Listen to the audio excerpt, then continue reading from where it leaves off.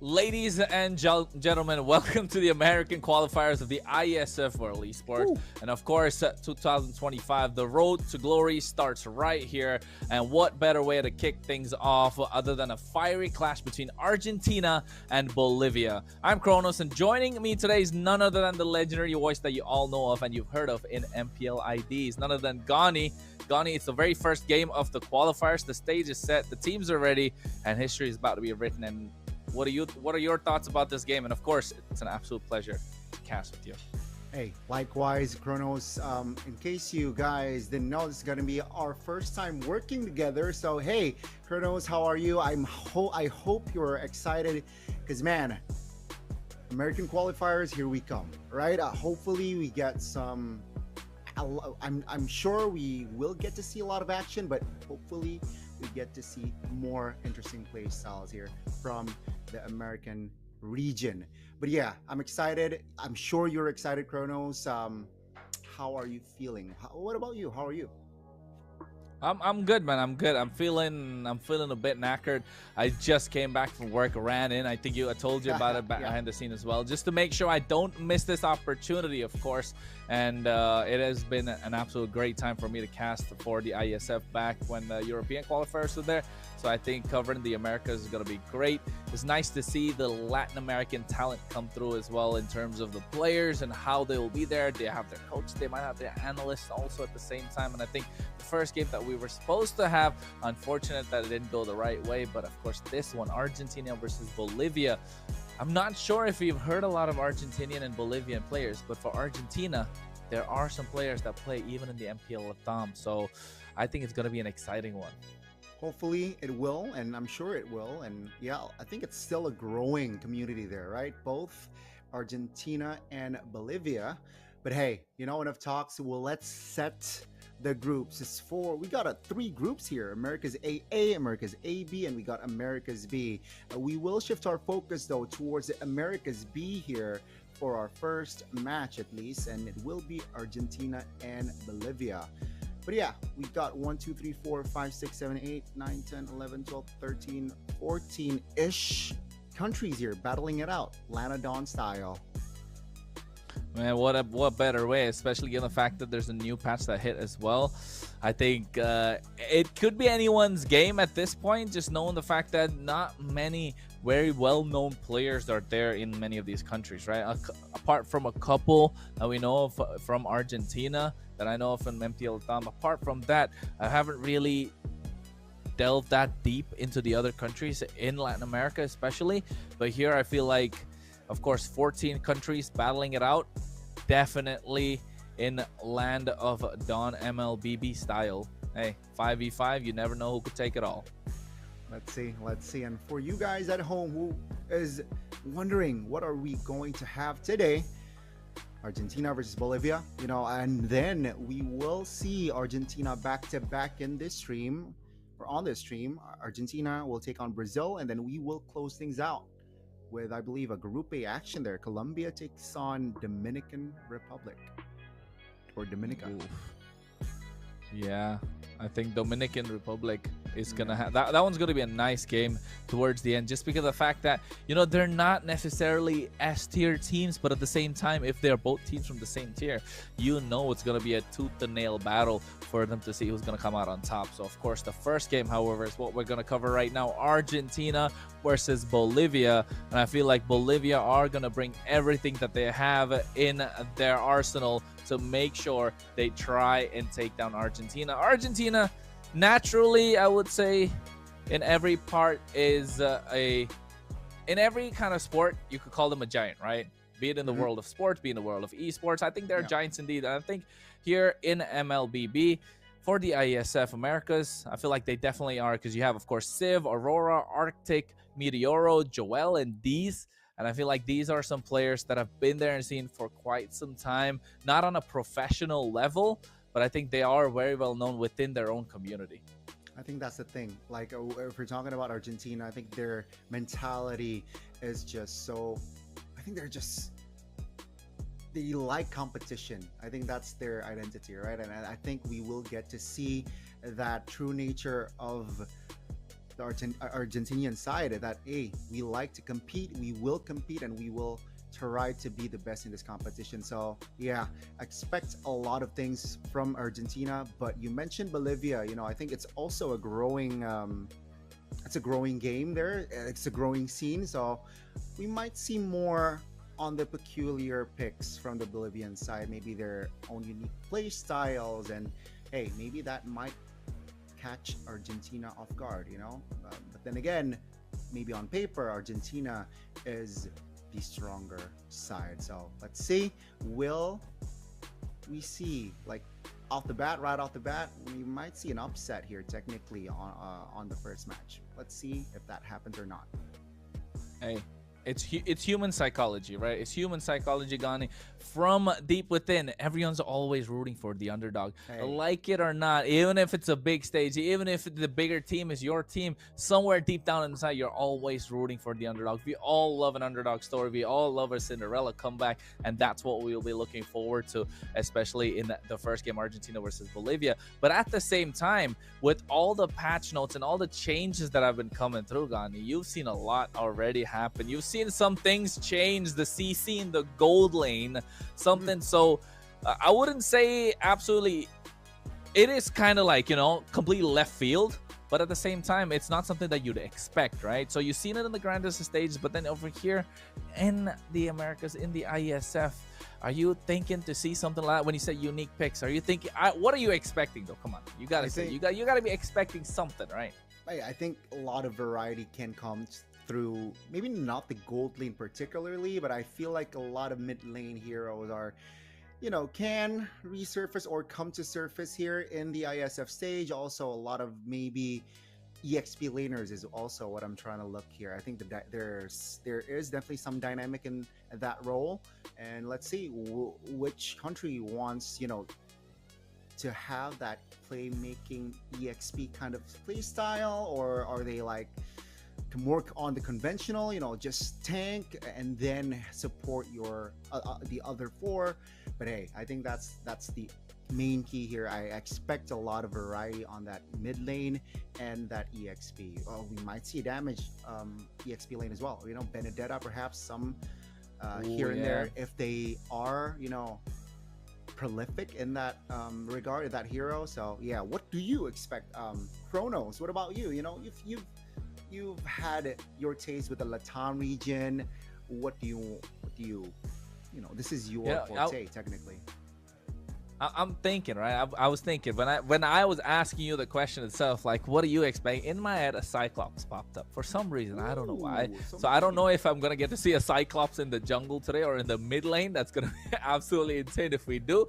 Not something that we see quite often, right? It's nice to have different flavors, especially in the Latin American region where spice really definitely matters, especially known for their prowess in terms of how they cook meats, how they do their spices, the way that they marinate everything. So I feel like right now we've been marinating this matchup for the longest of time.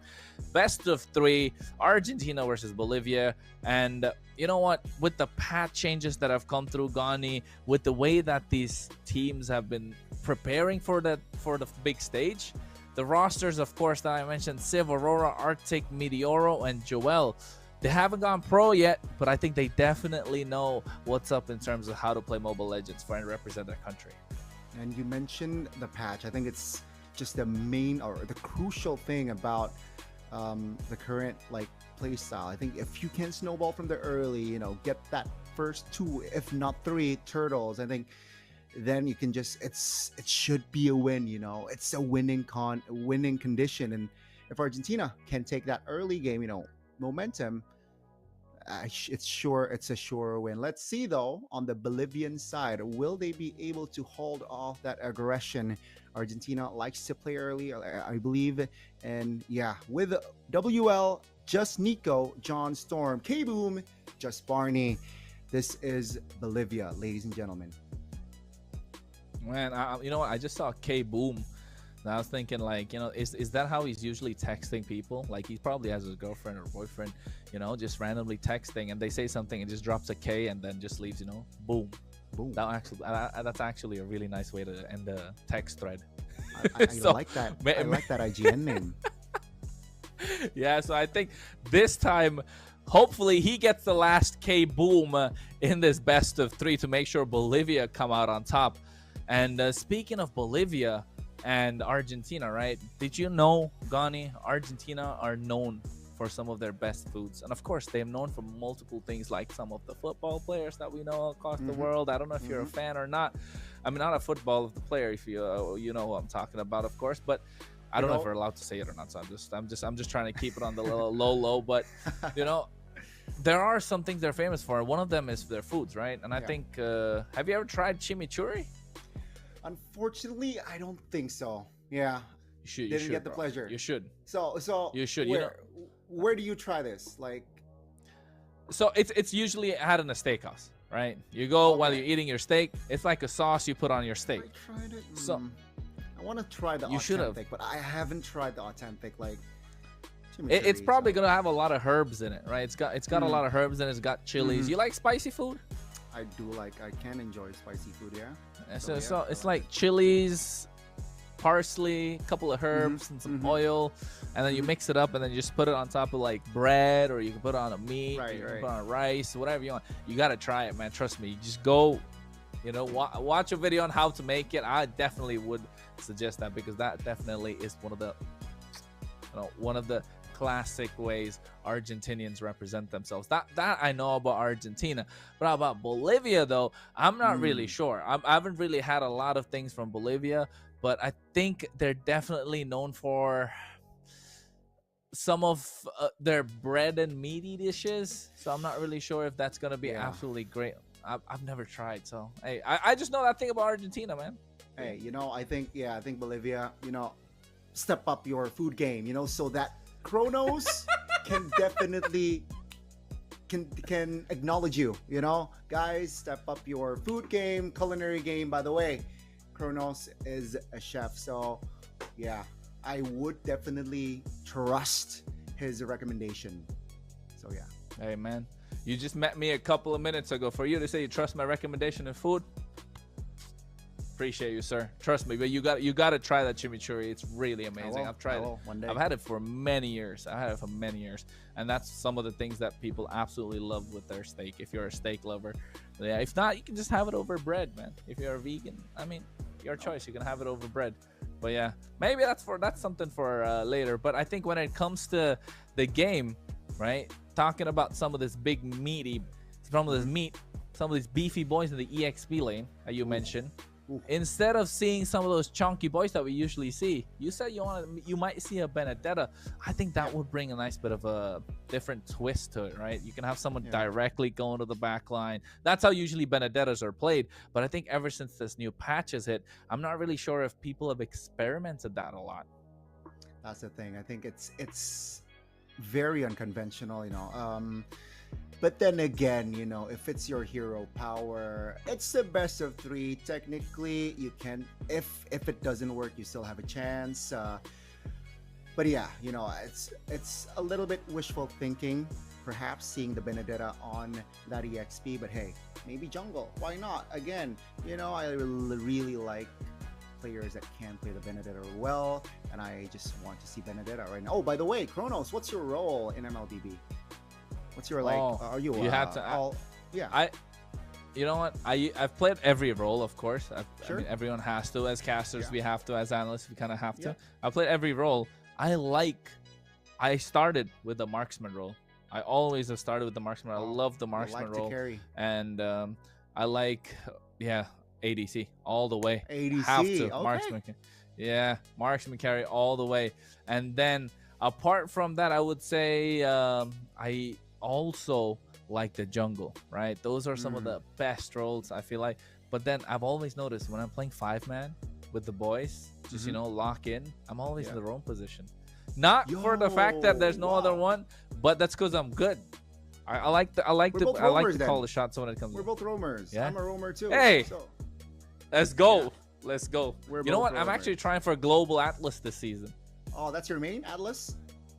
I just picked one because I saw he got a buff, and I was like, they're not gonna ban him, so I want to play someone that's fun, you know, off meta, make it fun, make it nice. What about yourself? My main is Kufra. I have 3K matches on Kufra, so hey. 3K matches, bro. Sheesh, I wish I had 3K matches on any one of my heroes. I don't have 3K matches on any hero at the moment, especially the one I'm playing. I think the most I have is like 1-1, but like 700 matches. Close, I think. That's still a lot, you know. That's just a lot, you know. Yeah, that's when. Plenty of downtime back in the day, but not so much now. But hey, you know, hey. I love to play the game. That's all I can say. Who doesn't love to play the game? That's why we're here. We're trying to get it down. We're trying to get it nice and into the game draft. Here we go. Argentina will have the blue side here, it seems like, and Yisun Chin rather, and the Phobius will be banned out. Bolivia, very specific here, right, with the chip ban. So I think they have done their research here. Definitely, they're watching their MPLs, man. They're watching the big stage games. They're doing their homework, regardless of what's happening on the other side. They know some things that they like. They know some things they don't like. So the Yisun being one main for Argentina, because usually you see that as a red side ban, if I'm not wrong, right? Some of the time. But then over here, it feels like they're probably opting to go for a big power pick and not wanting to give 2 in return. That's the only way we can look at it. But obvious as well. Again, that's another power pick. Be a first material. Same thing with the chip, and then hey, talking about the CC, she's off the board. So seems like with the CC ban, Bolivia is looking to have a tanky formation, right? Either in that roam position or even possibly the jungler position if they want to take that approach. Let's see though, will Argentina take that bait? You know, will they ban a fighter? But instead, no, they will ban one of the supports though that can enhance the fighter junglers, even though they have the first pick. Technically, they have that tempo to pick up that Angela. Yeah, that Angela, man, I'm telling you, that Angela's broken. That 20 seconds? 20 seconds? Are you kidding me? Exactly. Bro, after Enchanted Talisman, 12 seconds. You gotta be kidding me. You know what? I tried playing Angela. What I did was just use my ultimate, the hard guard, get the shield, and just pop out. You don't have to do anything apart from that, right? Just give the shield and pop out, because you're already in the thick of it. You're in the team fight. You can't really do much after that. You get 12 seconds, you get it back up. Exactly. You can just wait for like 10 seconds, and then it will be up again. So kind of broken, question mark. You know, maybe we will see a slight adjustment soon. But hey, Bolivia is saying, hey, you know what? Let's eliminate one of the assassins here, and that will be the Lancelot. So a quick pickup though. It's a quick pick. Are they comfortable with the 1-1 with the timing on that pick? I feel like Argentina is quite comfortable on that 1-1. Yeah, that was insta pick, wasn't it? It was quick, it was crisp. They want that 1-1, and they understand what they're working with, knowing that's a really powerful hero, can 1v5. But at the same time, not a lot of time taken on the other side. Bolivia instantly locking the Jushin and then go for the Arlot. And now you can see that they have done their homework, Gani, and I think they're sticking to what works. They're sticking to it.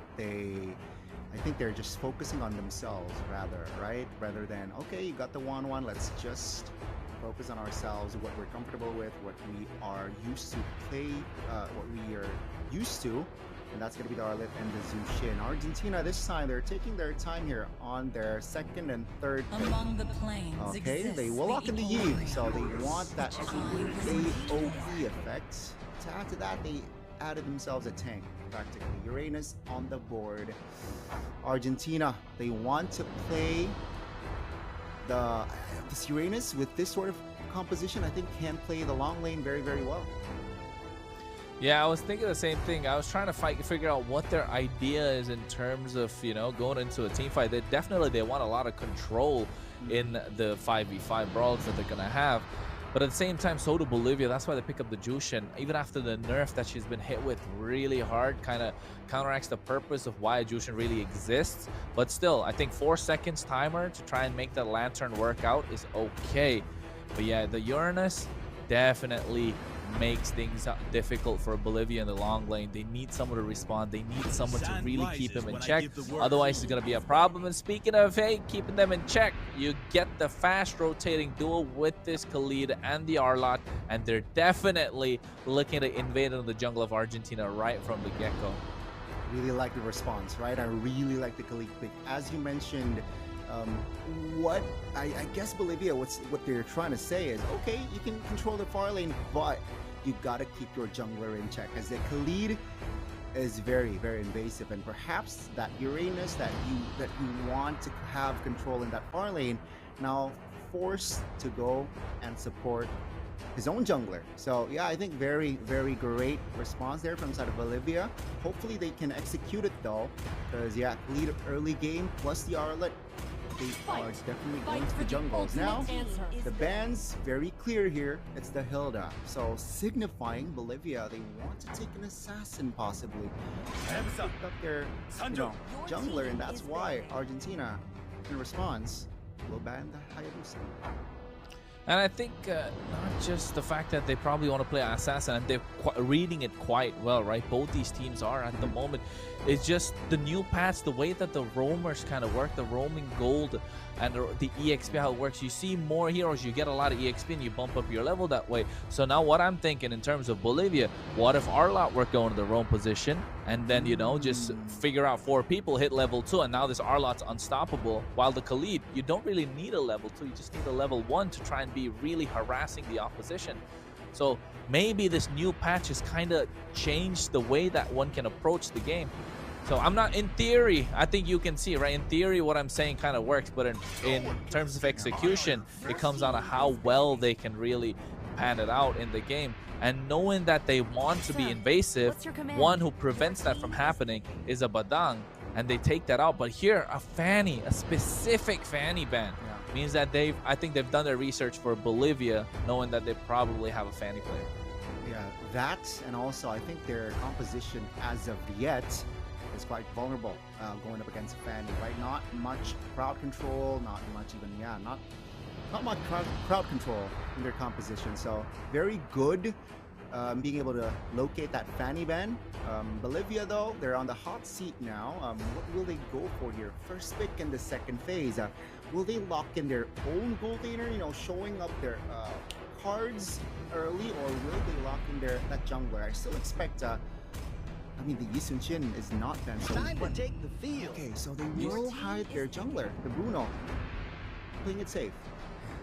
Yeah, I think, again, adding some more early game prowess, right? The Bruno. They are quite aggressive, Bolivia, with their draft. They really want this early game. They want to shut down this Uranus. They want to shut down the 1-1, especially whoever's going to be in the jungle for Argentina. They're not going to have a good time. They probably have to go down the route of being a bruiser, kind of a jungler. I mean, we haven't seen Lucas in a long time, so I'm not sure if that's going to be a pickup. But here, they lock in the Kalea, a single target lockdown, and they go for the Boxia indeed, that tanky route to make sure they're safe from this invasive composition that Bolivia are building towards. 3 tanky boys locked in here, Kronos. This is very, Uranus, you got the Boxia, and then the Kalea technically is a lot of sustainability, durability. Though I feel like, the crowd control only comes from the Kalea. Sure, the Boxia shield unity can stun you a bit, but my question is it enough? They have the real world manipulation though, so I think that all can be very, very crucial. Bolivia, what do you go for here? You want to go an assassin here against a Boxia? What time is it? It's Onyx time! Onyx, oh, hey. Okay, Joy. With the new skin, by the way. The Joy is nice. Yeah, I know. I heard. I was like, what time is it? I was like, wait a second. Wait, isn't this the new skin that popped up? Yeah. But yes, feels like the line on paper. I don't know about you, Gon, but I think you'll agree. Bolivia look absolutely disgusting with an invade and with the early game potential, especially until level 4. Especially at level 4, they look very dominating. Whereas Argentina, they need this Boxia to try and go around quickly and make sure the 1-1's having a safer time. My only concern is, sure, you have a very early game centric technically, but can you execute it properly. That's my only concern here. Because Argentina, sure, weaker early game, that they have tools that can negate the early game potential. You know, fighter, jungler, you're invaded, you're fine. You're not as squishy one. You're not as purple buff reliant or orange buff reliant. You know, so very good response here from that draft. Yeah, Chronos, I'm excited to see what will happen in our opening game of Iesf American Qualifiers. 100% I am too, sir. I think it's gonna be an exciting one. It is a best of 3, and to see such contrasting drafts in game number 1 goes to show they're all in. They're all in or nothing for both these teams, especially with the way that Bolivia they don't have much of a late game insurance policy, especially in this 5 that they've picked up. The Jushin, Arlott, Khalid, Bruno, as well as the Onyx Time Joy picking up that skin. But on the other side, Argentina, I think they might be playing it a little too safe as well, sticking to the current meta, which is the Wanwan, the Uranus, and then you got the Boxia, the Kalea for trying a single pickoff. But at the same time, this Eve can be the difference maker, like you mentioned, just knowing that she's going to have that real world manipulation to try and lock them down, to make sure they can't move around. And I think the combo with that Tsunami Slam, making sure either they get the Purify or a Flicker. Now you're caught between the two. And if I were either Bruno or the Juice, I'm probably going for, you know, a Purify, but that's where the Eve shines. And if they go for a Flicker, that's where the Kalea would shine. So, hey, this is going to be a mental battle before the game even begins. A lot of decision to make here, definitely. Even just from the spell usage, a lot of questions already asked towards the Bolivian side. I really like you brought that point out, right? Because technically, if you're on a Purify, the shield unit from that Boxia can definitely annoy you as well. Because once Boxia locks you down, pops the Puissance, it's very hard if you use the dash, say you're a Bruno, and then you're practically just mounted by the Boxia. So yeah, Bolivia, what spells you're going for? Will your early game invasion comes through? Because, you know, like we mentioned as well, Chronos, Argentina, they have proper tools to just deflect technically with the early game aggression that Bolivia is trying to do.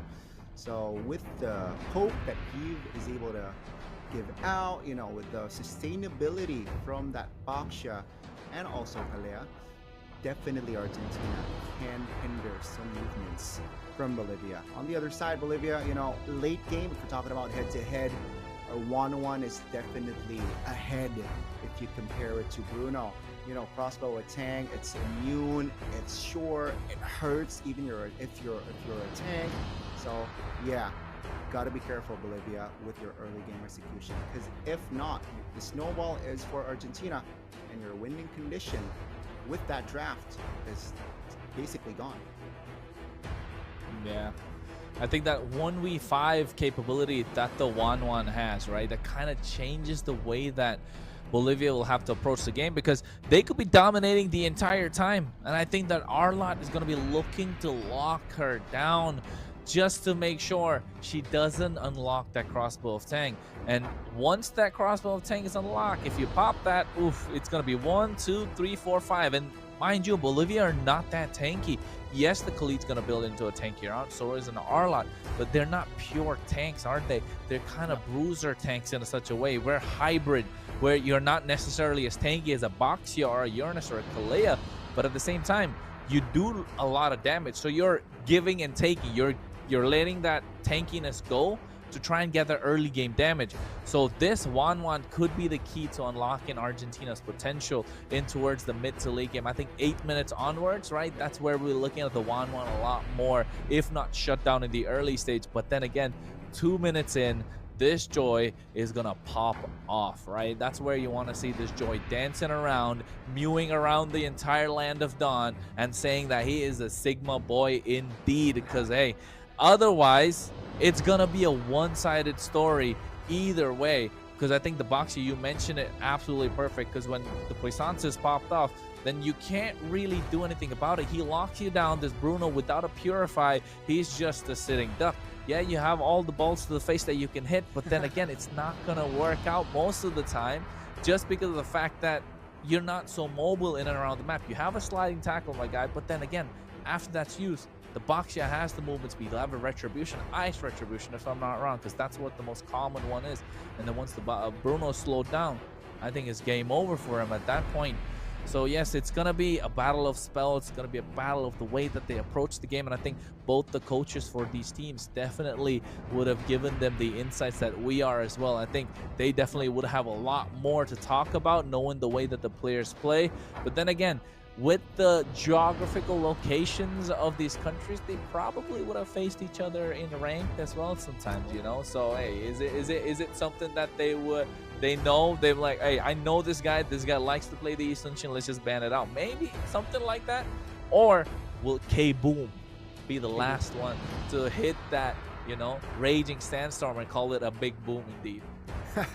Definitely a possibility, you know. Perhaps they might face off here and there, either in RG, or perhaps they do scrims internally as well.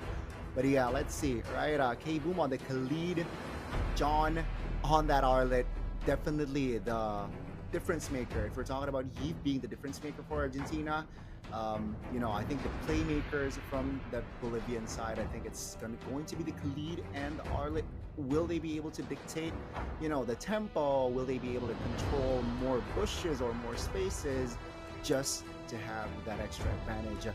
Just so, you know, Bruno can have this farm that he needs, and Joy can rotate towards, say, top to bot without any hindrance from the side of Argentina. So yeah, again, Bolivia with two fighter playmakers being in that Khalid and Arlet looks to find for game one. You know, Argentina, I think they have a more balanced draft. You know, I think it's much more complex if we're looking at the Bolivian side. You know, sure, you can say it's just early gameplay, but then again, it's just so complex. You know, Argentina, they have a safety net, insurance, call it, you know, with that 1-1. If he's able to get that farm early, then it should be, you mentioned minute number 8, should be more active around that time as well. But hey, you know, I think Chronos, we are about to enter the Land of Dawn for our first game, Iesf American Qualies. Yes, ladies and gentlemen, we are in indeed. Game number 1 of the best of 3. It is the group stage after all. Well, Nico, this skin is absolutely amazing. You can see instantly the Kalea trying to go in. Joel Senior trying to get a lot of info straight away to make sure that the opposition's going to have a hard time. And that's what these roamers are trying to do. And you can see Khalid already being invasive. Yeah, as expected as well. He went and checked the orange buff, and hey, Boxia is on it. Very, very fast clear as well. So nothing too crazy just yet, but Meteoro got pressured earlier. So that's the damage that, you know, Zushin and Khalid can bring to you in the early game if you're not careful. Yeah, I think patience is the name of the game right here, right now, for both these teams. Trying to find the right opening, especially if you are Argentina. And you see right now, Joel Tina gets a knock-up on towards him with the title strike. Ackerman taken out low, Jess going in. And here he has the damage being done, but Joy able to get out on time. K-Boom able to slow them down, while WL from far dropping down the lantern, trying to create the separation. Bolivia survive that onslaught that could have been dangerous. A little too close for comfort there, definitely Chronos. But yeah, K-Boom was just the right timing there to provide that cover, and Nico was able to dash out of danger there. But now, you know, it's a hard reset. First 2 minutes is on already, so that means the first neutral objective, ladies and gentlemen, is on the map. Seems like Argentina, though, they want to use this tempo to gank the Olive.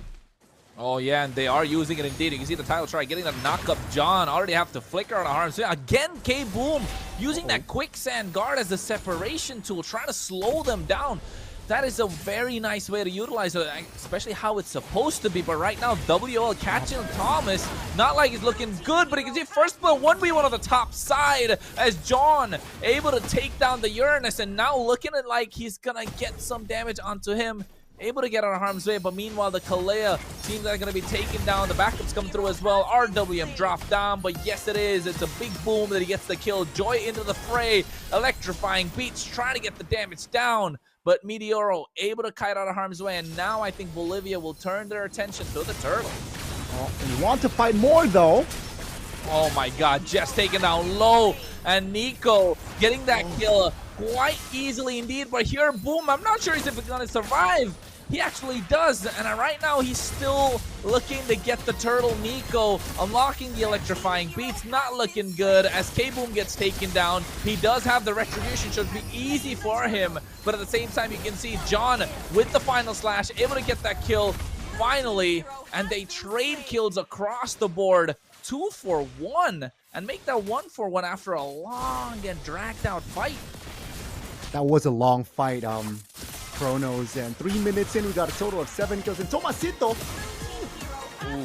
ooh, not the time you want to be picking a fight, my friend, because Tomasito, I think you got to understand, Uranus needs the time to build up into the mid-game, especially need those items to survive, and I think that's the mistake that Argentina are making. a little bit too complacent there. Definitely Meteoro though.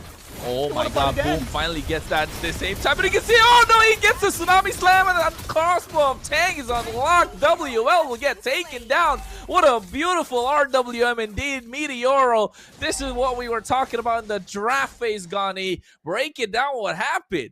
Wow, the timing was just stupendous there. The coordination, Chronos. Again, the timing on the crossbow of Tang was just perfect. Unfortunately, Hey wasn't able to get that kill, right? It's just an assist, but that means that the corrosion scythe is already in the inventory, and that is not a good sign. 4 minutes in, 1 item for that 1-1. It shows that, hey, it's already a threat. You know, not really the spike that you want, but it's already early. Oh, they want to fight again. Yeah, not the fight that they want, but they have to force it. And at this time, again, going for the Tsunami Slam, and Boom gets taken down. Unfortunately, the kill not in the hands of Hey, but right now seems like Nico wants to go for more, realizing it's not a good time, not a good place, a better time to try and take down the turret. But here again, John going in with the vengeance. Meteoro getting the RWM down right on the edge. Tomasito, no crowd control, can't stop them at all. Man, Bolivia, they drafted themselves the early game, and guess what? They got the early game. It's 1,000 gold, not that much, but they got the second turtle. It seems like they want to fight again. Oh no, Jess, what are you doing, my guy? You're not supposed to be there. Turtle Soup time is already over. It didn't look good for him, but still trying to force the equation. Wow. And now Bolivia abusing the fact that they have this early game prowess, and now looks like Hayes gonna be in a difficult spot. Pops the needles and flowers, able to get our harm's way, and now they're looking to siege on this top tier 1. Raging Sandstorm comes through, and the final slash at the same time. And finally, Galilito gets that kill, and now they're looking for more. Meteoro trying to get our harm's way, but the Lantern making sure you can't get out. A lot of slows to slow him down, and now they're able to extend that lead even further. Man, this is very scary. They're looking to get that structure in the mid. They got the structure top. And it seems like for now, it will be clear, but there's another wave coming. Argentina, they gotta slow down because, you know, Bolivia, they want to have that fight. It's that early. Tomasito gonna be. Oh my god, he tried to get out of harm's way, man, but he got swept back with that final slash. I'm not sure if he's gonna be traumatized with the way that he came through, but right now you can see another fight being breaking down. John Storm going in, he's in the thick of it, alright, and they're throwing everything they have at him, but he's still able to survive. But finally, with the crossbow of Tang being unlocked, the damage is being dished out. They take down 2, now looking for a 3rd, but Nico finds the unstoppable indeed as Galetito gets himself a double, and that's a 3-for-2 trade. Bolivia still on the up and up. They gotta pick their fights here. Argentina, Bolivia, they are on a roll. They want the tier 2 mid. It seems like they will get it. Oh no. Oh, they might be able to, and might get a kill as well, but they don't. Meteor right in the nick of time, able to get the edge off and finally take down WL. Wow. Chronos, I expected Argentina to be more patient, but maybe because we mentioned that competitive mentality that they are just naturally within them, it seems like they just keep on getting these fights. And hey, Bolivia, they built this momentum. They have established a very healthy lead here. What? Almost 5K gold lead here in number 8. And Hey is struggling, to get that farm. But I think that's the only saving grace for Argentina. Conceal play. Yeah, they're coming through as well. You can see K-Boom looking for the target. And right now, Tidal Strike up through as well. Raging Sandstorm, Needle and Flower trying to get out of harm's way. But Nico trying to go in and able to get that kill with the help of the Retribution. Gets a Holy Crystal because holy smokes, Bolivia want to run and gun and take down Argentina as quickly as possible. Man, oh man, Bolivia, they know when to apply pressure and they know when to really commit. They committed in taking out the 1-1. It seems like they want to commit to a fight again. RWM able to zone everyone out, but Nico in the back line trying to dish out the damage, but K-Boom is not going down. He ate a lot of the damage. It's still standing. Just comes in with the puissance, but a little too late to the party. Sorry, my guy didn't get the memo, but they want to go for a re-engage, looking for the opening. But I think the rest of Bolivia say we don't want to pick a fight anymore. No, seems like they have toned things down. And right now, Argentina, what they can do is just funnel goal to Hay. That 1-1, that crossbow attack can definitely be that difference maker. Sure, you have Meteoro, but again, I think now they're banking on this 1-1 to at least have his third item. They want to fight though. Yeah, they definitely do. A collapse on the bot side. 5v3. Crossbow of Tang unlocked as well. Tsunami Slam is down, but still is able to survive. K-Boom gets taken down. That's a double in the hands. Meteora gets one. And now Nico, the back line, has free reign. Meteor drops down the RWM. They shut down Galatito at the same time. But Nico able to get a godlike. Will he be able to make it on harm's way? No, he does not. Argentina claw their way back and get a full 5-man wipeout just when they needed it the most. What a call to fight, man. They found that, hey, someone's showing mid, and let's go fight bottom side. 3 members only. You called it. It was a 5v3. Unfortunately, the Bruno, Galilito, wasn't able to come through in time to provide the damage, and thus Argentina got the fight, and now they got the Lord, and things, man, have shifted. Argentina, they have diminished. They have the lead, gold lead. So now Bolivia, what they can do is just defense. Remember, ladies and gentlemen, they're drafted for the early game.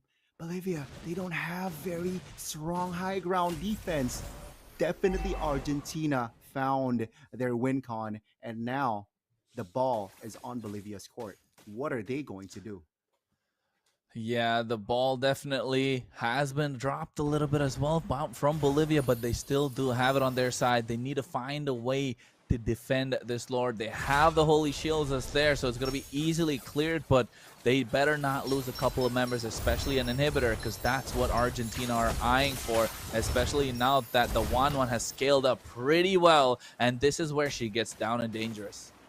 Definitely, man, and this is going to be the slowest tempo of this first game, ladies and gentlemen. After action-packed, 5 minutes, 10 minutes, and then now we get to see finally a slow build-up play. Let's see Lord bottom side. Nice knock-up, RWM as well, but at the same time, K-Boom will have to make it out of harm's way. Crossbow of Tang is unlocked, and now they're trying to create the separation. Nico trying to go in, and now you can see Argentina running away, making sure they can all survive. It was a 5v5, all right, but no members down, no inhibitors lost, and I think it's a W for Bolivia, but at the same time, a W for Argentina as they have cornered the rest of Bolivia back into where they belong. Definitely good defense, but Argentina, they weren't really, I like their approach, they're patient. They know that they can't end, so why commit to a big fight? But it seems like now they're looking for an opportunity.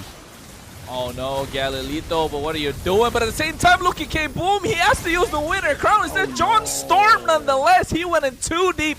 No backup whatsoever. And I think it's always come down to the mispositioning of this Bruno, right? He's trying to look through the telescope of Galileo, but my friend, you are a soccer player, and this one, you're not able to move whatsoever. And it all comes down to what we spoke about earlier, Gani. It's about that purify and that flicker. And that's what it's coming down to. And here again, Tsunami Slam, RWM, fight gets extended, and they get that killing spree in the hands of the Wan. And now they're probably looking to penetrate topside. And yeah, oh, seem like they are. Again, trying to get that inhibitor on the top side. They get it. And now crossbow trying to be unlocked. Tomasito flickers out of harm's way.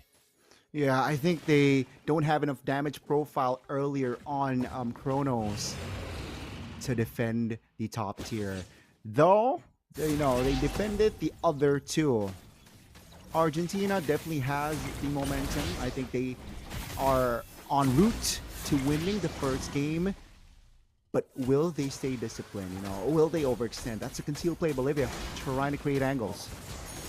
They are trying to find one. They're forcing the occasion. Again, Cable is the one that goes in, but he gives the crossbow of Tang. RWM to slow them down. John Storm takes every single hit that he can.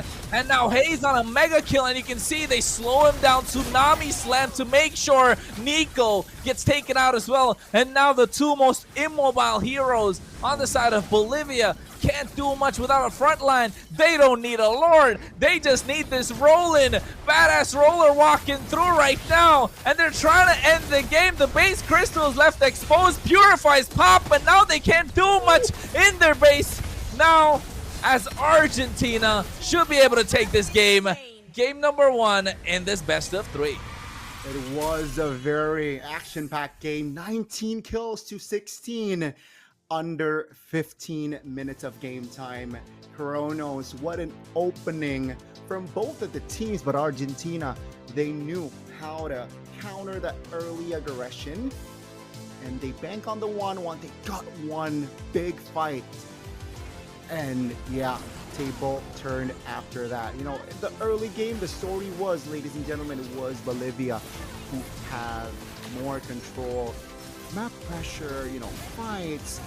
They have more goal to play around with as well. This was the crucial part. You know, we mentioned the playmaking tools that they have with the Arlet, with the Khalid. It really showed in that early game. What, first 5 minutes? And after that, you know, Hay was just able to stay composed, farm. Sure, he got knocked down a couple of times, but in here even, you know, Bolivia knew that, hey, most fights we will win it, but this is where things turn around here, Chronos. You know, the 5v3. Take a look at Galilito, by the way. You know, back, he wasn't able to provide the damage for his team, and that was a solo, technically, by Hay. And after this fight here, Argentina was just on a roll. You know, Chronos, that they weren't able to find the angle here, Bolivia, to equalize map pressure-wise, fight-wise, and yeah, Argentina, they got their win con, you know, which is, hey, give a lot of gold to Hay, and Meteoro, you know, keeps his positioning good. That's their win con, you know. Meteoro got knocked out also a couple of times in the early game, I believe, but then his positioning was just very, very good. This was the final push.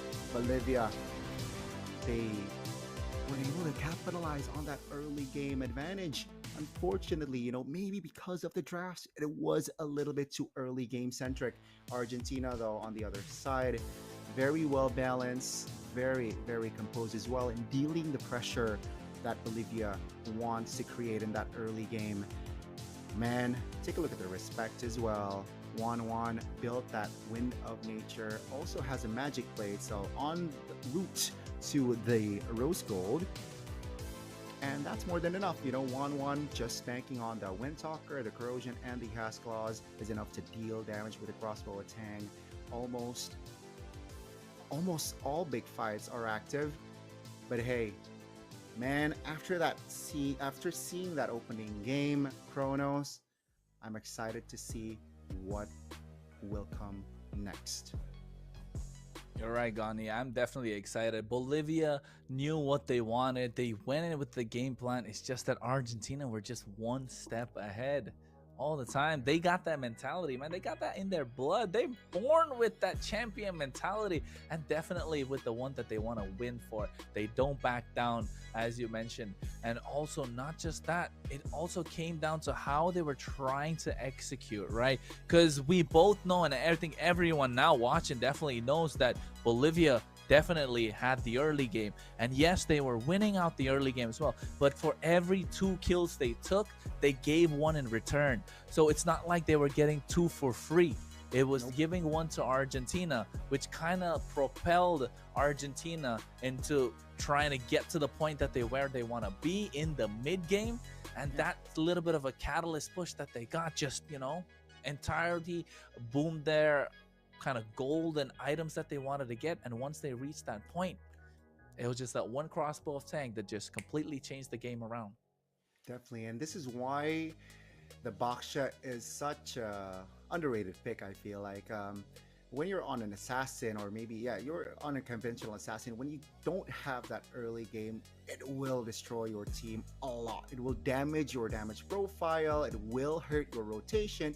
But if you're on a tank like the Baksha here, you lose out on early, it's really not too much of damage in your composition, because then you can bank on your mid or your gold. And what happens in that first game, it was just that, Jess wasn't able to provide the influence, or I guess, the influence that he wanted, early game. But then Meteoro and then Juan popped off, and 1 for Argentina. Will it be a clean sweep later on, Kronos, or perhaps we might see a game 3? I'm not really sure. I mean, the way the Argentina are playing, it's probably a clean sweep, but at the same time, Bolivia will want to say otherwise. And speaking of otherwise, they definitely want to get their bellies full and take a sort of a break. And so are we. We're going to be back after a really short one, so don't go anywhere, ladies and gentlemen. Stay tuned for game number 2.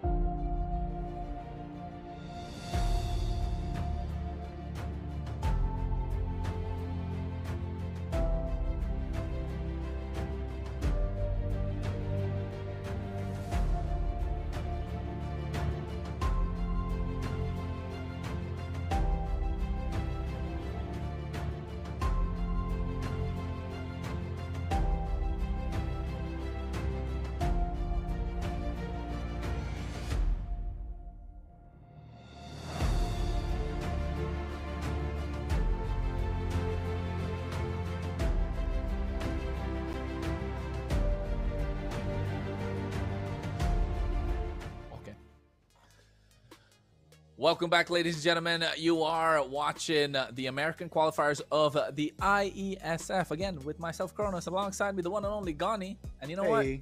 I did my first game with him. One thing off my bucket list. Oh, come on. Stop it, Kronos. I did my first game with Kronos also. We're going to check on that bucket Glaze. list. Hey, no. Glaze. What's up? What's up? But hey, yeah, Kronos, it was really entertaining, you know. It was really action-packed, by the way. I think we got almost 30 kills on the board total from both. So, man, Argentina, Bolivia, they know how to open the tournament, man. They started off with a bang, you know. We got a little bit action from Bolivia early game, but then Argentina had that last laugh. So adjustments, you know, adjustments. I think the drafts needs to be a bit more balanced now from the side of Bolivia. They know, especially knowing that, hey, we can control that early game, but you know, that mid game, late game, why our damage is not enough? You know, it's from the drafts. You know, 1-1 was a spectacular pick. He played it very, very well as well.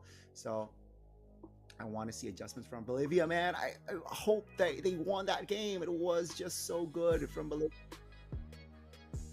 Again, it's like it's within our hearts, right? It's that underdog Exactly. story. We all want to see the underdog come out on top for some reason, sometime, always we do. And I think Bolivia almost had it. They just dropped the ball when it literally dropped the ball in the goal lane. You know, they kind of did. So the Bruno just couldn't. I mean, he just couldn't make it work after a while. Even though Bruno's supposed to be really good in the early game, we just never really saw what they could do. And I think First Blood as well went in the hands of the Wanwan rather than the Bruno. While the fight was Bruno on the bot side, it was a top side 1v1 and the Wanwan came out on top. And yes, you get to see that in skilled players, skilled matchups, of course, but at the same time, Bruno on paper should have more damage, right? It's just the fact that I think running that Purify might have been a bit too costly on them. But then again, at the same time, we can always sit here and say that, hey, you could have run the Flicker instead of the Purify. But then in the game, they had that Iesf as well. And I think that's where Argentina threw him a curveball a little bit, just saying that, hey, you want a Purify, you want a Flicker, you got to pick one between the two. And then they just got caught, you know, quicksand, and they just started sinking. They didn't know what to do. They got lost in the sauce. And next thing you know, Bolivia, after about 8 minutes, I think that collapse happened around the 10th minute mark, right? That bot side 3v5. And also the fact that they have that additional mobility. The mobility that they had on their side was able to match the mobility on the side of Bolivia. It was the Boxia was also a great pick, and you mentioned the mobility. I think mid game, late game, with the shield immunity, he was able to be top, bottom in a matter of seconds, technically. And it showed. It was very evident in that game that, unfortunately, that early game aggression, that early game, you know, textbook playstyle did not work against Argentina. So now the drafts, will they change sides here? That's my first question. They will. You know, Bolivia will take the blue. They will land the Iesf now. So Meteoro is forced to play a new hero here in the second game. What will it be? Argentina, though, you know, knowing that they don't have the blue side, you know, let's not give the 1-1, knowing its capability. And it seems like it will be the focus for that last fan from Bolivia. What approach will they go for here? A lot of Pariah picks open. Yeah, a lot of prio picks open. I think the Angela being one actually banned out right now by Argentina. And of course, you got that big B, right? That big badass roller is that Boxia, man. This Boxia, definitely one of those heroes that's gonna be in the land of Dawn, absolutely turning it up. But then at the same time, so is Eason Shin, and they lock him down. And I think right now the Boxia still left open. People can't be sleeping on this hero. He has been in the meta for the longest of times, and he is so versatile. Roam, jungle, EXP, can be slotted anywhere. But I think right now, maybe Argentina are looking to slow down the pace of the game. Yeah, it seems like they will take the Zushin away. You know, mind you, game one, it was on the hands of Bolivia. that Zushin. So Argentina here taking it away, adding themselves a Kalea. What will they combine the Kalea with is my question. Will it be the Beatrix, the conventional combo, the instant death, or will they go for other picks here? It seems like Bolivia will. Okay, I think this is just their bread and butter here. Two playmakers off the bat. Game one, it was with the Khalid and Arlet. But Bolivia says, hey, Badang is open, another hero that can play make, and they will combine that with the Arlet pick. Argentina, though, they will take no time here. It seems like they will lock in their jungler before that second phase, and it will be a classic Isun Shin against the Lancelot here in that jungler position. So it's going to be very interesting. Argentina, knowing that the Yin Sun Shin is up, they know that Ruby Gold is a possibility. Great ban there from side of Argentina. Yeah, I think this Ruby Gold would have been a really good pick for Bolivia, knowing that they're going against a Lancelot at the same time. So Yeah. Argentina spotting that out really quick. And on the other side, the Beatrix getting banned out. Again, this is very specific, right? If you ask me, a Yeah. Beatrix is very specific, but yes, it's quite viable in the meta. It is versatile indeed. You have a lot of burst. You have a good combo with the Kalea as well at the same Exactly. time. But then again, I think, probably they know these players so well, feels like, and that's why maybe locking on the Beatrix. That's what I'm leaning in towards rather than just, that wombo combo that's possible. So it could be either or, but then again, at the same time, this classic matchup between the Lancelot and the Isun Shin. Who do you think is going to come out on top, Gane? Come on, be honest. I think, if, okay, 1v1, oh, it's tough. I think 1v1 with no minions, Isun Shin has a chance, but with minions, Lancelot will just get away from the Isun Shin after that combo and then jump back in. But, I really like a good Lancelot player. So, I'm a little bit biased towards the Lancelot here in beating the Isun Shin. But hey, I think good bans here, right? I think more on towards the gold laner focus. Sure, there's a Ruby, but there's the potential Ruby Gold. So I think both teams are on the same track on their approach here, entering the second phase. They want to limit as much as gold laner as possible. And Argentina, knowing that they have an advantage in that first pick second phase, they will lock in the Granger. They want to add a range to their composition. Again, which brings more balance. But Bolivia, they're double down here, triple down with another hero that can crowd control. They locked in the Kadita. I haven't seen a Kadita in the longest of times, but then again, it is a hero that has a lot of burst and definitely adds that extra bit of scare factor, fear factor for Argentina whenever they're walking in, especially if you're a Lancelot. You're forced to use the Thorn Rose immediately when you see a Kadita trying to get that Rough Waves combo out, right? So feels like this is a give or take, but then again, same time, right now they need something in the goal lane that can outscale this Granger, has a lot of mobility, and who better to fit the bill than the Iritel herself. And now it's looking like a game on. This Bolivian side of this lineup is starting to look a bit scary. Again, you mentioned mobility, and also I think Bolivia, I think their identity is just team fights. After seeing game 1 and game 2 drafts, I think they want to fight as much as possible. And how to do that, how to have an advantage, it's just crowd control. A lot of crowd controls in their arsenal. Argentina will lock in the Hilda last. It was banned, by the way, in the first game, second phase. So Argentina is like, hey, you let go of the Hilda now, let me capitalize on this pick. It's going to be annoying here. The mobility, the pressure early game. This time, I think I'm banking on Argentina, to be slightly more invasive. Yeah, I agree, and I think we can see a much more of a clear picture in terms of Argentina, right? They have the early game, they definitely have the mid, they have a way to win neutral objectives, and they have kind of like the late game secured as well in a possible way with the extended range. They have a proper front to back with a nice assassin can dive straight into the back line. So it's looking good and clean for Argentina. Whereas for Bolivia, yes, it is looking quite simple. It's again a front to back composition with a lot of burst capability where the Irithil can run circles around you. But then again, I feels like it's a little too straightforward for the enemy to see. You know what's coming, and it looks like they definitely want to pick fights because that's what they're building towards. And rightly said, Gani, because their composition from game 1 and 2 has been absolutely the same thing. And now you can see again, they're trying to make sure they get their levels up as quickly as possible so they can be as annoying in the early game.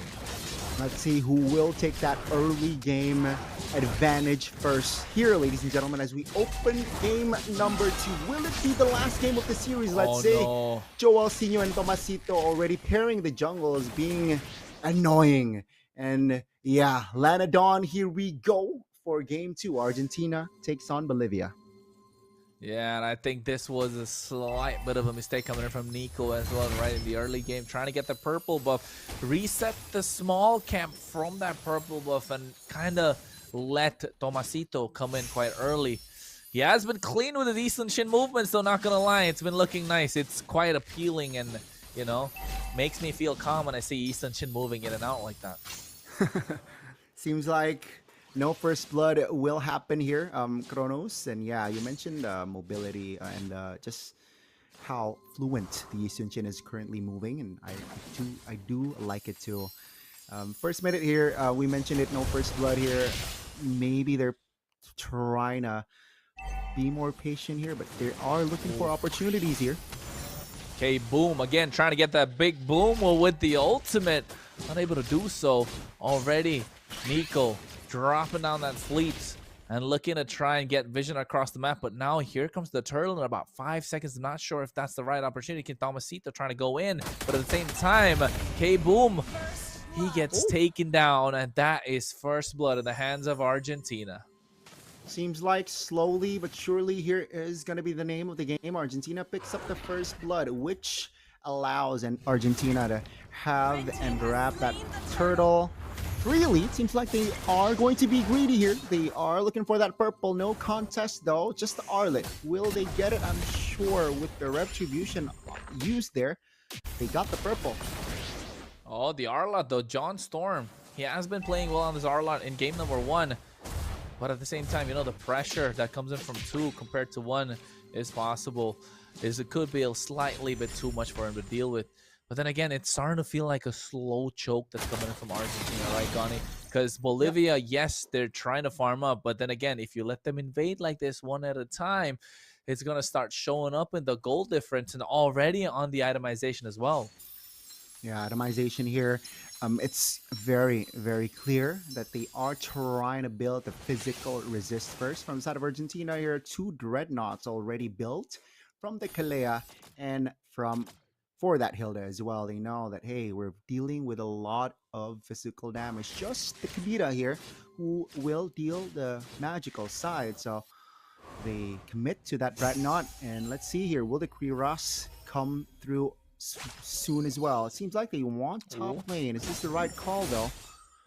More members are just hovering. 1 kill, 3 minutes. This is quite different from our first game.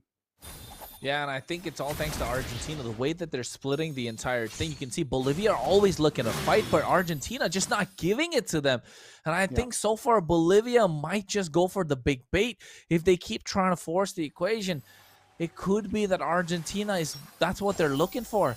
And the moment the opportunity presents itself, Argentina might just strike and land. Speaking of it, right now it does indeed. They find one, looking for the second. WL gets taken down. Final slash comes through from the Arlet. And there's the Thornlords trying to get on harm's way. But Nico able to get the kill here. Tomasito, I think he gets spotted out. Look at Nico. He's already showing that he knows he's there. Yeah. The recall taunts are coming in. That was quite funny indeed. It was really funny, and finally, Argentina pulled the trigger there, and they got the dub. Tomasito, is this an overextension? Or, oh my Oh goodness. no, he survives! He survived! Tomasito with the calculations there, Bolivia with an overcommitment there, right? He committed the ult there with the Badang, with the first crack, but Tomasito is still A-okay. Yeah, he's A-okay because he's a Hilda. And now he's going in with a Tsunami Slam. They give the kill on Hay as well. John Storm trying to do as much as he can, trying to find the right target. Nico comes into the fray. And now realizing that he's there, Argentina disperse. They know what they want. It's those neutral objectives. Rack up the gold. Make the separation so much that they can't make a comeback at all. And Argentina's game plan is working out well so far. Seems like slowly but surely here, the tempo is quite different. Game 1, Game 2, very slow. But Bolivia, they are trying to create opportunities in that angles. They split top here, Argentina, and they want. I don't think this is the right call. Definitely isn't, because Nico was a little out of position.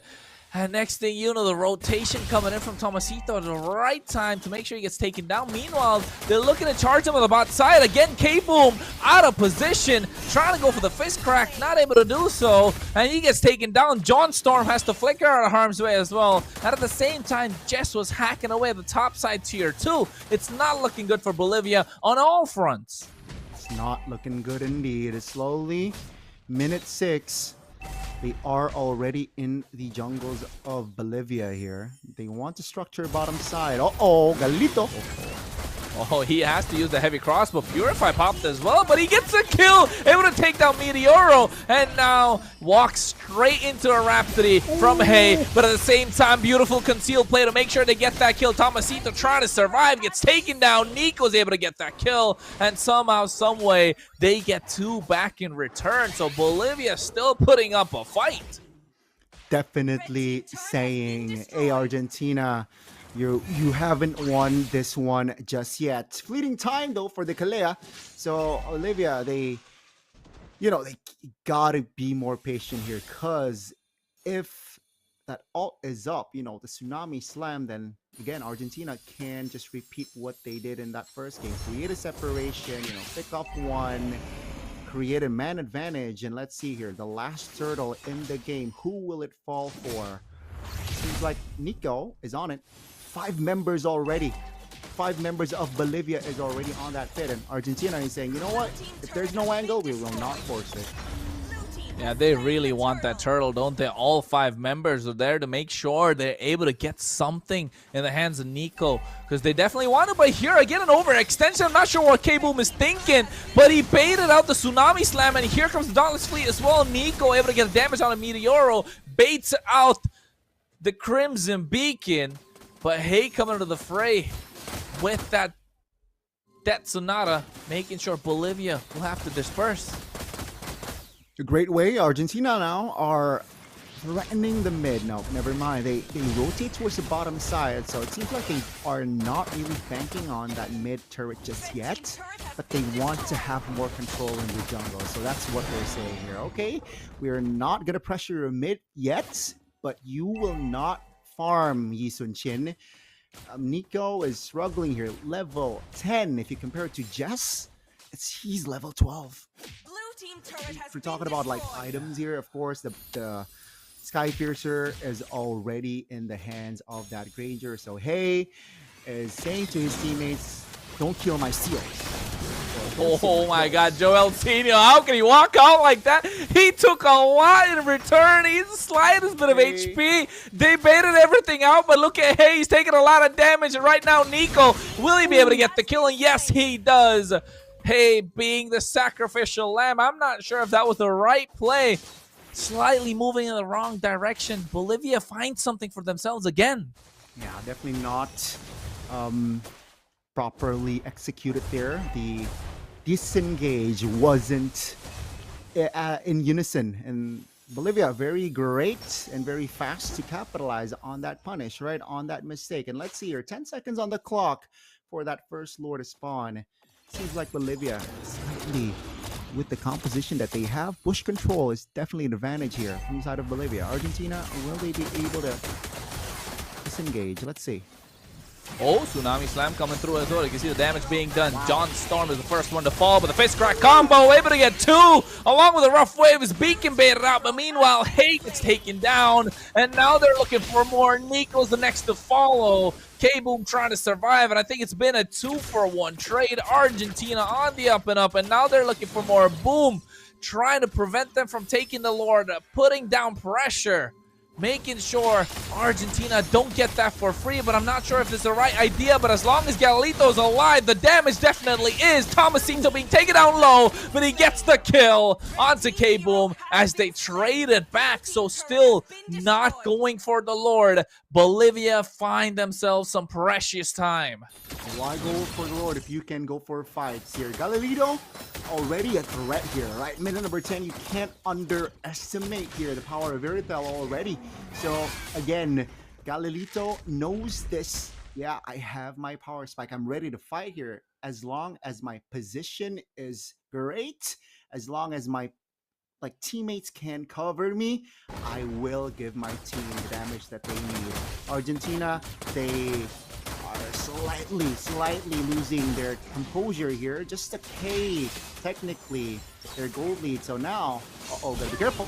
Ooh, burst! Oh my god, what a rough waves to get the kill. Make that a double along with a Petrify. Will this be a third following through? John Storm just zoning away the back line while Tomasito doing the same for Argentina. And now you can see the fist crack combo coming through. We might be seeing a game number 3 coming in soon, folks, because so far seems like Bolivia have evened up the score along with the goal lead as well, which they were in a deficit of, and now they're getting the Lord. And within 12 minutes in the game, they're looking to take down at least all the tier 2s. Chronos, you know, I want Bolivia to win that game 1. It seems like they say no, we will game 2. We will win in game 2. And it seems like now they are on the offense. Question is, will they be able to pull the clean discipline here? All they need to do is stay disciplined. Tsunami Slam. Tidal Strike, Tsunami Slam, Fist Crack combo coming through. Meanwhile, John Storm isolated on the back line of Bolivia gets burst down instantly. And I feel like Jess was trying to back him up, but just got out with using those punctures. Again, Galilito's damage is way too much. Meteoro is not able to do anything at this point. And so far in these fights, oh my god, Jess, is he gonna be able to get that kill? WL just barely surviving with the slightest bit of HP. Almost there, almost. But yeah, tempo is definitely still in the hands of Bolivia. Argentina now just playing reactively. They got to be careful here. We mentioned it also, Chronos, that in the draft, right, they tripled down on playmaking heroes with that Kadita pick. And it seems like, as of now, it's come to fruition. You know, they have the advantage. They can play around either from K-Boom, from WL, or even John Storm. Again, gotta be careful. This is not a sure win for Bolivia just yet, because Argentina, if Hay is able to position himself rather well, that's a conceal. Yeah, great disengage there. Great read, great read. Very good read indeed, and it felt like it was coming as well. At the same, oh my god, Meteoro, what are you doing there? You're offside, but at the same time, Joel Senior trying to find more. Tomasito in the back line, able to get Nico, and now John Storm again trying to create the separation, but he's offside himself, gets taken down, and that is a 2-for-1 trade. Argentina find one in the bag, and they find another. WL gets sniped from afar with that Death Sonata. That'll make that 3-for-1.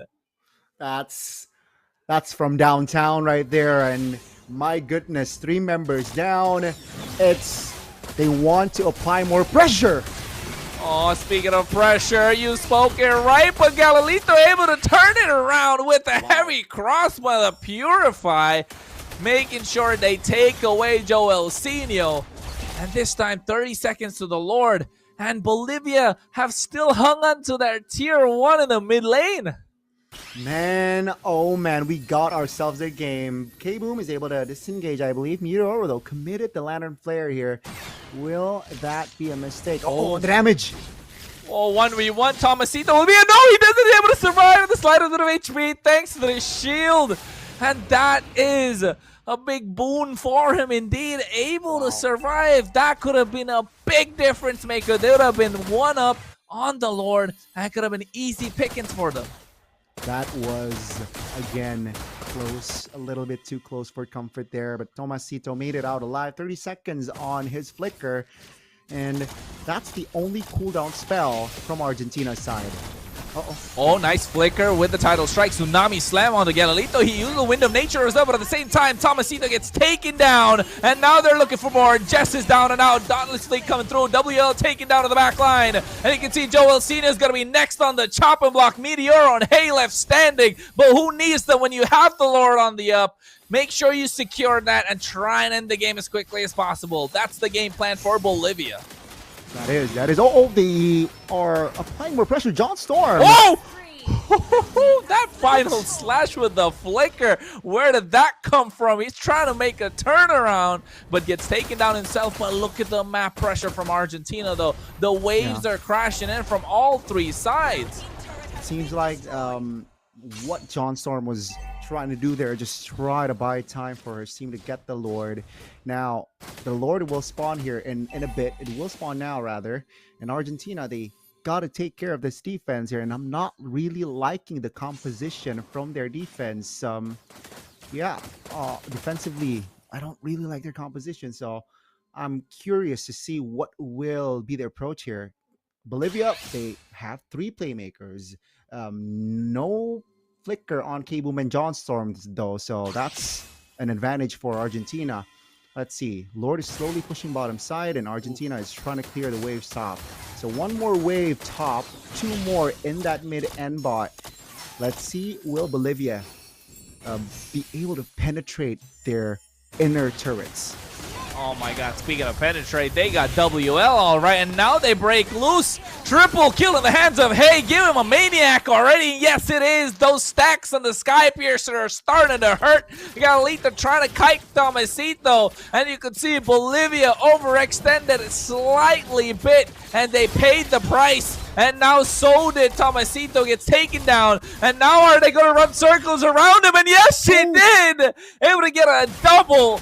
This is why Naruto is such a dangerous marksman while she's moving around, because she can always hit you with those arrows. That was a quick 1-2 from Argentina. 4 members down. Oh, Galilito! Oh my god, the damage from Hayes is way too much. The Sky Piercer again working magic. Not sure if you could see that coming, but Bolivia, they had it in the bag. Again, just 1 fight is all it takes for Argentina to turn it around. Same story like game 1, technically, but it's a little bit more complex. Nico, though, really wants his Yushin. Will he be able to get it? That's the big question right here. Yeah, should be easy peasy at this point, with the fact that no Purify, no Beacon, and K-Boom as well flanking in from the right. Yeah, it's not looking good for the Jushin. So, okay, 17 minutes. It's very back and forth here, Kronos. And I gotta say, Bolivia, they got to hold their horses here. Uh-oh, that's a Tsunami Slam. Every time you say it, Gani, every time it goes the other way. And right now the final slash comes through as well. Hay gets shut down. Nico able to pick up that big kill. And now they want to go all in. And seems like this is the opportunity that they were waiting for. 2 flickers present on their playmakers. No Petrify, no problem. You have the final slash with the fist crack. The Lord is up. It's a Luminous Lord. 18 minutes into the game. And now feels like Argentina have the backs against the wall. Oh no, it's a 4v4. They are trying to play the conceal. Oh, the cancellation. Oh my god. Nice knockup coming through as well. But at the same time, you can see John Storm going in. Final slash catches 3. Dauntless Fleet comes out as well with a fist crack. He's going to the back line. Tsunami Slam can't help them because he gets himself a double. And now Tomasito trying to be the distraction. Seems like he's going to be a sacrifice because that's what he was. 3 down. Jess is the only one left standing. Hay just came back up, and it feels like this is going to be an all-in for Bolivia to try and end the game. It seems like they have the end angle. Let's see, Hay, will he be able to get the clear? Let's see, Argentina fighting for their life. They're trying to, and there it is, the Phantom Execution. Immortality already popped as well. Will he have the Winter Crown? No, he doesn't, but they get the shutdown, make that a double kill. Winter Crown from Hay. We've seen that before. But not this time. It could have been a triple. Wasn't looking good. Argentina hanging by a thread. My goodness, what a clear. It was a 2v4, I believe, and they got 2 members off the board. And again, now Argentina, who a couple of minutes ago were defending, now they are on advantage for that Lord. Let's see though. It's 3v5.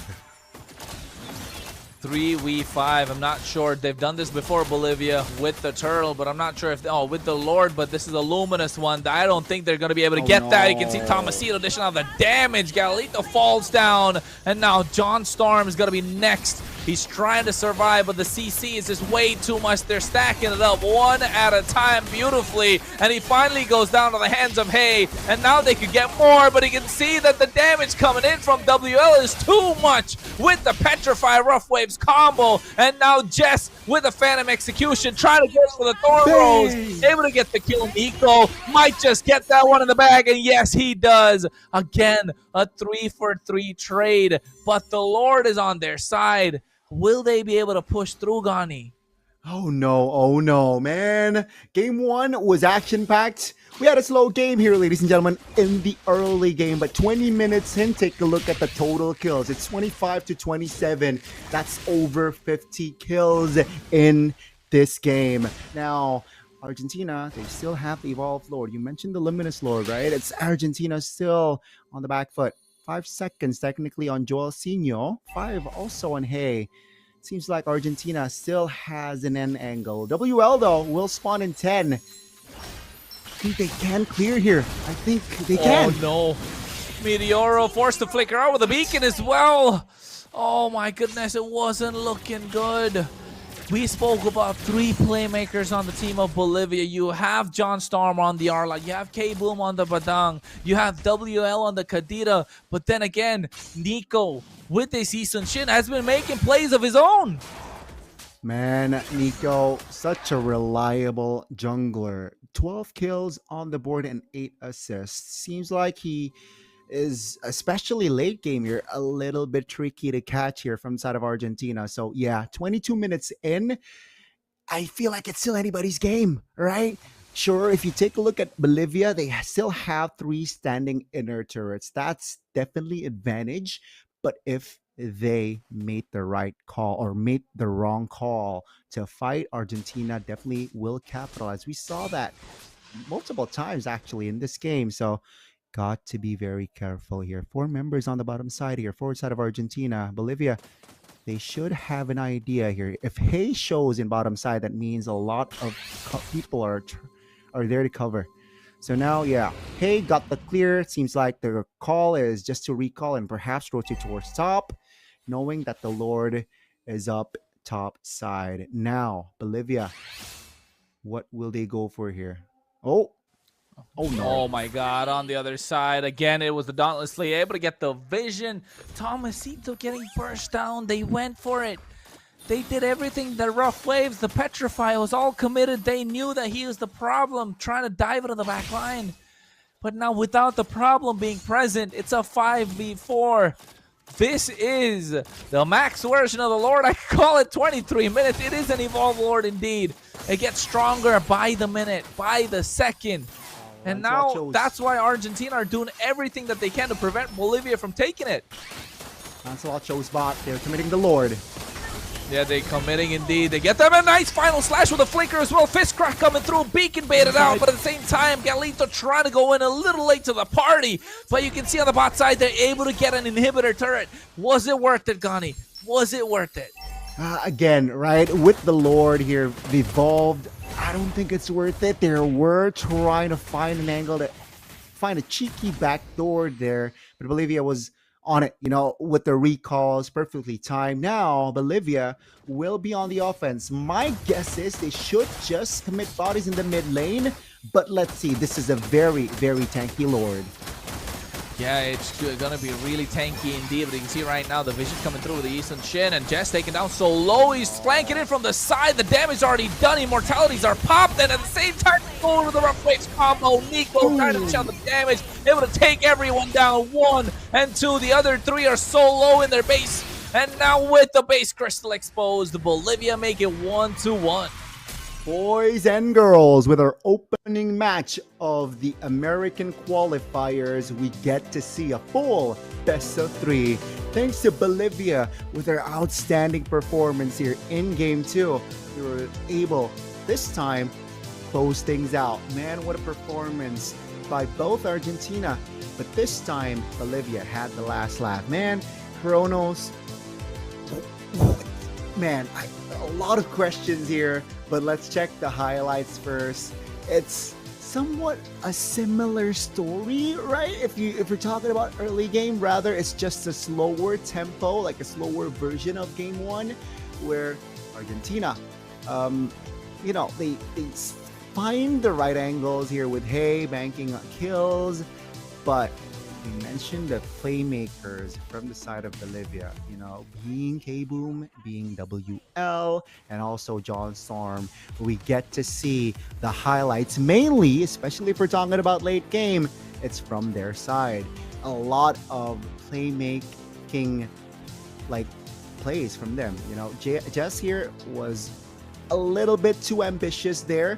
A slight mistake, a crucial one, I gotta say. And yeah, slowly but surely, Bolivia, they got the inner turret top and mid, and that is where the story is really, really for their side here. I feel like after an inner turret down, the advantages will always fall for that team. This was a crazy defense, by the way, Kronos.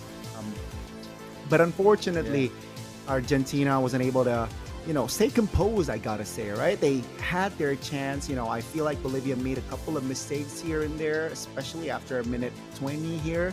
They overcommit fights, they overextended, but then Argentina, their response was also overextending. So this was the final push. We almost get to see the 25-minute mark here, but it's just a shy under. But man, Kronos, what a game. Bolivia takes game 2, and we will get to see a game 3.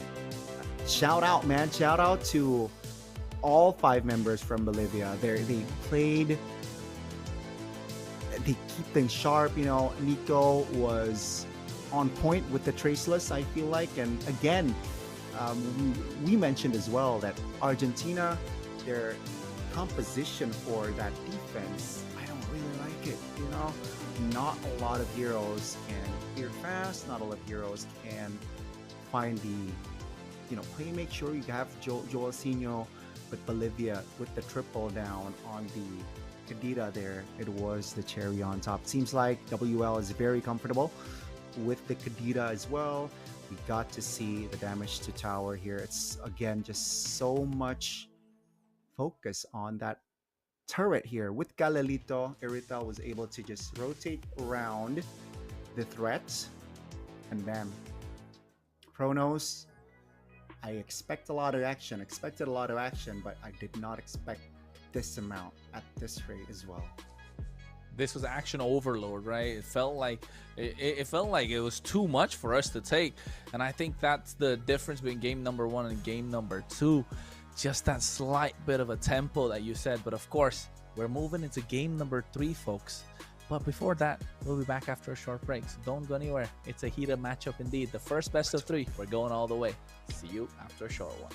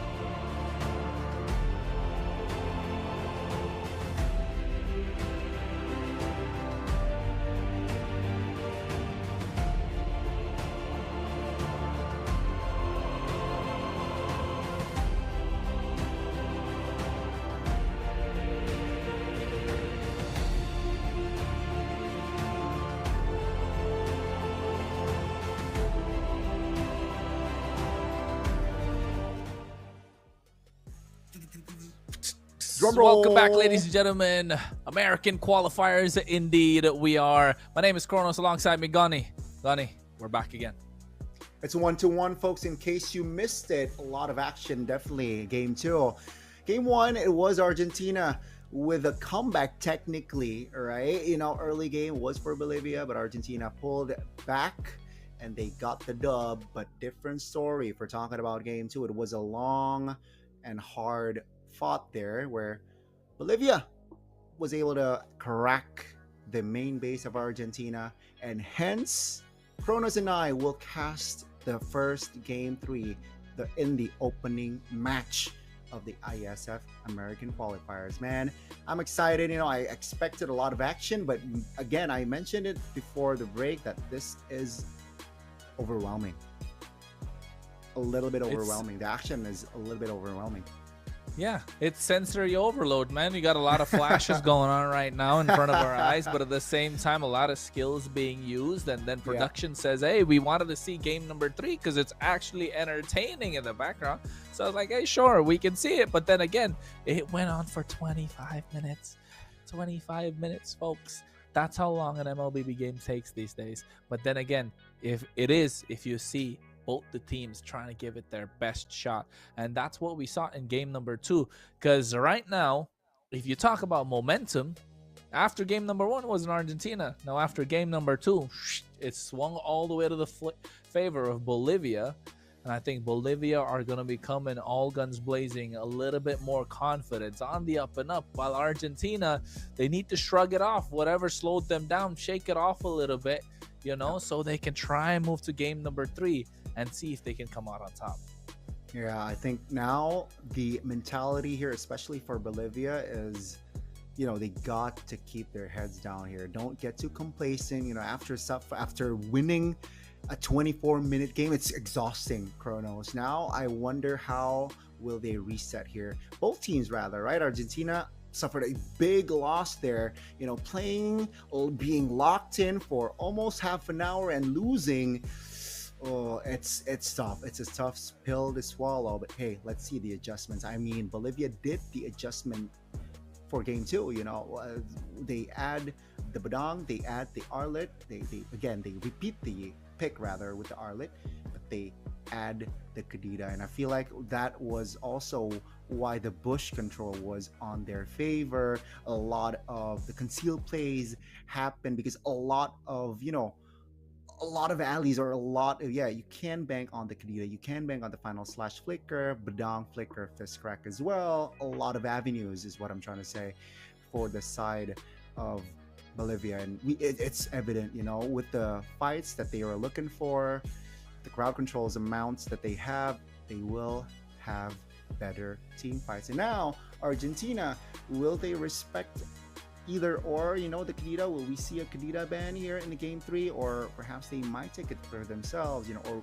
maybe they say, hey, the kadita wasn't the problem, we can let the kadita go, and perhaps we can still win game 3. Let's see the adjustments here, folks. Ladies and gentlemen, again, Argentina, mind you, you know, after playing a 3-game series, they're going to play again in the next series. So fatigue here, you know, focus is definitely needed for the side of Argentina. But then, hey, fatigue is important, focus is important, but these guys have done it before. These are some of the players that have played in the MPL before. They played MPL at top season 3. So I think they definitely have what it takes to try and take this game over, because we have seen that they're able to execute more complicated drafts rather than simple ones. Sometimes when you're playing too much Mlbb, the more simple it is for you, the more you start throwing the games, and that's what we probably saw in the previous one for them. But in the game number 1, it was a little complicated. Yes, in terms of, you know, being a straight pathway, it wasn't, but then the way that they had to try and work it around with that Iesf, with that Boxia, it worked out for them in their favor. So again, I think game number 3, are they gonna go with the, you know, like you mentioned, multiple avenues of trying to get crowd control, to try and make plays, to try and dish out the damage? Is that the route that they're gonna go down, or is it going to be like how Bolivia did in game number 1, just have straight through, you know, a tunnel vision, a one line one line kind of play, just try and get your early game snowball and pick up the victory, or looking for the mid game plays, you're looking for team fights. Again, we're not sure how it's going to go down, because what we know for a fact that it's going to be action packed for sure. Short game or long game, these teams love to fight. Yeah, I think I believe the first game was over 30 kills, the second game over 50. If they keep on doing this, game 3 we might see over 70, maybe, but maybe that's reaching. But let's see here, ladies and gentlemen. I mean, I want to see the drafts. I expect them.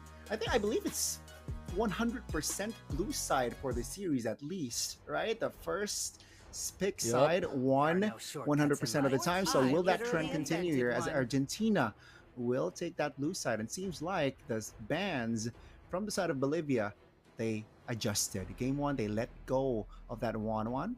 Game 3 here, being on red side, you know what? That 1-1 is a little bit too much. They will ban it. Yeah, and I think apart from the 1-1, even the Iesf and Shin being taken out from Argentina this time. So those are two key heroes that were playing a big difference in the current meta. But then again, another big one is that Kalea. We saw it in game number 2, right? Absolutely insane with those tsunami slams. But then again, letting it go in same story with the Lancelot. So this time they've left open the CC compared to the game number 1 and the over. Gani, we call it. Argentina win this game. They just forget the draft. Let's go on to the next series. Game over. Is it just GG? Angela it's GG. First pick, it's over. Just GG. It's over. Yeah, we touched on it, right? We touched on it pre-match here, ladies and gentlemen. That the Angela cooldown is 20 seconds before Enchanted Talisman, and after Enchanted Talisman is 12 seconds, 10 to 12. Yeah, that's an alt that you can spam technically. All right, so now Bolivia, they did they overlook this Angela ban, or did they forget? Or did they know, or do they have counters? Right, technically the Baxia is a counter, with the dominance ice built in the Baxia. They paired it with the Granger. They want to add range. Argentina is like, hey, you got the Baxia, someone that is tanky. CC is a tank shredder. So again, Argentina here, I think connecting on the drafts here, I think they are really, really winning the first 3 at least. And then not just that, the option of the CC going to the gold lane would have been viable if the Eastern Shin was open, right? I was just thinking that if the Eastern Shin was open, the CC gold lane would have just made absolute sense. And they're not just doing that, they're stacking up the ultimates as well, making sure whoever comes in can pair well with this Angela. This Angela with the CC, Angela with the Harriet right now is looking good. But then again, Harriet against a Baxia, always a big question for me, right? You have the Poissons, you have that shield unity, and that inbuilt life drain effect. So I'm not really sure if the Harriet's a great choice. But then again, in the laning phase, he is always going to be great. Very reliable source of magic power as well. Sometimes you can, I guess, overestimate the damage Harriet here. Got to be careful on Hell there, but I'm sure Hell is prolific on this hero, is good on this hero. So Bolivia, they will respond with an assassin here, someone that definitely can break the formation. Against the Hayabusa, you don't really, you can't be too careful, especially if you're isolated far lane. So let's see, with this pick, will that be the winning pick for Bolivia? Second phase, here we go though. I expect a lot of eliminations towards that jungler here, especially from the side of Bolivia. So yeah, just eliminate more junglers. For Argentina, eliminate more mid laners can be the go-to. See value in me? Your team is better. You should. Yeah, I agree. Just because of the fact that they got themselves that Hayabusa, right? And this Hayabusa right now is going to look at assassinating this Angela, looking at taking down this Harriet. Some call it a straight counter as well, right? The Hayabusa to the Harriet, just because of the fact that you drop the Zaman Force. Oh, wait.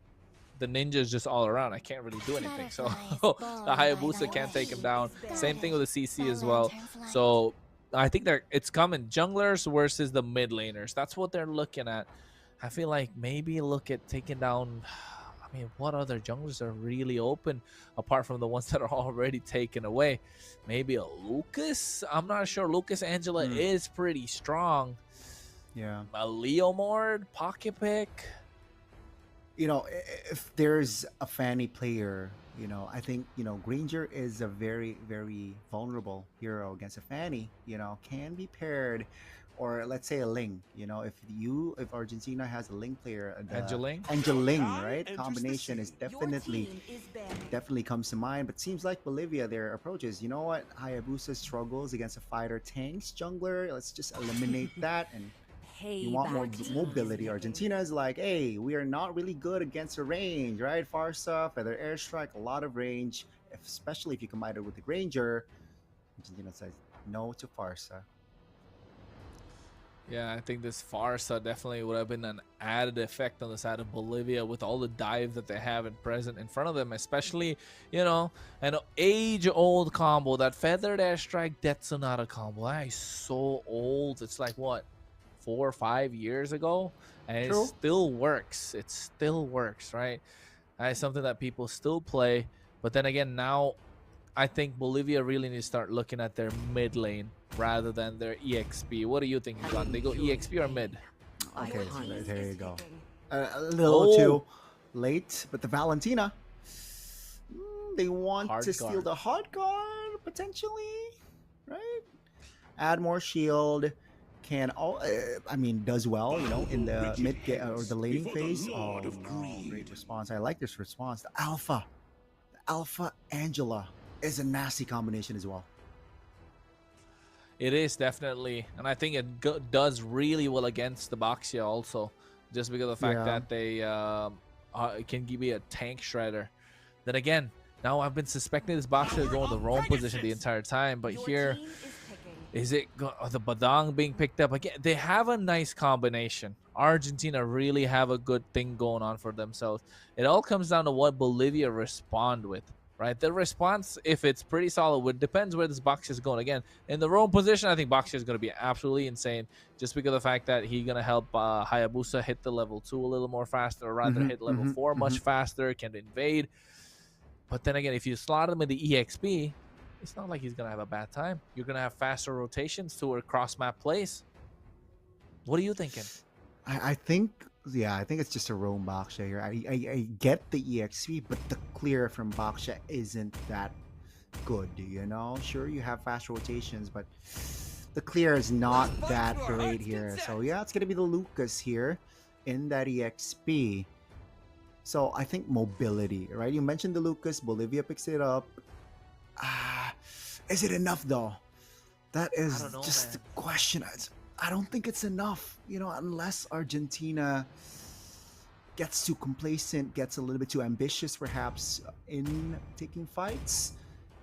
I don't think. Lucas I don't know. I'm not liking Bolivia's lineup here. Like, it works, right? Maybe it definitely works, it's but comfort. yeah, I feel like it's comfort, but I don't see any synergy coming through on their side whatsoever. Yes, they have a front to back. Yes, they can steal the ultimates, but in a given team fight, they really relying on a lot of poke from the Granger. The margin for error for Bolivia is slim. It's really slim. And I think for Argentina, all it takes is like, hey, if he gets, you know, a nice alpha charge onto like 3 of them, it's gonna be a big game changer indeed. But hey, ladies and gentlemen, we are going into game number 3 indeed in the first match of the group stage of the American qualifiers. You're watching World Esports IESF. And of course, my name is Cronus, alongside me, Gani, to bring you the first BO3. Let's go. Let's go. The final game. Who will take the dub here? Will it be Argentina or will it be Bolivia taking that reverse sweep? You know, but hey, again, if we're talking about composition here, it's Bolivia. I think it's just so complex, their win con. And again, you mentioned the margin of error being very slim. I think, yeah, if you make a mistake here from the side of Bolivia, your composition doesn't have enough range. No one can really burst. And that's going to be a problem here, especially Argentina can stay composed during team fights. Now, let's see here, though. It's quite okay. Shield Unity popped. K-Boom is looking to just have more river control. And yeah, let's do a spell check here. 4 flickers for Argentina. They have a direct play. You want to engage or disengage. That's it. But it's a little bit mixed here from side of Bolivia. You got to purify, you got to revitalize, you got to vengeance. All 5 spells are different from 5 players. They engage though. Oh, wait, could be first blood indeed. Ogi Shadow Kill getting split by Meteoro. Comes back into the fray and gets taken down. And that's going to be a clean up for Nico for Bolivia. And I think that gives them room to work around with now. Definitely. And it's a great start, right? As expected. You mentioned that the Hayabusa pick can definitely, give pressure towards the mid lane. That is the Angela. But oh, take a look at Jess here, already controlling the turtle. Oh my god, Joel Cena taken out so low, but right now they go in and you can see a lot of damage being dished out. Jess gets taken down instantly. Turtle being reset. WL to get that kill, but Tomasito able to reply back, gets the kill of his own. And now Bolivia get the turtle for themselves. Tomasito trying to prevent that from happening. I'm not sure if that's the brightest of ideas. It wasn't indeed. It really wasn't. It's again Bolivia here just capitalizing on, hey, we got a Hayabusa. We can definitely find more fights here, more angles to play around with. And seems like Argentina here, they're taking their time here. Argentina, not their first time being under early game. Remember game 1? K-Boom looking to open things up. Oh, wait, was flickers forward with a fist crack as well. Meanwhile, Spear of Alpha hitting Boom. The fight has been split. Zaman Force dropped down as well, but you can see Bolivia are able to win on all fronts, taking down 2, make that 3. The fight being split actually costed Argentina so much. So that engage from Joel Senior just completely backfired.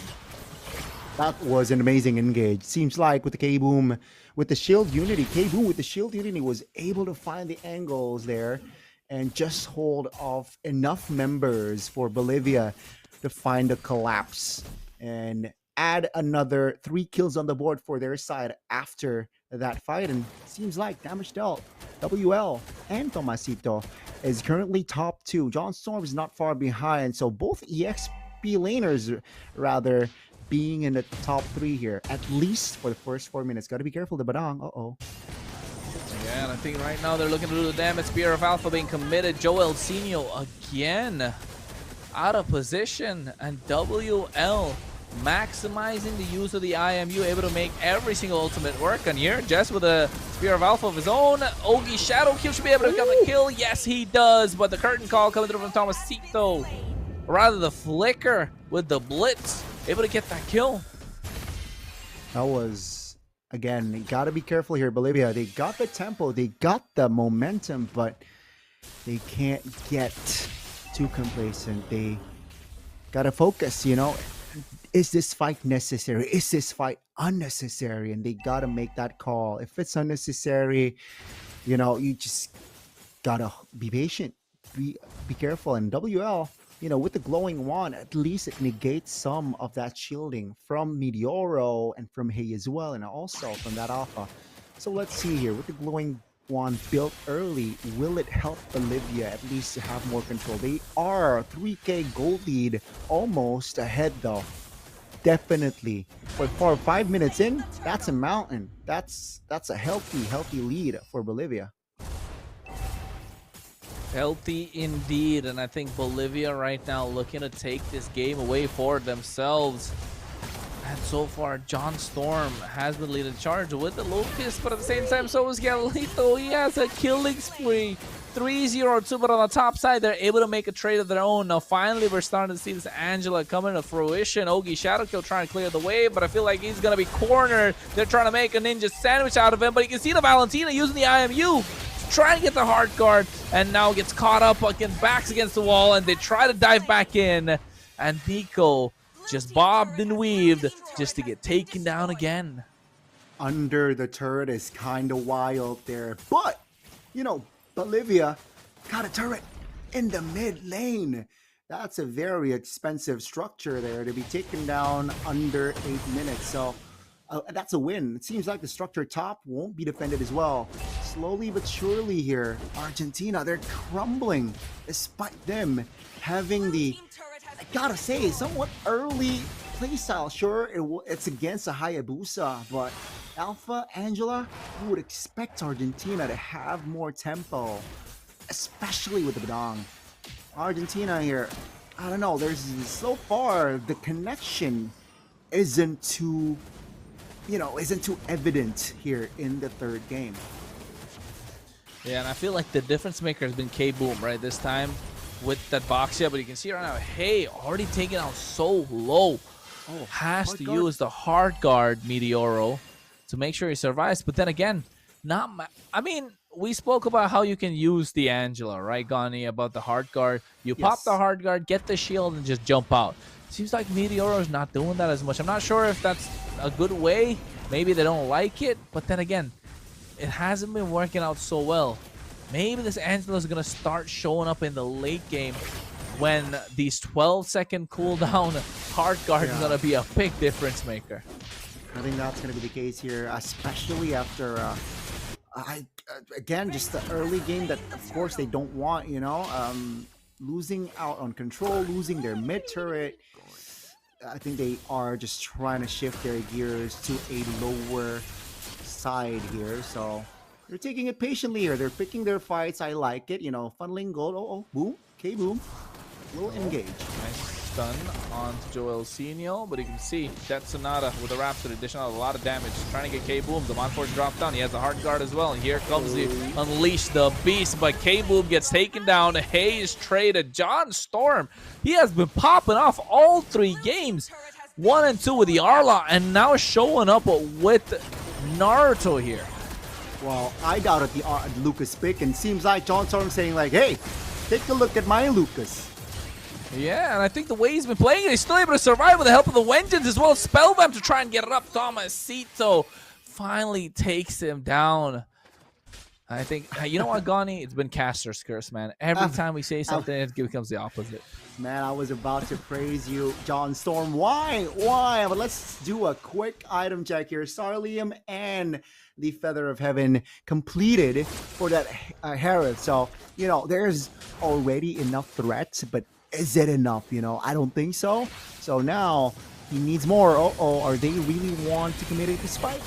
Yeah, I'm not sure if Boom is in the right place at the right time. He gets taken down with the Spear of Alpha, but the Yogi Shadow Kill not able to finish anyone up. Just dies a slight second before he's able to pop the animation of it. It's a 2-for-1 trade. Argentina fumble in the bag every time they are having the advantage. Man, that was a very important kill though on Nico. And they at least got a structure bottom side. So Argentina, man, they are slowly but surely here trying to recover. It's just with the turrets being down, Tomasito pops the flicker. Oh, he has to flicker out. They need the heart guard as well because Boom was just rolling. And Argentina, they keep hating him, man, because the way that he's been playing really well. The Lord is up, and I think John Storm right now spots out, hey, Zaman Force dropped down just to zone them away. Again, with the structure here, like mid, inner top, down, map control is for Bolivia, and they can capitalize that, right? Taking more space, being more invasive, and it seems like K-Boom wants to engage. Yeah, Tomasito right now able to kite out, but at the same time, you can see the damage coming through from the Yogi Shadow Kill, able to get down John Storm, and now another breaks loose. They're able to take another. Oh my God. Hey and Joel Senior taken down, and finally, when the moment is right for the Lord, Bolivia strike back, and they're able to secure this one for themselves. Ladies and gentlemen, Bolivia, they are taking the Lord against an Angela. Let's see though, we saw how Bolivia in the first game, they got the early, but they weren't able to pull it out. Will they continue that trend, or perhaps they will adjust? They have adjusted, and perhaps we might see an upset here. The reverse sweep might happen. Calelito, as long as he is safe, collecting the Sky Piercer kills as well, he is, or they will be a threat here entering the late game. K-Boom, though, got to be careful here. Cannot overestimate the power of Baxia now, knowing that, hey, is also farming. K-Boom very low. Poisson's popped. Yeah, and you can see right now the pressure is already on for Argentina. Holy Shield's going to get popped right now, so it's going to look good for them to be able to defend quite easily. But then again, the next set of waves are what Bolivia is looking for. Now on the top side, the Lord crashes in, able to take down the turret below half HP. Absolutely gets that melted. Looking healthy still on the bot side as well to get another set of super minion waves. But Bolivia say it's enough. We will call it a day. We're 4K up and ahead.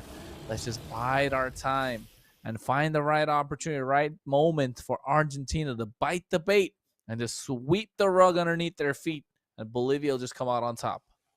Yeah, it's great discipline here shown by Bolivia. Not getting too hasty with that Lord push is very important. Taking the top turret is more than enough. Holy shields are off the board. Hence, it's already 12 minutes as well. So, yeah, Bolivia, they know that let's just choke them and make them struggle. But K-Boom looking to, Man. give out information. Yeah, the Baxia is so annoying. Yeah, 12 minutes in, very healthy lead here, ladies and gentlemen. 5K gold lead for Bolivia. There are still opportunities for Argentina, definitely.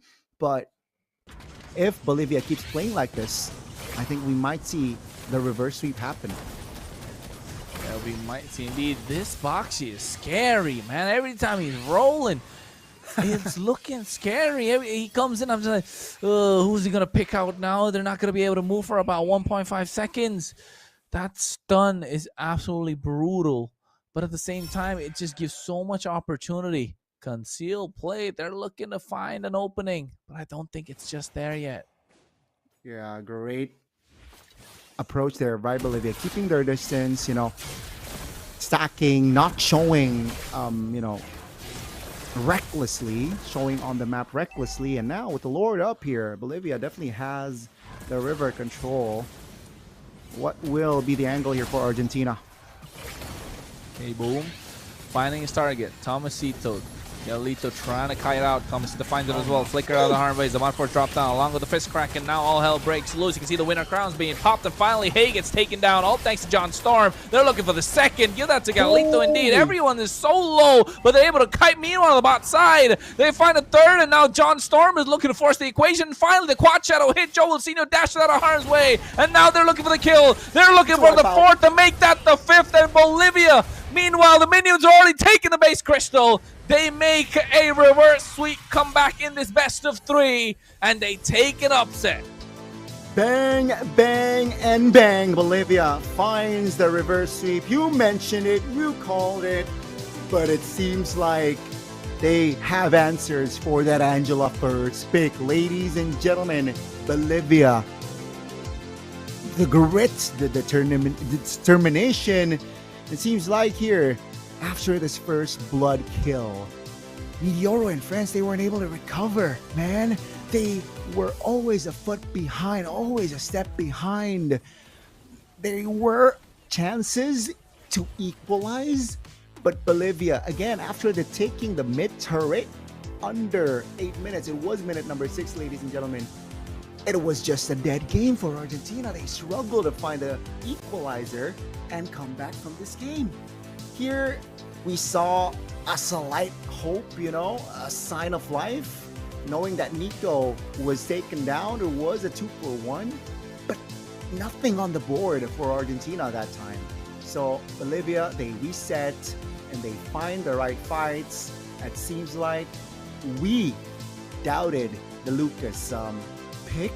John Storm, sorry man, we apologize that we doubted the Lucas pick. You played a splendid Lucas game here. You initiate a lot of fights. You wreck the formations of Argentina here, mainly. And yeah, this was just a wipeout. Man, Argentina, I don't know what's going on there. The communication wasn't clean, definitely, and the coordination wasn't there for game 3. did game 2 hurt them is my question. And now we get to see a rather fast game, especially if you compare it to the second game. It was 25 minutes. Now it's just 14. Argentina crumbling in game 3. But Bolivia, what a win. What a way to win as well. Taking a look at the items as well. It's, man, Baxia, Twilight Armor. He knows that he has the inbuilt, lifesteal takeaway, but he still built the Dominance Eye still, just to have that advantage in a sense where, hey, I want to have the attack speed removed, the movement speed removed as well. Or in Argentina, they weren't able to find the connection. The coordination was off. The communication perhaps was off as well. And Bolivia capitalized on the momentum. They were able to take game 2, and they took that momentum. It was a rather fast game in game 3. And yeah, unfortunately, Tomasito and friends wasn't able to find the quick combination with this Angela first pick. Kronos, what the heck happened? It's that Valentina. The Valentina. It's that Valentina. The Valentina. I feel like the Valentina definitely made a big difference. The fact that you're able to steal away the ultimate using the IMU. So the only reason why I made a face initially was that the cooldown is not as long, it's not as much, but it still made so much of a difference. Yeah, I think Valentina will definitely build the Enchanted Talisman as well. So technically can wreak your formation, but man, what a pick, the Valentina pick. I think they know that, hey, Angela first pick, we know how to counter it. We have answers. And I think, sure, the Valentina pick is a nuisance, but that Lucas last pick also is a power pick for John Smith. I feel like, he's so comfortable on that Lucas. He knows the timings, he knows his skills. And yeah, what a show from what a showing from Bolivia.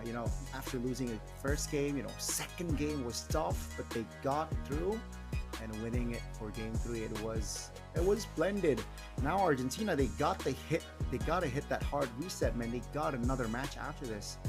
After suffering a 2-1, I want to see more from Argentina here, especially against Brazil later on. Yeah, and I was gonna say Bolivia might not have many dishes in the culinary world to put them on the map, but they definitely have the Mlbb players to do so, man. Because they were splendid. Game number 1 feel like it was kind of jitters, right? Game number 2, they dragged it out. They needed to build their confidence. They weren't able to find an end angle, and they finally did. And in game number 3, it felt kind of one-sided, if you ask me, because we were trying to find ways for Argentina to make that comeback, but it felt so one-sided, and Bolivia took the dub. But of course, that's not the end of today. It's only it's only match number 1. That was the first best of 3. We have another one in store for you, so don't go anywhere, folks. Stay tuned, because that's gonna be a cracker as well. Argentina versus Brazil, if I'm not wrong, and it's gonna be Gani alongside Vey, and I'm gonna be saying my goodbyes, because of course you're gonna be seeing me tomorrow. So ladies and gentlemen, this is Kronos out, and Gani will be back after a short break as well. Thank you, Kronos. See you.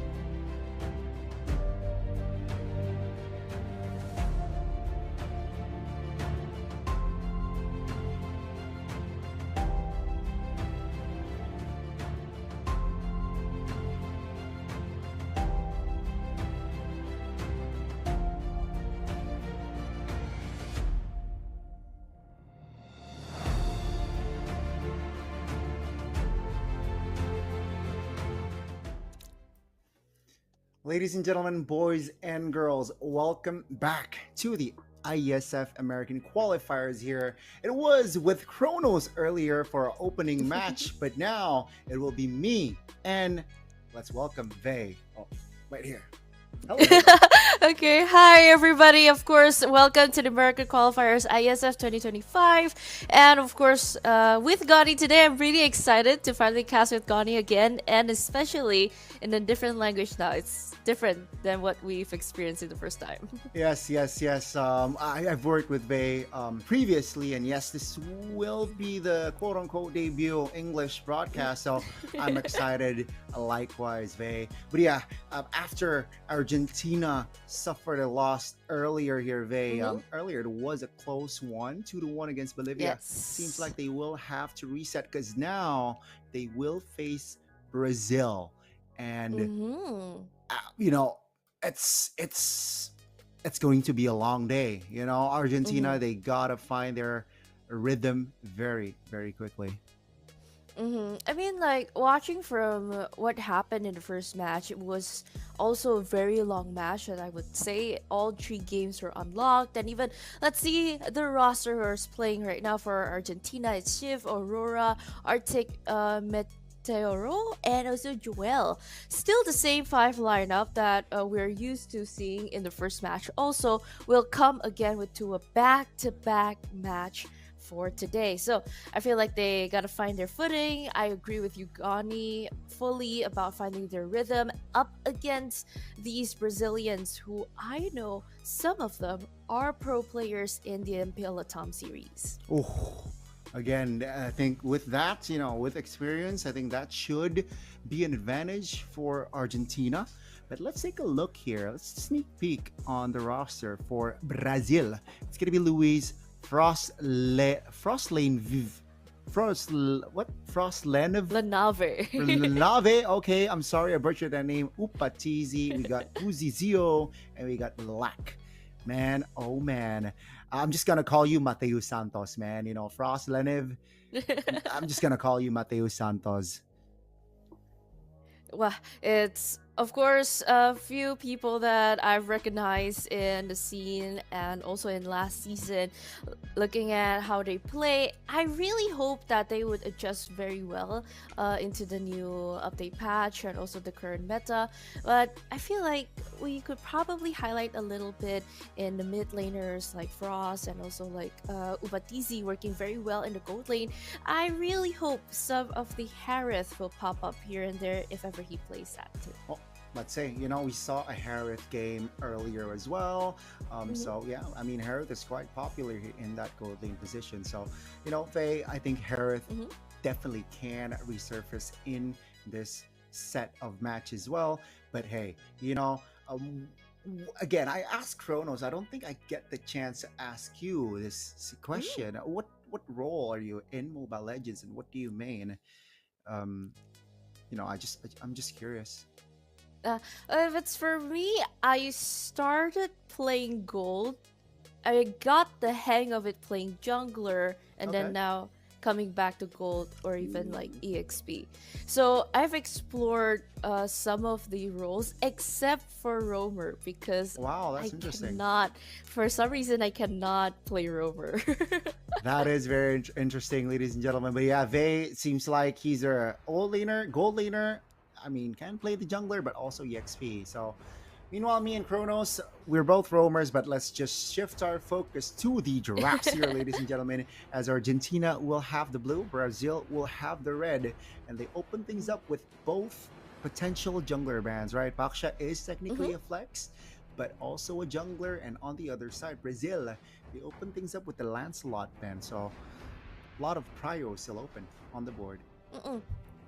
I really do agree. I mean, I feel like the Are the two greatest Qualifiers, inventions? most of the teams will follow up the meta for whatever Asia is playing around.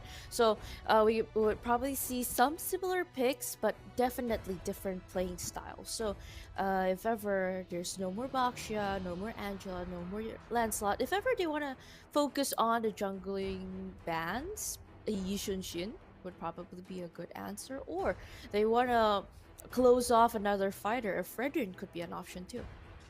Fredrin is definitely an option. You're right, but let's see here. Yeah, To me, your we fun see. is all that matters. And even though they have blue side, and mind you, they went for the Angela first pick earlier on against Bolivia. Did not really work out for them though. So it seems like the change of the approach here from the Argentinian side. Brazil though, it seems like textbook. If you're on Mm-mm. red, you go ban out the one. It's a slow ban for both teams here, Mhm. rather. They're really thinking of like how do you want to approach this, because technically Argentina, they've already revealed three types of their drafts they already played also, Butterflies so born technically by thy I'm web hoping that guarded Brazil, by even though they are lantern's light. preparing to play and also fight in this match, there's a little bit skimming that you can see through on like what happened in the match before, because well, this is a live stream that you can play back, right? So they would probably want to approach this a little bit safetier, a little bit comfy, because after what happened in the first match also. So I would think they would prioritize some of their comfortable heroes, of course. Yeah, I think comfortable heroes equals to power picks. We saw that. Mm-mm. With the Lucas, I call me think a John hero Smith was because really I saved my powerful on nation that from pick. And falling apart. Brazil, they opted the YSS. So 1, 2, 3 bans towards the jungler here, technically, right? With the Baxia ban as well. A lot of focus on that jungler position. Argentina, they will almost instantly there pick up the chip. So it seems like they're comfortable with the chip Ooh. play style. Yeah, I feel like it's pretty good that right now, for the chip being picked up and also the current meta, well, a lot of faster rotations that you would see, and I mean like we're playing at the normal map, if I presume, in the first match, so we wouldn't see any chip pop up in probably broken walls or probably in the dangerous grass regions. So I feel like this will just be a Let's hear from the fast chip. crowd.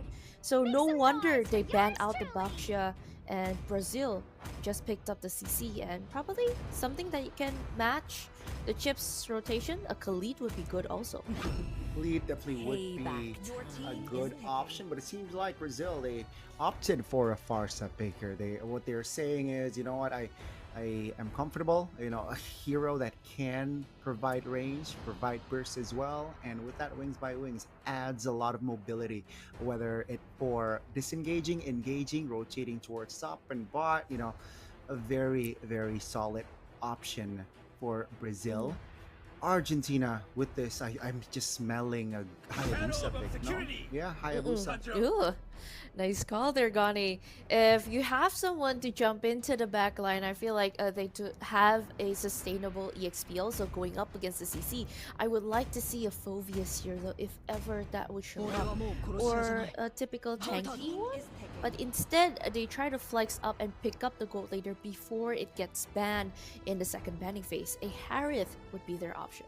Yeah, very good hero that has AoE with that Town Forest, a lot of area of effect, and with the chip combine it, you jump into the teleportation, you pop the Shaman Force, a lot of the members that is within that area definitely can crumble, especially if that Harith is fed. So now Brazil last pick here for that second before entering second phase.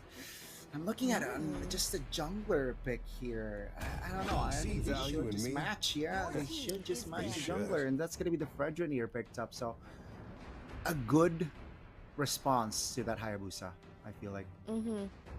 For Brazil right now, entering second banning phase though, I would like to see if ever there's any more control, any more stoppers that you can use, or any moment makers that would enable the Harith and also the chip combination that they would see.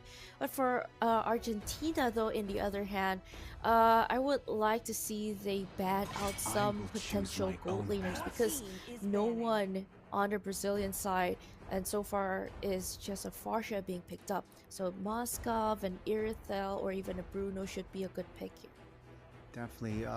maybe if it's open, definitely those options would Mm-mm. definitely be picked up. And let's see here, Experience Argentina, the they euphony of will try to suffering. eliminate options here in that gold lane. So you say goodbye to the Granger Farsa combination. The range, the poke and burst rather, if you combine the Granger and the This Farsa. land is our Bye bye to homeland, that. and it will Brazil soon be saying, you our know what, burial ground. Ooh. you don't have a lot of Time to engagers. take the You don't have a field. lot of playmakers. Let's eliminate the Lapu Lapu. Argentina will ban the Bruno out too. So it's a good hero that can negate pressure. And Brazil, let's see, first second phase. They need more crowd control, I feel like. Is it enough? I think they can open the roamer here.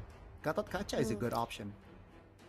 I like that option too, but if ever they want to try to bake it or break it as a moment maker, a Tigreal or even a Belleric can be a viable option too. But if ever they want to try to pick up that, or a Moskov, if ever they want to secure the gold laner first too. Okay, Moskov is definitely a good shout, and it seems like they will lock in the gold laner, but instead they will lock in the Claude. And with this Claude, I think they want to dive here, Faye. They're going all in with the CC, with the Fredrin. They want to go in with their formation, with Farsa being the main artillery in the back, with that feather airstrike up and available. So they're not afraid here in taking fights, especially with the chip, with the possible chip teleportation coming with the shortcut. AOE. It's a good Mhm. response, and Claude provides that. Terizla though, that's a Ooh. great pickup there. Mm-mm. And a great moment maker also, since they've taken out the Lapu Lapu and also the Arlid out Yeah. of the combination either way. And right now they really just need a good mid laner. If ever they want to play range, and Iesf should be good, but they kind of want to go also revealing some locations. Yep. Just further enables the chip with the Novaria. A lot of Astral Ecos will be utilized well as long. I feel like it's placed well because like I never can figure out the Novaria either way. Yeah. And for Brazil though, last pick, I do agree with you, Gani. They need someone tanky in the front lines also, and someone to make a play to follow up the Terizla or even the Chip. I really like the Gatot Kacha pick if ever they try to want to pick up in this lineup. Yeah, especially going up against a chip, right? When chip pops the shortcut, Gatot Kacha can just jump to that area, and if the Argentinian side enters that shortcut, they will enter to the avatar of the Guardian. So it seems like they take the other route. Technically the Badang can do that to you guys too, to the formation of Argentinian side too, but it's just more direct. They want to dive, like we mentioned earlier. With the Badang, it helps you. And yeah, let's see that this will be the 10 heroes that will enter the Land of Dawn for our first game between Argentina and Brazil.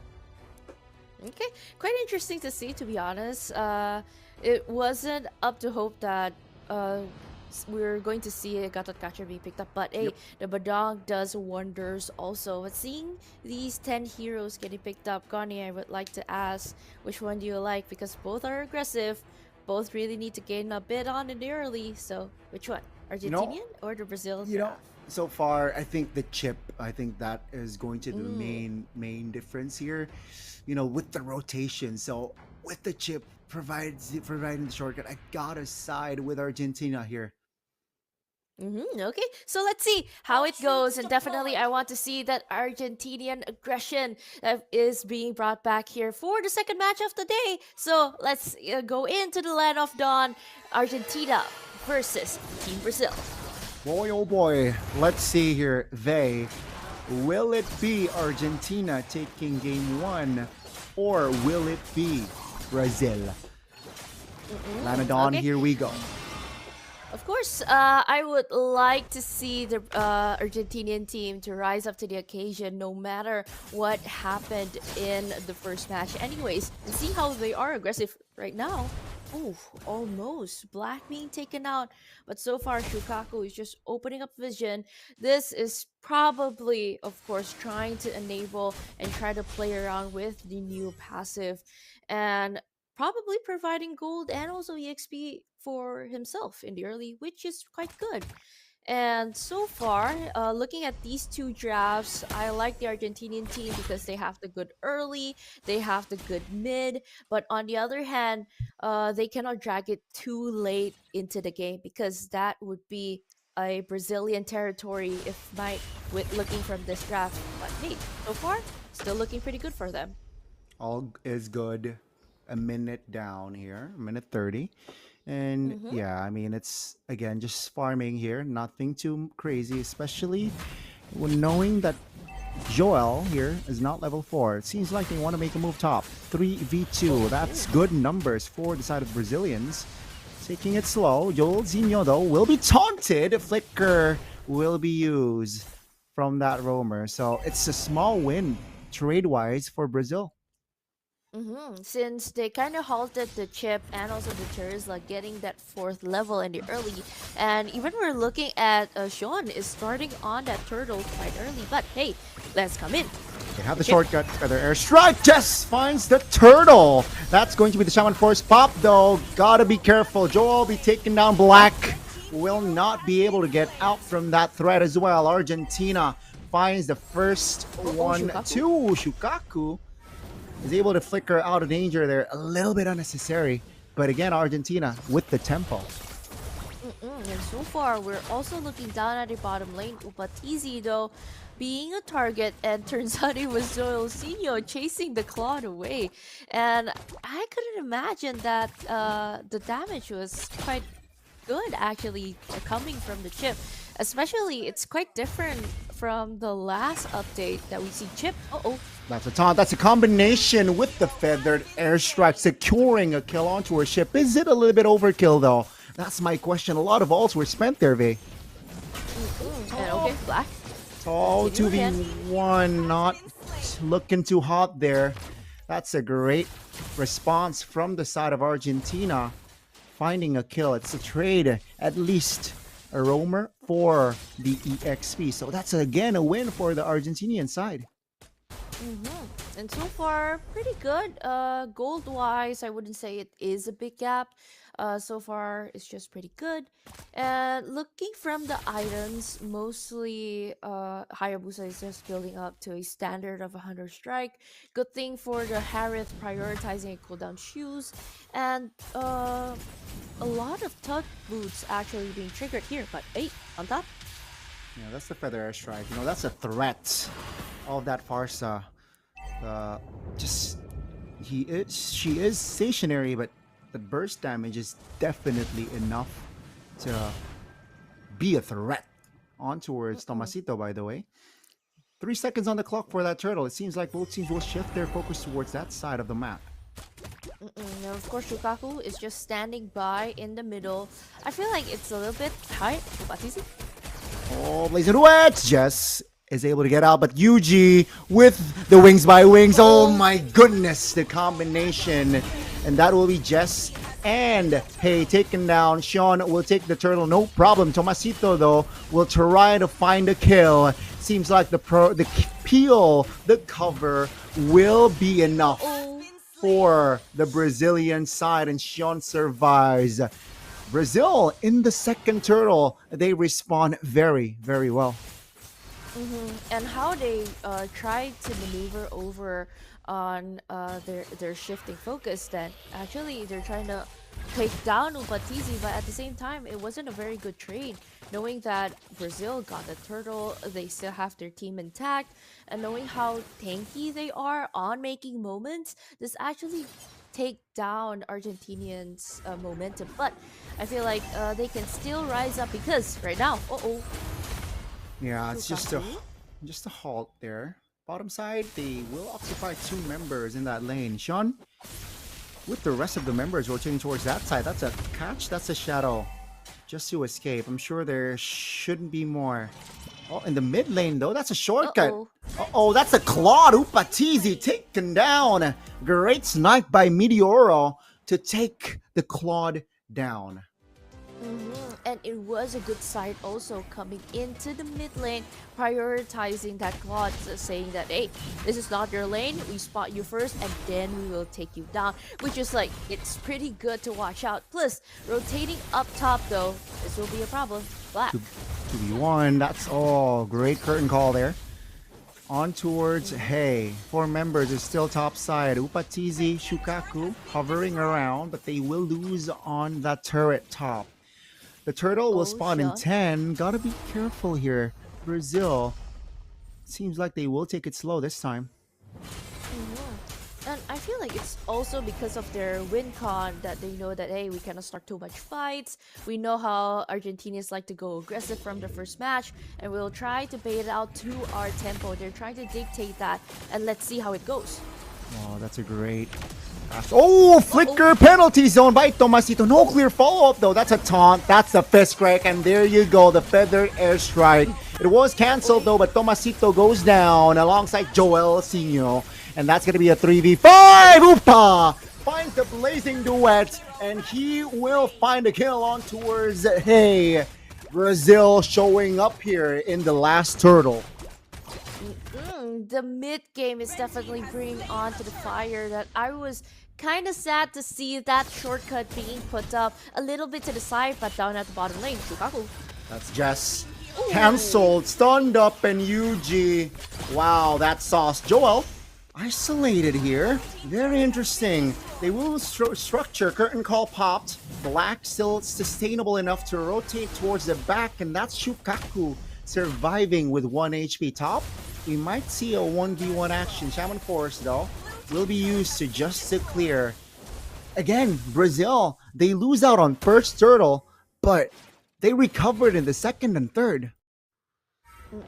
And of course, this is also thinking and take into account that these players are a mix and match for their country. So bringing the synergy all together is just a great new highlight to see for the Brazilian team. But Ubatizi, how we making play? Oh, that's a great trade there. Very, very calculated there. That's a great block as well. Body block by Shukaku. Now, with the turret already taken down in the mid as well, Argentina, they have less grounds to play around with here. And of course, pushing even back further to the second tier, this kind of lets Brazil dominate in that area. But also, there's still a lot of field vision getting provided again and again by Meteoro and also by Jorginho. Probably, if ever they can try to sniff out a moment, because even looking at that position, the chip can enter that shortcut either way, if ever, from the backdoor side. But so far, nothing is getting triggered because knowing that the Lord timer is going to be up in 12 seconds also. Yeah, you're right. They can't get too complacent here knowing that the shortcut is available from Joel. That's okay. They know that the top area here, at least in their own jungles, there are no Brazilian players. So, yeah, they will try to cover that ground. Lord is up here, Vey. And with the lead that the Brazilians have, I'm sure that they can force a fight here before committing towards the Lord. Because by area side, they are definitely handling it pretty well. But hey, That's getting it. that's the penalty zone already committed. No more after that. That's a great way there. The Brazilians taking their time here. They know that they're at advantage, so no need to really force a fight just yet, unless there's an overextension from the Argentinian side. Now Yuji will rotate towards the mid. Uh-oh, that's going to be the AoE! Jorginho caught Upatizi in the back, dealing damage, forcing Meteoro to force a flicker. And with that, the Brazilians know, hey, let's get the Lord. Hayabusa bot side as well. So we'll get the Lord, we'll clean it up, we'll clean the waves up. And that is a win for Brazil. And of course, I mean, in Argentina, this is a tad bit different that we're going to see. Like, they missed out because of an expensive resource that they had to dish out.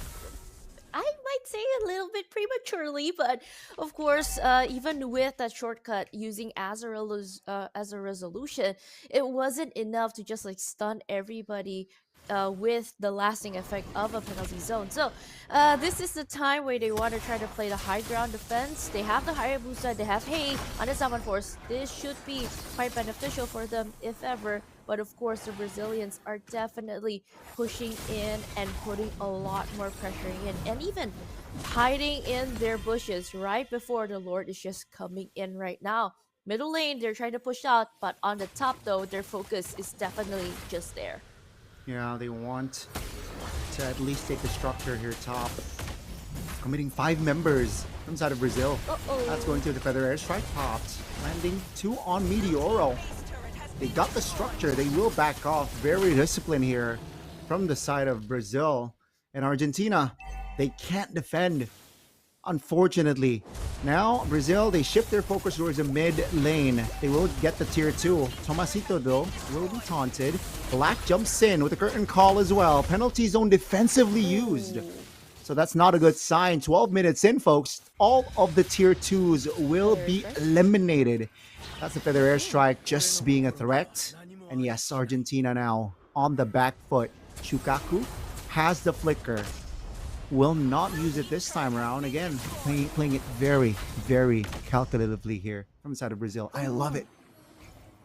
And I mean, like, it's not that typical action-packed game that you're looking for, or probably most of the viewers are quite excited to see. But right now, even looking at the items, it's kind of on the downside. But it's good to see a penetration item and even a War X getting built by the Hayabusa from the Argentinian side. And I think that is on the way to probably a Holy Crystal if ever they want to try. But hey, Shukaku can still play. Will he make it? Looking for Jess. He knows that Jess is there. Has the shadow to deflect that threat. Slowly again, Upatizi and friends, they are just making Argentina starving. They don't let them farm. I would actually like to see Hay prioritizing the Divine Glaive. So at least you have that penetration from the magical side, because looking at how our friends in the Brazilian team, when they try to build up those defensive items, they kind of have that nailed down quite well because it's 6k gold lead, and even now they are starting on that lord. But I don't think that the Argentinian team can make a play if ever they want to try to enter. It is very risky. I feel like it's better if they try to pull back. They want to play with that high ground defense, and they just want to play around that area because they do have that advantage there, but not for now. Unless, though, the Star Shatter from Meteoro can hit that Lord quite well, like a Retribution. Yeah, seems like it will be a free one. And no plays. Brazil just keeping it tight, keeping things tight. Tidy. Very, very tidy here. Oh, that's already a flicker spent. That's information for Brazil for the next offense with the Lord that is spawning right now. I really like to see how they want to try to prevail this, because main target to see, it's either Jess and Hayabusa or even Hay, because if they are out of the picture and no penalty zone to follow up, this is a pretty good done deal for Brazil if they want to try to end this, because on top, no more inhibitor turret, so it's time to play in. Shukaku. Uh-oh, that's going to be the... Oh, the flicker committed by the Farsa. Joelzinho pops the shortcut. No members jumping, though. The Lord is still healthy. Top lane, let's say Shukaku has immortality. Joelzinho very low. Oh, penalty zone trying to at least deflect. Jess and Hay dealing the Lord. Omasito goes down. Oh, Patizi will be bursted down by the Hayabusa. Hay goes down as well in the process. That's going to be 2 members just defending. But that's the artillery burst style. And ladies and gentlemen, Brazil gets game 1. Wow. Ending it at the 15 minute. The first winner of the second match of the day. And this is looking pretty good for Brazil. Those typical slow playing styles, they know how to drag and pull against a very aggressive lineup against Argentina. This just works out very, very well for them. I wonder what's next though. Will they go aggressive, or will they stick to the same lineup that they know they've already won? And even looking through the highlights in the early, as you mentioned, Donnie, first turtle, it was in the hands of Argentina, which is pretty good. But I don't know why they just suddenly slip up where they were supposed to be the aggressors in this game. But then turns out they lose out from that early win con, and then it just rolls around to become Brazil's winning condition at the mid to late game for this game. Yeah, it was just very very.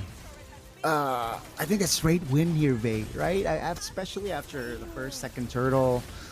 Brazil, they were very very coordinated, and I love how Upatizi here is just so on point on the blazing duets. Jess here caught, and it's after this. I feel like it's just a done deal. After minute 7, there they weren't able to bounce back. It was really hard for them to find the equalizer. This was the icing. This was the cherry on top. And this was just a very clean win from the side of Brazil. They were just dishing out everything in their pockets for Argentina, but at the end of the day, even though they did try to buy time, again, I've mentioned that they are strong in that high ground defense, but at the end of the day, if you cannot tank too much damage from the Brazilian side, well, it's bye-bye for game number 1. And for item-wise, I feel like it's okay. It's that typical things that you would like to see, you would like to build. And since you're already walking towards to the first state of the late game, so far it's just looking pretty good. We've seen that how you want to try to highlight Upatizi with the Holy Trinity items that he already got for the Claude, which works wonders, and even Yuji having the wand and also the divine glaive with the blood wings. It's just already a done deal when those main damage dealers step up from that lineup to just like, hey, we got this in his pocket. We got a win in the first game, and that is what they did. They played it slow, they played it steady. They didn't try to bait in whatever early aggression that Argentina could get. Well, Brazil, they really had this in their pockets for the first game here in the second match of the day. Yep, very clean win. I gotta say here from the side of Brazil, and it's just the discipline. I feel like their calls were just perfect. I'm sure their communication was just so on point. Their chemistry was shown in that game. The combination between the Badang and the Farsa, Upatizi going to the back lines, and yeah, it's just so evident. And unfortunately, Argentina, mind you, they suffered a loss previously as well against Bolivia. And game 1 here doesn't look too good for their side. Hopefully they can adjust. But man, I can't wait for the second game. First match, it was 3 games. Will it be the same this time around? Or perhaps we might see a clean sweep. But before we enter the second game, we gotta catch a break. So stay tuned, folks. We'll be back in 5.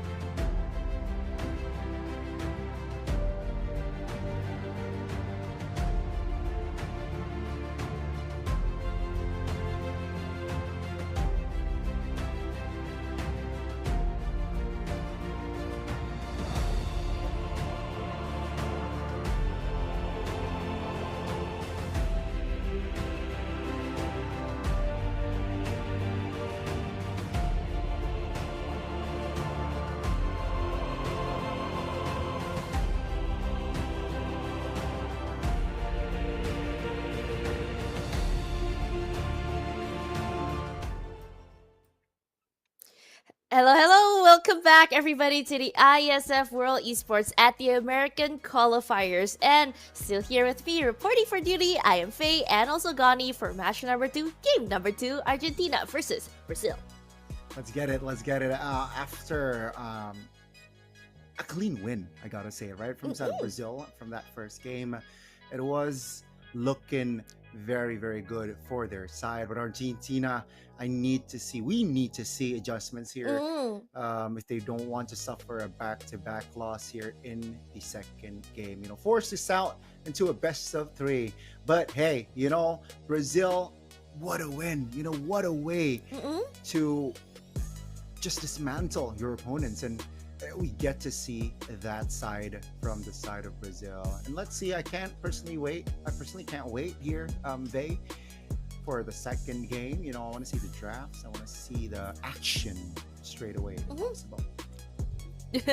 And of course, as I kind of like to mention, like behind the scenes when I talk to you about it, I would also like to mention to our viewers that I'm really happy to see that the Brazilian team kind of upgraded. That probably off season, a lot of training has happened for them, and this is a different side of the Brazilian region that I got to witness last season from NPL, and they got to bring in and also showcase their discipline and skill here in the first game. But I really hope that they would maintain it for the second, because if ever they do, this could actually be a clean sweep for them. It's a 2-0. But on the other hand, though, I am also rooting for Argentina. I want to see that aggressive play that they get to highlight in the first match.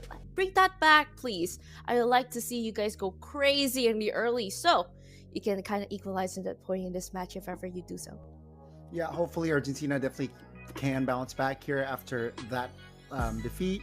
I think they gotta fix their communications. I think they gotta be on the same page, especially inside of the game. But hey, Faye, you know what? I think it's time to see the drafts here. We will get to see Argentina take on the blue side again, so they will not switch sides this time around. Angela banned out. Brazil, they say, hey, no to Zushin. No. We don't want to see that. We also don't want to see somebody who can kind of like mess around their formation. I think that was the highlight of what we can try to pull back in from the first game. Looking at Argentina, they don't want that aggressiveness. They don't want that phobias. Nope. They don't want that also, and also from the Brazilian side, they are still persistent. If ever they want to try to flex it out to the fighter side, let's just close off the Lancelot. At least we do not have somebody who can dive to the back, mess with our mid laner or even our gold, and also know what to chuck down our chunky frontliners. But in the second game, though, I kind of want to see if ever they want to try to respect each other heroes from the draft that we've previously seen in the first game. Let's see, will the approach be the same, or perhaps there will be a lot of twists here and there? I should be from the side of Argentina. Hopefully after that, just a direct loss. Oh, they're taking their time here. They will ban the Urine. Now, Brazil, what will they go for? 1-1 is still on the board here, ladies and gentlemen. We saw what Argentina did with the 1-1 first game against Bolivia. They got the dub. And Brazil, do they respect the 1-1 enough, or will they let it, or will they just let it go? But they will. Yeah, they would still keep it close, but I smell a CC or a Lapu Lapu here looking at 2 EXP bans, or even they want to try to prioritize somebody tanky who also makes a play. If ever they want to bring back the Chip or even the Gatot Kacha, should still also be good, or even the Arlet, who can actually help them in their typical team fight playing style. Perhaps Arlet can definitely be an option here. Seems like they will take their time though. They know they're considering that. What do a hero that they were up against K-Boom and friends, Bolivia.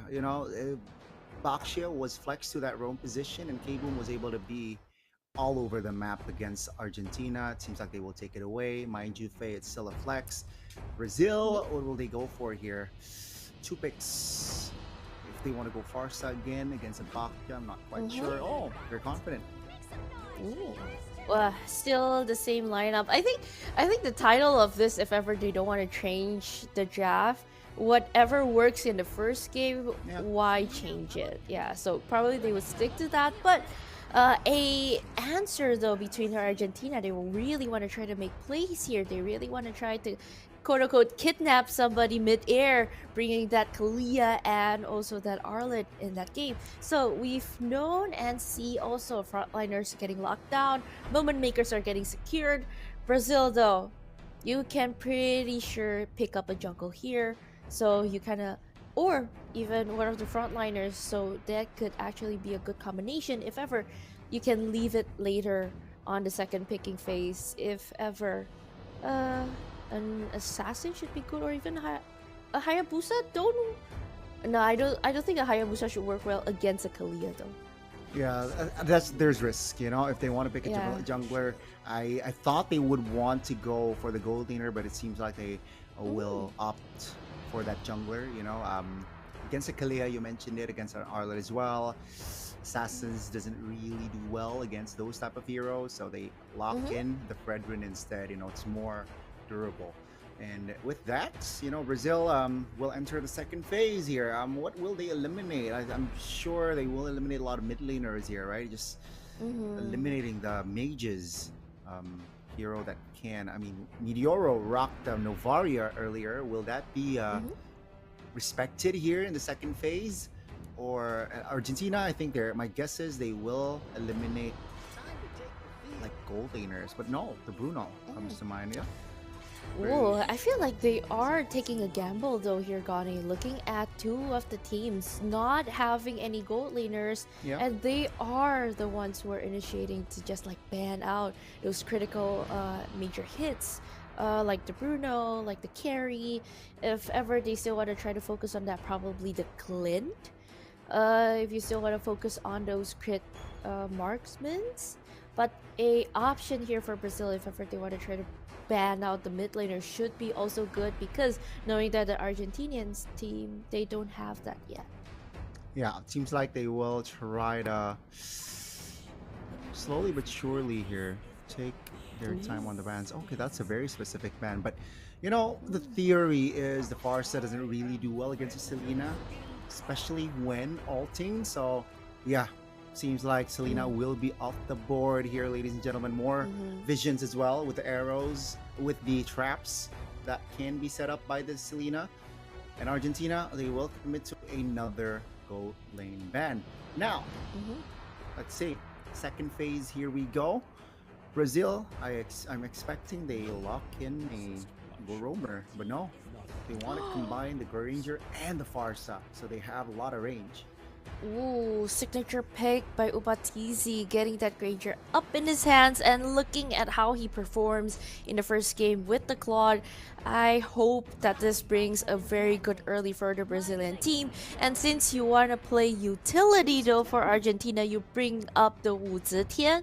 And also since you have that big AoE, you have that big reveal also, Yeah. kind of plays out the same tone of like you take out the Selena, you don't play the Novaria, but they really need a heavy duty gold laner who can dish out a lot of damage, who could probably steal in the early. An Irithel would be good, because they really need that damage though. They really need more damage, and that will be the answer here. I think they're banking on the Erythel here. Is it enough? Theoretically, I think it should be enough. A lot of stuns though, right? This time around from side of Argentina, the ult from Zetian, the ult from Arlet, the ult from Galea, a lot of crowd control, and with the Baksha and the Erythel, at least this time around Argentina, they are playing with mobility. Brazil has range, but mobility, I mean, yeah, they definitely can equalize. Oh, that's a great big Vey. A mobility stopper, the Garak. Okay, I like the odds here for Brazil. So if they still stick to that disciplined gameplay, I feel like it's going to be pretty good for them. Argentina though, I'm kind of worried though, Gani, because Yeah. yes, as a team, they work wonders. This is a very good draft, but you're only letting the Irithel take control for the damage. But what happens if you try to suppress the Irithel and you're gonna drag into that late game later than usual? So I'm pretty worried looking at this lineup, but I still believe if ever they want to try to work this out, you gotta have a very good early, at least for the Baxia. So dragging it to the late game and not let the Irtel getting suppressed by the Brazilian team or even targeted would be a very big homework for them in this game. Very big homework. I completely agree. But you know what, Vey? Let's see action, right? Will Brazil take game two and end the series, or will Argentina take us to game three?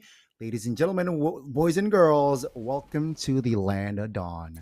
Okay, pretty good start, both at the orange buff. So I'm assuming they're mirroring and first exit out to the gold lane. But depending on the map, let's see.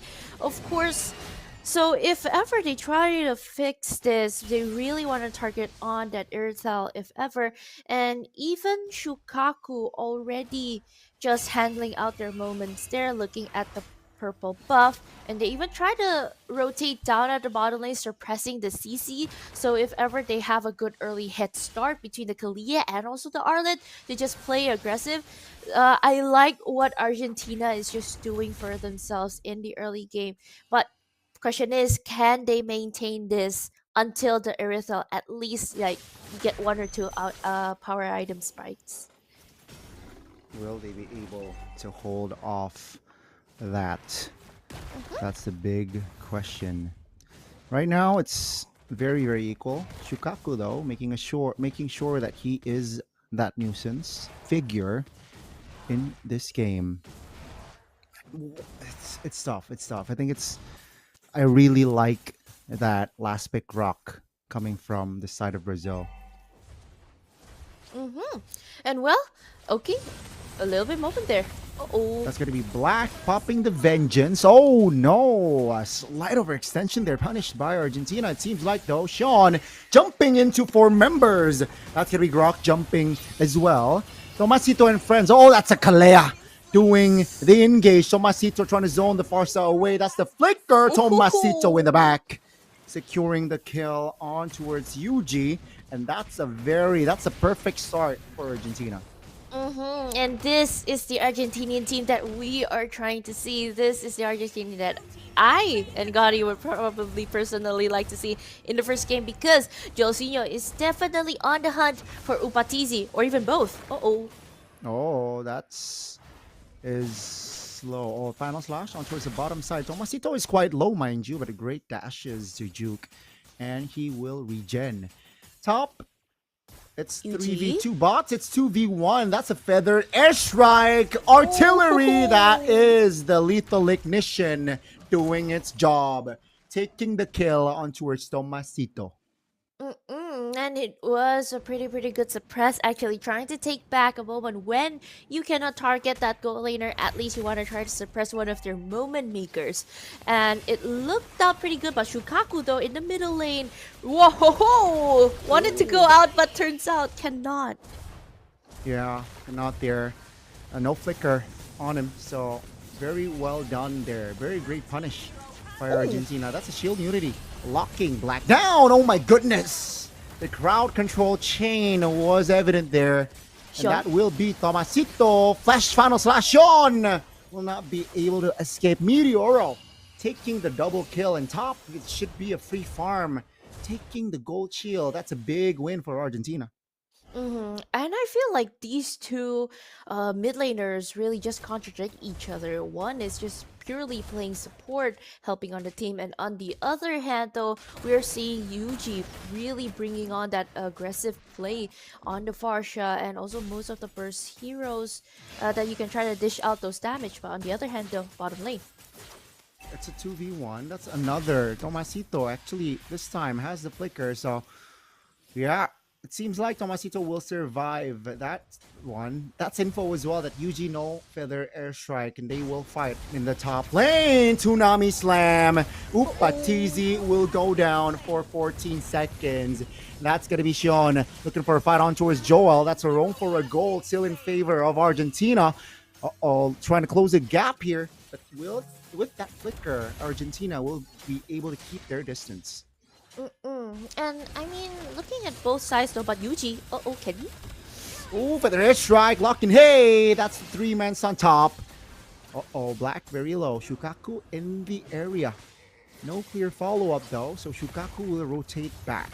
2 members of Brazil will recall, and that should be a free turtle unless Xion gets the steal. Let's see! Just finds the turtle. That's going to be Argentina, though, engaging. Tsunami slam on towards one. Shukaku isolated, taken down. Jess is trying to tank a lot of members here with the Poissons as well. Sean taken down. That's a final slash by Tomasito, finding the shutdown. And ladies and gentlemen, Black in the back will not be able to get away, and Upa falls as well. That's a double for the Arlet. Definitely a pretty good start, and of course a pretty good early follow-up to see how the Argentinian team just works in their wonders. And even this time though, just trying to invade, but I feel like this is too aggressive. He did get that purple buff though, almost, but Sean in the end was really covered by Shukaku, and so far looking pretty good. Josinho stopping that in. That's a stun. That's a Tsunami slam. Goodbye, Threadrin. Take a look at Hey with the mobility, with the damage. Oh, Hey is such a threat for the Brazilians right now. And Brazilians, they gotta play more calmly here. They're behind gold, 5,000 almost. This is not a good start here. This is not a good sign for Brazil. Of course, looking right now though, Black and Tomasito playing out a lot of moments. No more heavy resource, but getting caught in the middle of all of that and still able to slyly get out of that position. It's just looking pretty good. And objective wise, so we're talking about Argentina, they do get that in their pocket, still at least down one turret though. And Shukaku handling on that moment, just smelling their position because Kaliana Tsunami Slam didn't get triggered, but no more resource before the turtle. Seems like things will be slowed. The turtle, the last one here, ladies and gentlemen, will be up and will be taken by Argentina very freely. What's the play here, Brazil? Do they fight? Do they not? Because Hey is definitely entering. Yuji? Oh, this is wrong. That's a big tectonic charge here. Just though, looking for a flank on towards Yuji. Force Yuji to use that flicker. Josinho still survives just now in the middle of the fight. That's a Tsunami slam on towards the Granger. Upatize, very low, will be taken down. That's Hey jumping with the mobility. Purify is still in hand. Black trying to jump, trying to engage. Yuji burst it down, but Black claims the triple. And ladies and gentlemen, Brazil is showing signs of life.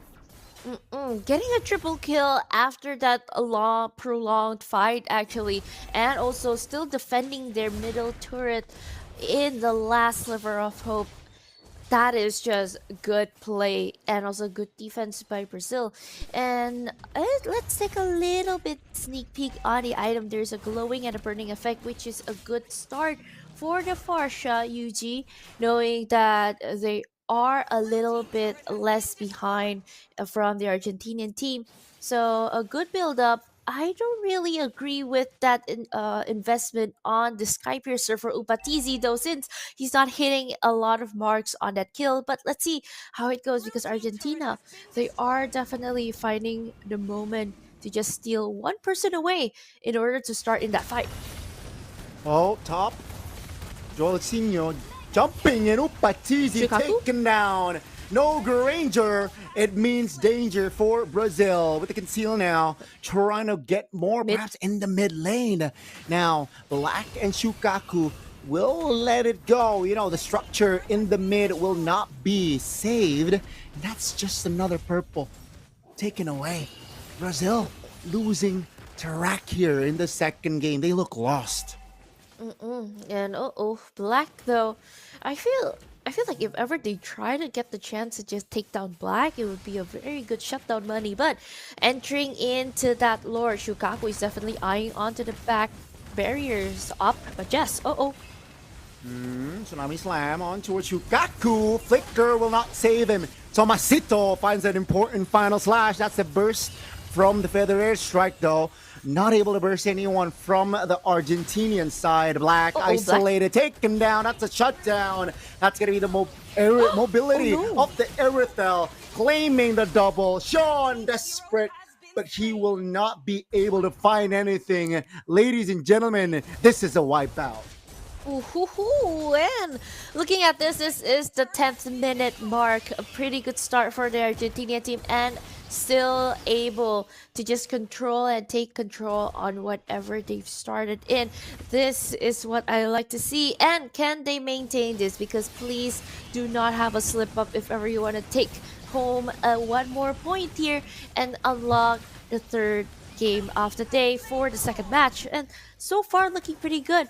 The Brazilian side of the team though, they can play aggressive, but they do not have that firepower unless it's just in the hands of UG. So you gotta take care of Upatizi quite well. But so far, they really know where to target, or just have the momentum of just playing that in and out motion in that team fight for Argentina. So if ever they want to try to maintain this, I feel like this can actually be the last push if they played it out quite well, or at least take down 2 turrets for a benefit for the Argentinian team. Definitely can, definitely can. Lord will charge in the mid. Will be taken care of. Holy Shield in the bottom side will be popped. Ladies and gentlemen, 11 minutes in. Let's take a look at the kills. 22-8. It's a one-sided game, but I feel like Brazil, they still have a chance. Argentina, though, if they keep things clean, if they keep things tidy, it should be a clear win. Just don't blunder. Hey is on a power spike. So, you know, as long as you protect Hey, as long as Hey is able to calculate the damage perfectly, should be a-okay for Argentina. And of course, Brazil, you just gotta aim at one person. Take away Hey, or at least take down Tomasito, so no one will be bothering you in that point.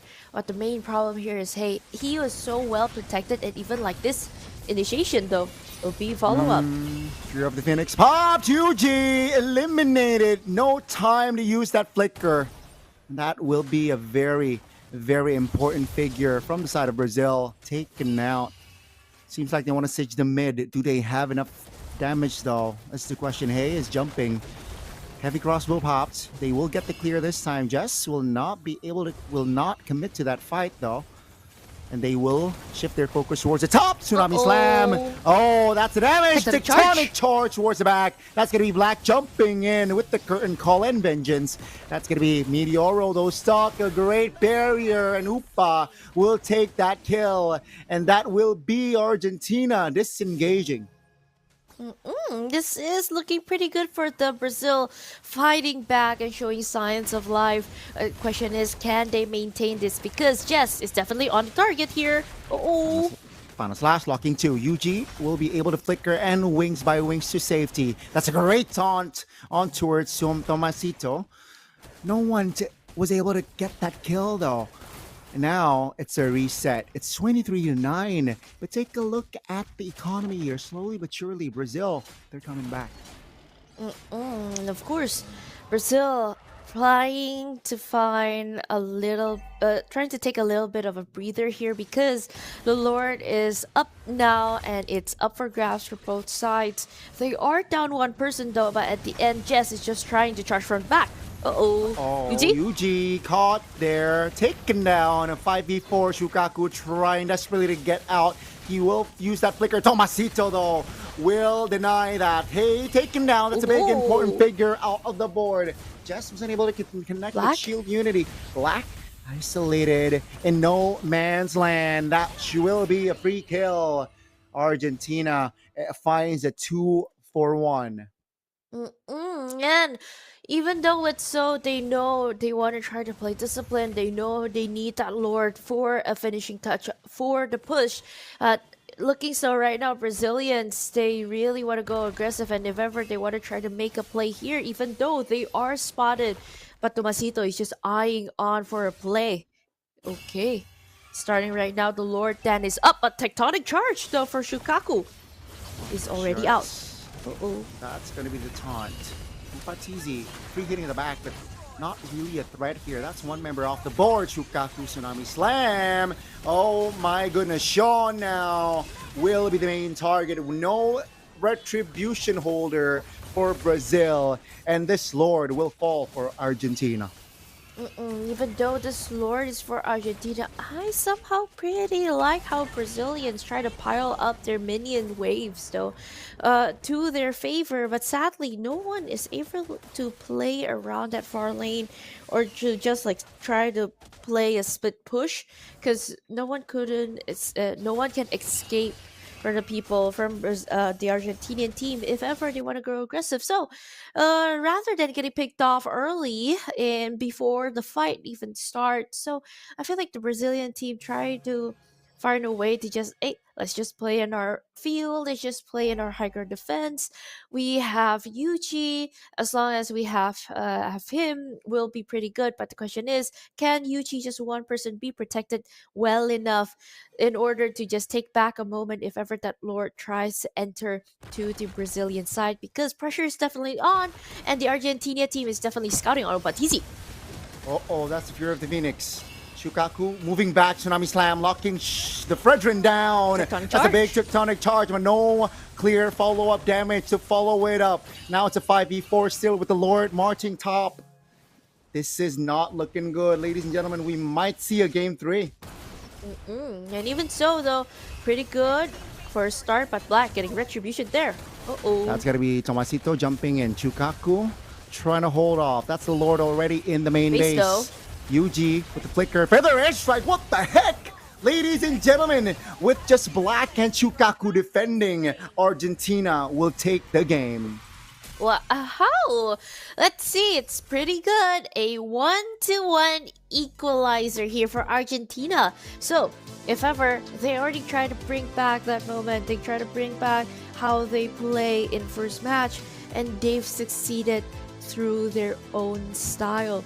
And if ever keep this up, you might be able to win this match of the day. So, looking here, I feel like the disciplined play that they want to try to execute for Brazilians, they couldn't do so in this game, because that early aggression, that early suppress, and the early gain from Brazilians getting that 3 kill in the start, even though they try to suppress Tomasito down at the bottom lane, I don't think that really brings a lot of impact. No blunders so far, or misplay actually, for both sides of this team. So, looking how they play in the second game, I feel like it's just really well executed by the Argentinian team though. The Brazilians though, on the other hand, they just didn't get the momentum. They didn't get to dictate on what happened like the first game, to bring it out at the second. So I feel like it's just a missing pace on what they try to gain that momentum. So at the end of the day, I feel like third game would probably be their charm, or probably say. be their doom if ever Argentina still continues this. Yeah, that's the big question, right? But hey, look at Hey. He was one of the main factors on why they got the dub here. Hey.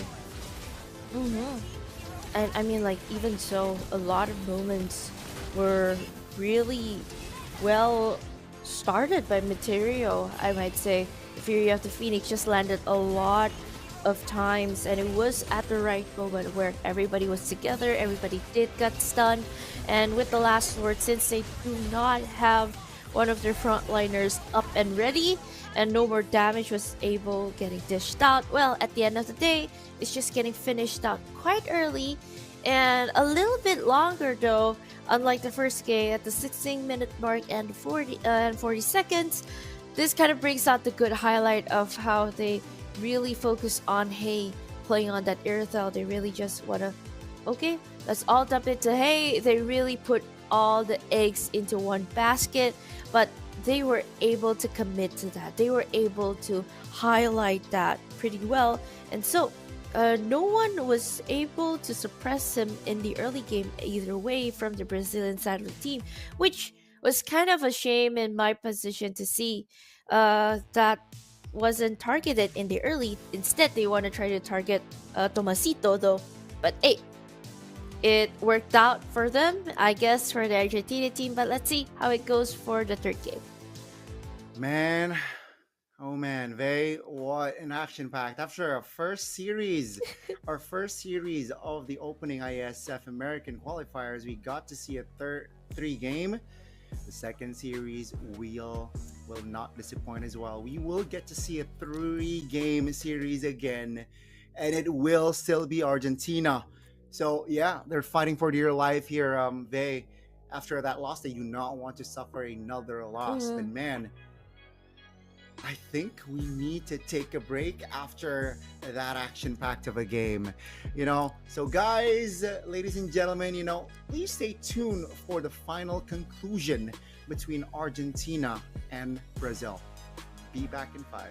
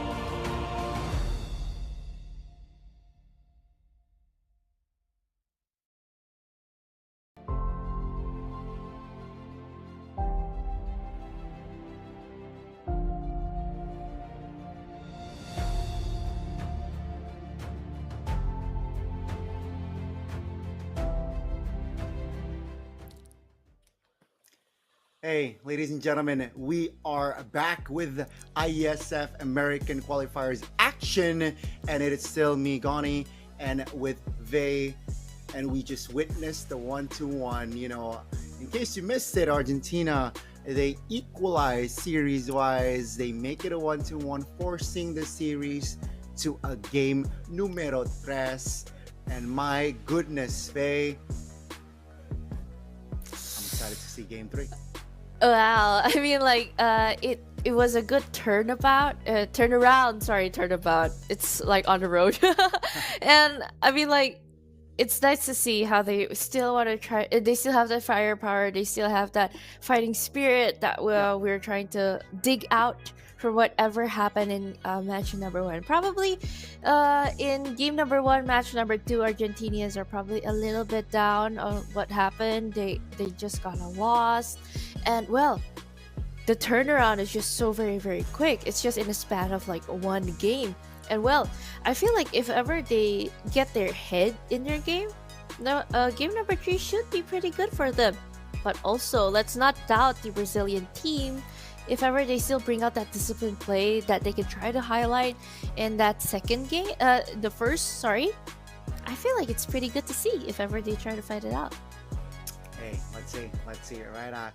I did not expect the Zetian to come through the game 2, so maybe we see another hero here, a new hero rather for game 3. They will stick to their side here. Argentina, blue side, first game, second game, it seems like they will do that again as well. In the third game, Brazilian will have the red. And let's see, Argentina, they have opted to ban the Angela out again. Brazil will also, I think it's similar banning wise here for both teams. I mean, probably it's just only 1 or 2 respect heroes out of the other meta heroes that they would like to try to play and highlight. And again, I think for Argentina, they will try to bring back on what happened in game number 2.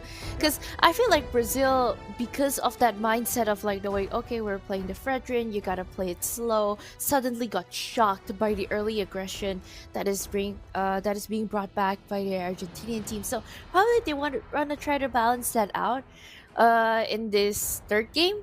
So of course, let's see, no more 1-1, still a respect though for the side of the Brazilian team. Argentina, the last one where they try to finally turn down the Farsha, but will they try to turn off the Zetian? Because I feel like that was the core menace in the second game. That was one of the reason why they were able to dictate a lot of team fights. They were also provide the vision for the Argentinian side. And let's say Argentina, though, the first game, the second game, Yuji was able to rock with the Farsa. It seems like the third and final game, Argentina says, hey, you go play another hero. And let's see, what will Yuji bring out this time? Again, I feel like the most impact a player for was the mid laners, but they want to try to highlight out that the Kalia is also a big problem for the Brazilian side of the team when they try to face out the Argentinians. So, I flip out a little bit. Probably they want to try to shift out to an assassin pick, if ever, or it's just a respect ban. I don't know. Probably they want to try to play out. Houston isn't being banned out, though Yuji gets to play, and I feel like this would be a very good fit for him to shift out to a support type of mid laner. All right, and very good, right? Very good. I guess also a counter towards Abaxia, who is kind of short range. Zushin will definitely will cause problems. Argentina here, last 2 heroes before the second phase. Are they going for another Zetian pick here? If it ain't broke, don't fix it kind of deal. Or will they go, okay, they will find another approach here. The Uranus and the Kimi. Kimi mid, I presume. Should be good. This is a very tanky. Pick up a carry? Okay. Pick up a carry. Pick up a carry. Oh, against the Uranus, that's true Mm, damage. That's a lot of. Yeah, you're right. You're right. Possibility, but hey, I think ooh, with the Yusun Shin, again, it's still such a threat in the jungler position. mm, Mount Chakra still able to provide the vision, and let's see here to complete. I slightly favor. Oh, it's mm, quite even. Honestly, first three picks, it's mm, quite even for left and right. I like it. mm, mm. And probably for Argentinian side, they can try to opt out those chunky heroes like the Gatot Kacha or probably the Lapu Lapu or even the CC to just like not mess around in the EXP. But on the Brazilian side though, will they target the gold laner? Because it's kind of a little bit of a swerve. Because Yep. the Kimi can either go to gold or even to the mid though. Yeah, I mean Hmm. it's still flex. It is definitely still a Mm-mm. flex. Brazil, they eliminate the possible of gold laners here. Are they going for Granger here? Seems like, right? I think they want to go for that Granger again. Mm-hmm. Argentina, do they ban the Granger? That's a question. Mm-mm. Okay, if ever they do, they both want to target the gold lane though. Since I feel like both are already secured, either Yeah. way, they do already have a hero that is a marksman in their role. I mean, like, even though it's played in different uh, uh roles, sorry.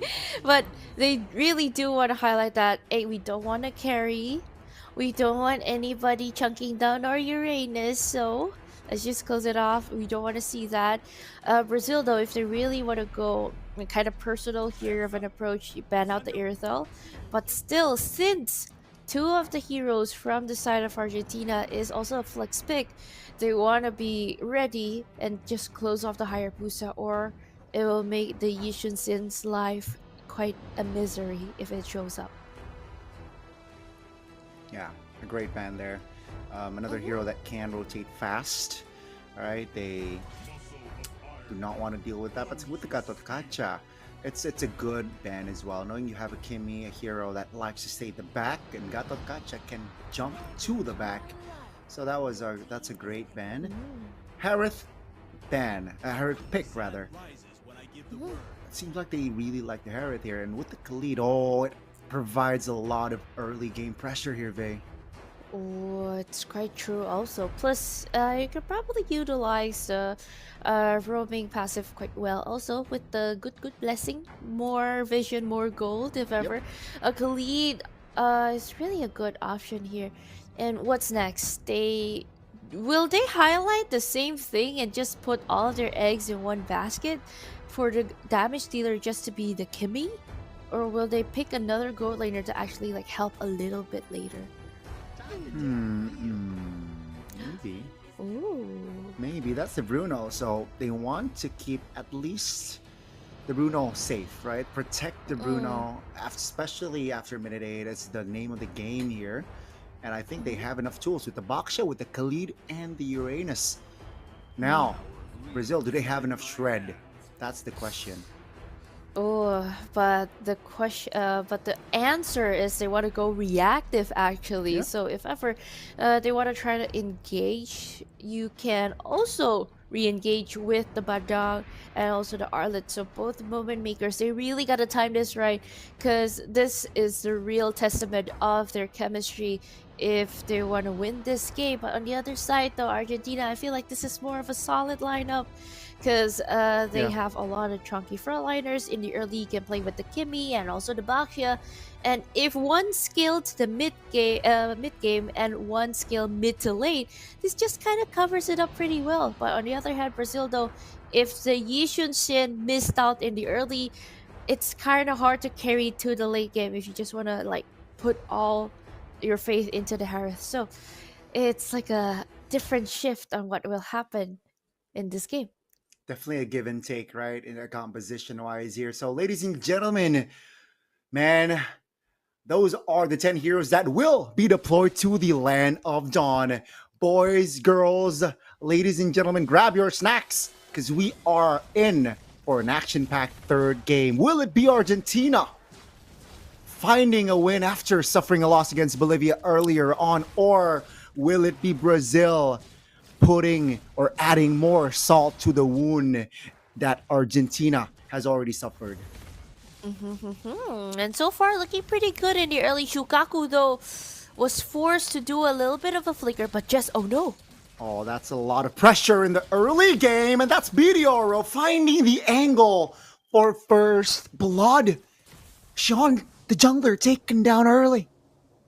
Ooh, this is, with this lineup for Argentina, I kind of like it. It kind of combine how they want to try to go early, but yet still stick to that team fight composition that they know and they believe and they like, and they can execute like this. Definitely can, and seems like they want to apply more pressure Black? here. Not even minute number 2. That's going to be Black, though. Very, very low. Flickers out of danger. That's a big 4-man knockup. No clear follow-up. Tomasito with the tank, and that's going to be Meteoro. Looking to find another angle to kill. Tomasito knocked up, but is able to get away. Again, Argentina showing up here with the early composition. They're making it work. And I mean, like, let's not downplay the fact that Brazil needs to go aggressive too, because you're bringing out the Yishunshin and you have Upatizi on the Harith, so don't miss out on that. But since they are not as tanky and chunky as the Argentinian lineup, it's kind of hard to go head to head if ever you see that Kimmy just bursting down so many bullets straight. And wow, this is quite steady for the early of Argentina. But just UG, very low. Still level 3. No land on flare. Moe Meteoro will secure that kill. That's going to be just the Khalid and friends wreaking havoc. Ladies and gentlemen, Meteoro claims the double, looking for the triple. Tomasito, though, is on it. Tomasito will find the kill. Upatizi going nowhere. and I mean, like, this really is a good play, and even so, getting pulled back. Oh goodness gracious! Up until tier 2, you're not getting away, and still, even with the final slash, not enough damage to be dished out since the Brazilian team is just so suppressed right now. Yeah, and it's not looking very, very good here. Ladies and gentlemen, it's just minute number 3, and take a look at the gold lead already. That's 2K. That seems small, but in 3 minutes of game time, that's a mountain. And now let's see Tomasito just providing the information on the whereabouts for his team. Brazil, they got a tall mountain to climb here if they want to bounce back and equalize. So far, they can't take that typical slow approach because it's a different game style if you want to try to highlight and bring out the Yishunshin.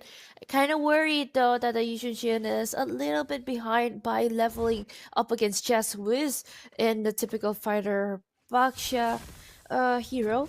So since then, Kimmy, though, no wonder it dished out a lot of damage. It's on that Sky Piercer. That is a good investment on that side. On top. Oh, Upatizi was caught there under the turret. The 4-man dive. It's just too nasty. Shukaku now taking a lot of heat. That's going to be the Purify saving. Hey, but Black denies the rotation. That's going to be Joel taken down as well. Finally, Brazil finds a great trade there in the top. 4 minutes in. Take a look at the lead. Still 2K, now barely.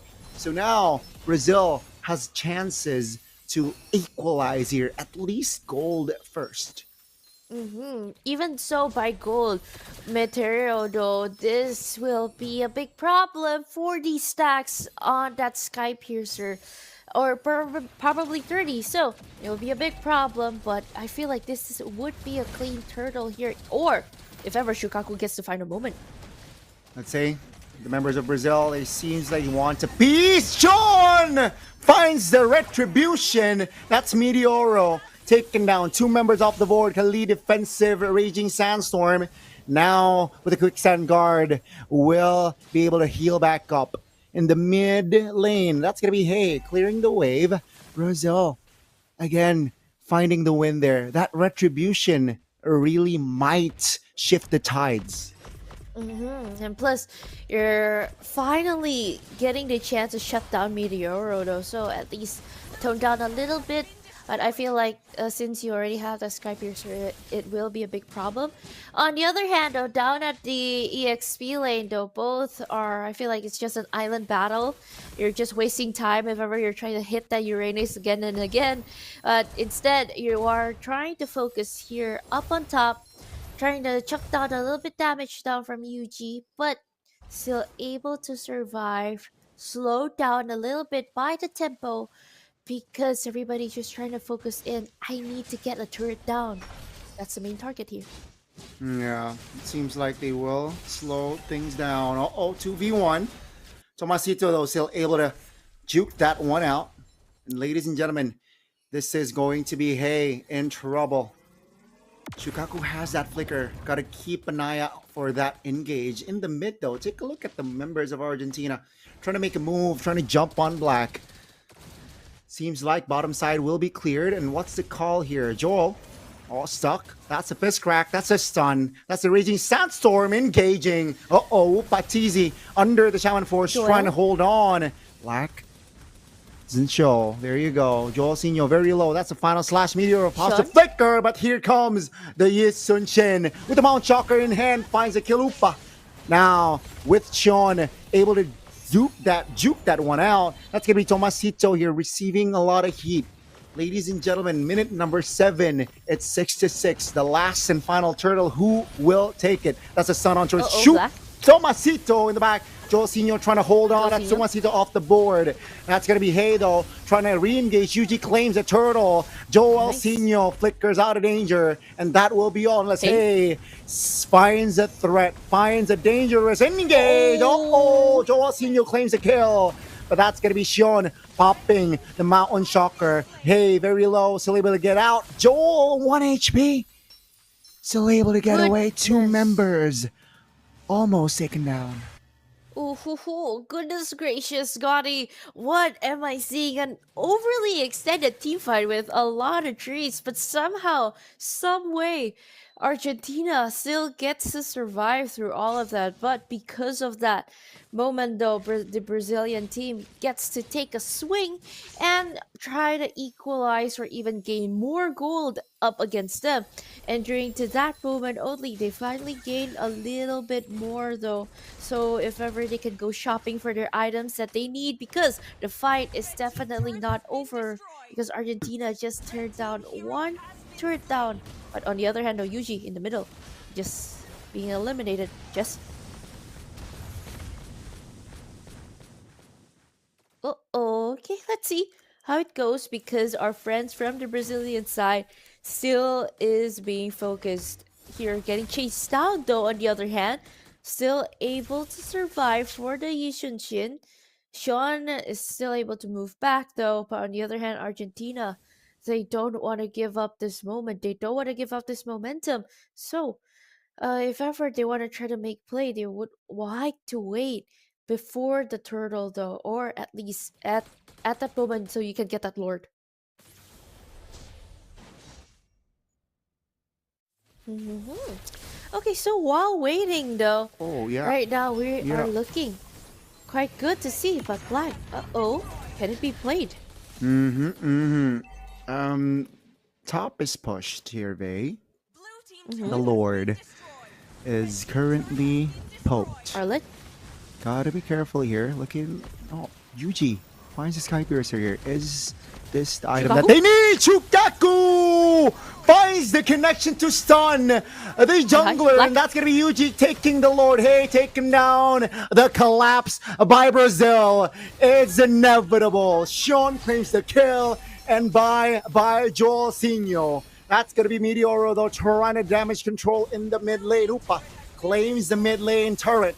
Uh-oh, Tomasito Meteoro finding slowly but surely the connection. That's a fight under the Shaman Force. Oh. Final slash finds Tomasito as well, and that's gonna be just going down for 30. Ladies and gentlemen, the Brazilians have turned up. And managed to regain their momentum, managed to regain what they are trying to set in the early that they couldn't do. And they finally found that timing in the mid game also. And finally, we're trying to see how Batizi is just playing around with the Zaman Force and also handling up with the team quite good. Even so, the Lord is, well, basically a jungle at this point, getting farmed quite easily though. But this gives the moment and the opportunity for the Brazilians to just pop off their Holy Shield in the middle lane too. Yep. For right now, just. It seems like with this Lord here, it's done. It's cleared. It's okay. But the waves are still massive here. The Brazilians here. Take a look at the goal now, Vey. The Mm-mm. Brazilians that they are Ooh. leading. Mm, pretty good to see. I mean, jumping into the 11th minute mark around 3 up until almost 4, 3-ish. Okay, gold lead. So this is a pretty good start, but okay. They Uh-oh, want to. Wonder Shocker getting open. Is this the right Yes. call? Let's see. Mm-hmm. Sean looks for an angle. Shikaku? That's Shukaku immobilized. Shukaku Ooh. taken down. Josinho doesn't really find the connection. Final slash on towards Meteoro though. That's the reposition. Just taken down. Meteoro very low. Patizi to close the gap. Finds the shutdown. That's going to be Josinho. Quick sand guard. Try to buy time for his team, but Black finds Black Yuji versus Tomasito in the back. Upa will find the triple. 4 members of Argentina is down and out. Meanwhile, the Brazilians are Uh-oh. still strong with 3. That's going to be the Shaman Force forcing the Purify. Doesn't deal enough damage, but that will be the bottom tier. In the bottom side here, very vulnerable. Still able to clear this time around. 25 seconds on the clock for that Lord. Well, I feel that fight kind of just dispersed and also went on to 2 routes. For both sides of the teams, I'm just kind of curious though what order comms like, because I feel like it's just dispersed into 2. The focus was just shifted to 2. Either you want to go for kill, or do you want to just try to prioritize that turret? Who do you exactly want to aim at? Because in that fight, it was just totally everywhere. But let's see how it goes, because they definitely need to reset, because the Lord is just definitely getting started right now. Yep, that's going to be Just Jess, though, with the shield immunity. Going on towards Chukaku. That's the Lord below 50% HP. Now, Jess, a lot of room. Jess finds a retribution now. Question is, Brazil, do they want to fight? That's a conceal signaling that they want to fight. They want to apply more pressure here, but it seems like Argentina, they're trying to disengage, and they will be able to keep their distance. And so far, they're able to play that around. And since they know they get the Lord, though, so even so, right now, they're just playing to push down and try to suppress all over those Brazilian teams how they want to play. And even with the Mountain Shocker to just reveal wherever their position is, can they fight this though? Upa? Under their Chairman Force, Upa. Got to be careful. Final slash. Finds. Hey! Sean finds the killing steal there. That's going to be Black, though, trying to hold on. Sean dealing a lot of damage. Just taken down. That's going to be the Khalid falling as well. 3 members now. Perhaps the Brazilians, they want more. The Lord is still marching in the bottom side, and I'm sure that will be their main focus. Sean is the only one getting sent home to just clear out this Lord. And also, well, I follow up by Yuji, because all of the minion waves are just in a good way to split up the job and just get it done. 3 people though trying to push into that mid-tier tree, but so far I think that is just the best thing that they can do for now, because if they try to force it up, they are kind of outnumbered, and you're trying to play in somebody's space also. So you gotta be a little bit careful there. Yep. But looking pretty good for the Brazilian side for now. Looking good, but they lost 2 turrets. That's my only main concern here, Vey. Will it cost them here? You know, especially the side lanes turrets Uh-huh. here plays a critical role in, you know, taking the Lord stance and making decisions. And now they got to keep an eye on that far lane here. Lord will spawn top. That's a final slash just towards the Uh-oh. Uranus. Oh, that's an engage. 5 members trying to look for an opening, just Yes. trying to provide cover with the shield unity. That's info. Bottom side is still pushing. That's, again, the only concern here. Because the turrets are down, the lanes are just always pushing for Argentina. And since they really gotta find a really good coverage, they really gotta communicate well on how and who will have to clean that out because everybody's just eyeing on Jess. Uh-oh. Well, Masito finally bursted down. Enough damage there, but that's going to be a trade for the EXP laners. Both of them will fall. Top will enter the main base. Should force the Brazilians to recall. And that's, again, just slowly but surely here. Argentina, they have their win con. And I mean, I do agree with you. You're very worried about the side lanes. It kind of determines on how, who do you want to clean up with, who do you want to take the Lord with. Because if you can't, everything is just going to enter in. But Shukaku, though, I see a concealed play. Will he engage, though? Seems like Shukaku, that's a flicker. On towards Meteor, that's the right target. Now, Sean will be able to get out of that. But Upatizi, very low flickers out of danger. That's going to be winner crown from Yuji, enough to buy time. That's a knockup, a big one. Shukaku will lose his immortality though. Now, Brazilians, they will fight with 4, a man up. If you compare 2 men up here against the Argentinians who lost 2 members from that fight. They look to reclaim control in that river. And it does seem like they will get the Lord freely this time around, Tomasito. Will he be able to get the miracle? No. Tomasito taking a lot of heat though. That's Shukaku finding Jess. Doesn't really find the right connection. And that will be the Brazilians taking the Lord. And even with the Crimson Beacon, though, Yuji wasn't able to just pull anybody either aiming at Jess or even you're aiming at Tomasito. It was just a little tad bit too far. But since the Brazilians get this momentum gain, so let's see how it goes because definitely with this Lord, they can win. But is the damage enough to just chuck everybody down from the Argentinian side? That's the big question, let's say. The Lord, Shukaku with the conceal finds Hey. Hey, nope, there's a Purify. That's going to be, Joaquinho losing immortality. Sean finds the connection, but he will lose his life instead. In the back, that's going to be Joaquinho taken down. That's going also the Lord entering the main base. Ladies and gentlemen, this might be the final push. Jess out, Tomasito out, and ladies and gentlemen, Brazil will find the conclusion and end the series with a 2-1 win. And good gracious, it was a long fight. It was a very determining fight to see how they try to flip out, how they try to take back the moment that they've lost in the second game. But at the end of the day, Brazil, they are able to conquer up against Argentina. And this is looking quite pretty good for them. Even looking from the highlights, since they tried to play out of their comfort zone at first, though, they were playing quite slow. They were playing it quite safe. But at the end of the day, when that power spike hits for Ubadizi and also Sean, he just managed to try to dictate and also take back the tempo what Argentina was trying to set from the early to mid. So this is looking pretty good for them. And at the end of the day, a lot of moments were created, a lot of those little tad bit things that you're trying to see how Brazilians, they try to accumulate that moment up leading up to the end, and they were patient enough to wait for the right moment to execute and just try to play it out, try to dictate, and they actually try to win in the second match of the day. I think that's the main word there, patient. I think they were the patient team. And it's very, very sad to see Argentina suffering a back-to-back loss here.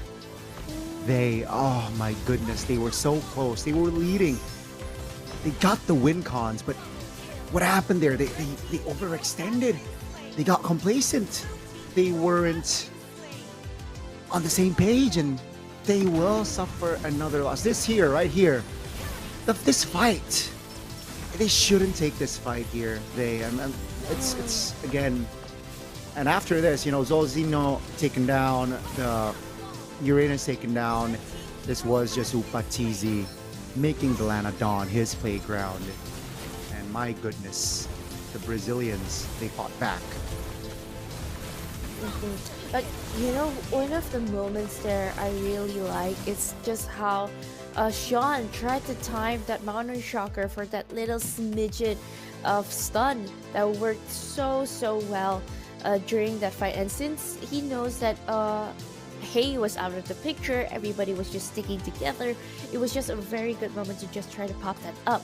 And even so, at the third game, it was closed off at the 18th minute mark. Yep. It was a fun back and forth between these two countries, between these two teams, and they managed to execute it quite well. I feel like all of these builds are getting highlighted as just standardized builds. There weren't any things that is quite unique or they would try to pop off. I just really liked how Meteoro was able to buy out the Skypiercer in the early game. It was a good game until he kind of got shut down and somehow it just went downhill after that. So, well, it was a pretty good match to see. It was really an exciting match to see how I got to see a lot of improvement from the Brazilian side. Argentina was able to just fight for their position in the second game. But wow, Gani, it was a really packed best of 3. It really was, right? The first match, again, ladies and gentlemen, in case you missed it, Argentina versus Bolivia. Argentina took an L on that one. Bolivia reverse sweeping Argentina in the second game. Argentina fought back hard in that second, but in the third game, they weren't able to stay composed. I gotta say, they got the lead in most part of the game, but Brazil,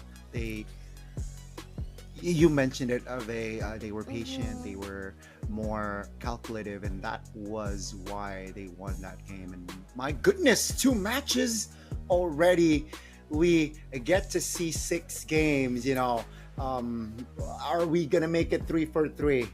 That's going to be the big question here. We got another match, ladies and gentlemen. That's going to be our last match here, stream-wise at least.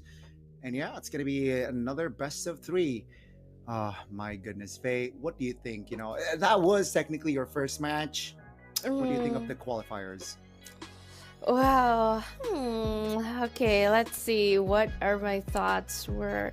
I mean, like, I'm just happy to see Brazil is a different side. That's one thing. Yeah. 2, for qualifiers, I definitely, for both countries, both teams, I feel like they should just stick what's best to them and the consistency. So that is really needed on how they want to try to play out, playing to their styles also, because we've seen a lot of, even though they try to stick with their style, it's a lot of up and down in their playing style. I don't know, probably it's also tired. It's also at night. Oh no, it's not night yet there. Almost though, almost. So probably a back-to-back game is also kind of tiring when you're trying to keep that composure in. So a lot of factors that we can try to mention it out. But at the end of the day, you will win on how you perform in the game. So consistency is the key. I probably hope that you guys can keep that up. And wow, Gani, it's already 2 match. We are trying to check it in also for the third match of the day. I'm quite excited to see, since we've seen 2 games of Argentina, we've seen Bolivia, and we've already seen Brazil also. Quite excited to see and also highlight on the next match for the other 2 countries that we're trying to see to duke it out for their points for today. Yeah. In case you guys didn't know, our last match will be Colombia taking on Dominican Republic, and that will happen shortly. So, grab your snacks, get comfortable. We are about to begin match number 3 right after the short break. Gani and Vade, we'll be right back.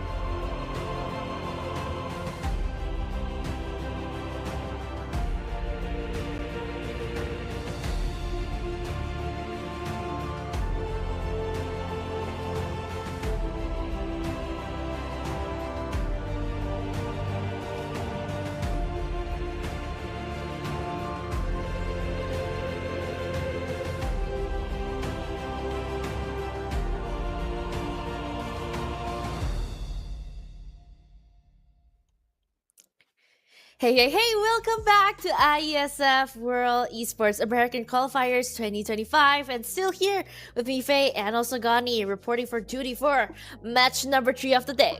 That's going to be our last match, folks. We saw a lot of action from the past two series, ending in 2-1 fashion as well. But boy, oh boy, we finally get to sit down and breathe. And let's talk about Colombia taking on Dominican Republic. This is quite interesting though to see these two nations just trying to collide also.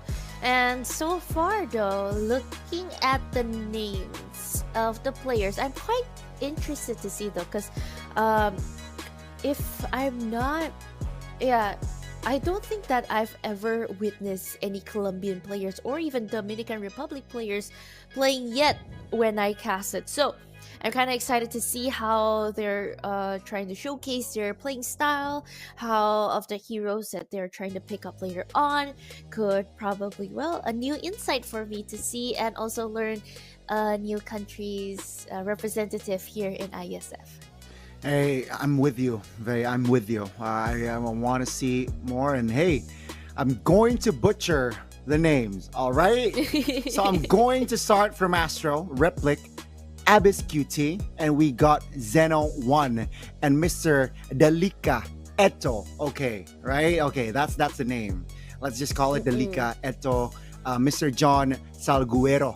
Hopefully I say that name right. But that's going to be Colombia. And yeah, you're right. Not a lot of info on this team, but I'm sure they will bring their identity, their spice, and hopefully their peculiar picks. We'll get to see that. I would actually like to see. Sometimes, a peculiar pick, can it be said as a cheese pick though? But Yeah, of course, sure. let's see. Yeah, let's see later, of course. Introducing our players from Dominican Republic. There's Juno1, there's Instinct, there's Ricky, there's Shadow, and also Diamond is playing today. And I feel like from the name, will they shine? Will they shine like a diamond? That's gonna be the big question, right? You got Diamond. Are is he going to shine, man? Or will they go into the shadow because they, lose? Let's see. Dominican Republic. What will happen here? Man, I'm so excited to see the growing Mlbb scenes showing up. They bringing the heat, bringing their own twist, and hopefully they bring their twist. Don't always fall back to the herd. Sometimes it's better to be different. Well, of course, we're going to see how they're going to play, how they're trying to lay down everything, and of course, I feel like probably some of the heroes would be the same. But if ever there is a unique pick, there's a cheese pick, or even a peculiar pick, as you mentioned, Gani, though, any thoughts or any wish list in your head right now? Any hero, if you like them to pop up? Anything in your mind? I think a Bane. I think right now a Bane can definitely pop. I've seen Bane on my ranked games. Being played as mid, by the way. So maybe, they can play Bane too. Maybe. True. I mean, like it's still most of the fighters are coming back actually. Yeah. From damage wise, from rotation wise, it kind of benefits a lot to them. On the other hand, though, I have a wish list. What about you? I was about to say. Thames. Ooh, it was revamped, right? Oh yeah.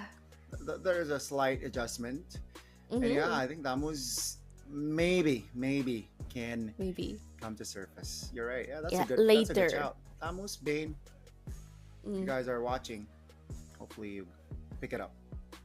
I mean, like, we got 3 heroes getting revamped, plus the new heroes Obsidia. So, a lot of shifts here and Yep. there, but I feel like this kind of highlights more of an aggressive gameplay. If ever, they are later uh, able to be brought out in the game. But anywho, we are entering the drafting phase for this third match of the day. So between these two teams, no more Yishun, no more Selena, no more Jusian, no more Chip. Yeah, Colombia here. What are they going for? Are they going to prioritize the Angela? With the Selena Mm. ban as well, a Farsa potential pick is also, crossed my mind. But yeah, I mean, Angela, Mm-hmm. first pick is definitely a good shout here for Mm-hmm. Colombia. I like it. And if ever they want to grow, since they were banned out the Yushun, I don't know if they prefer the assassin or they prefer the fighter for their jungler though. But either way, it works pretty The well. night sky Have tells a all. beautiful broken Angela. All right, you're out, quote unquote broken. But a fun fact: we saw an Angela game earlier and it lost. So Hmm. maybe, Thorns remain. you should know, petals. they can counter that Angela. And now it's open. Colombia, what are you going for here? A lot of prio picks are open. The Arlets, like apart from the Angela, the Yisun Chin is banned out, but they will go for the Uranus. Ooh. Ooh. Okay, so first prioritize the EXP. This is quite good. If ever Dominica wants to respond, pick up the Kalia, pick up a Lapu Lapu. So, head to head, laning phase wise, it'll just be a dead lane, but at least you can survive the Uranus hits in the early game. And you really need someone to just hammer down on that Uranus either way. So, but if ever they want to try to pick up the Arlet since it's just wide open, it's still a good choice. Or even the Angela. The Angela is still on the board. Seems like they will neglect it though. So it will be the CC and the Kalea. Um, not much flex here, at least, Mm-mm. right? With the Uranus pick, it's definitely going to the EXP. Kalea CC going to EXP and Rome. They're not playing with flex here. It seems like they want to go direct. And okay, Colombia, yeah, they want to go Ooh. direct here. Technically, with the Baksha, it's a flex, but they paired it with the Matilda, so no more flex here. The Uranus also shown, so that will be a jungler Baksha, a Matilda Rome. Dominican Republic, what are you going for? A Faramis would be a good pick if ever you want to try to sustain and also fight the in and outs from the Columbia.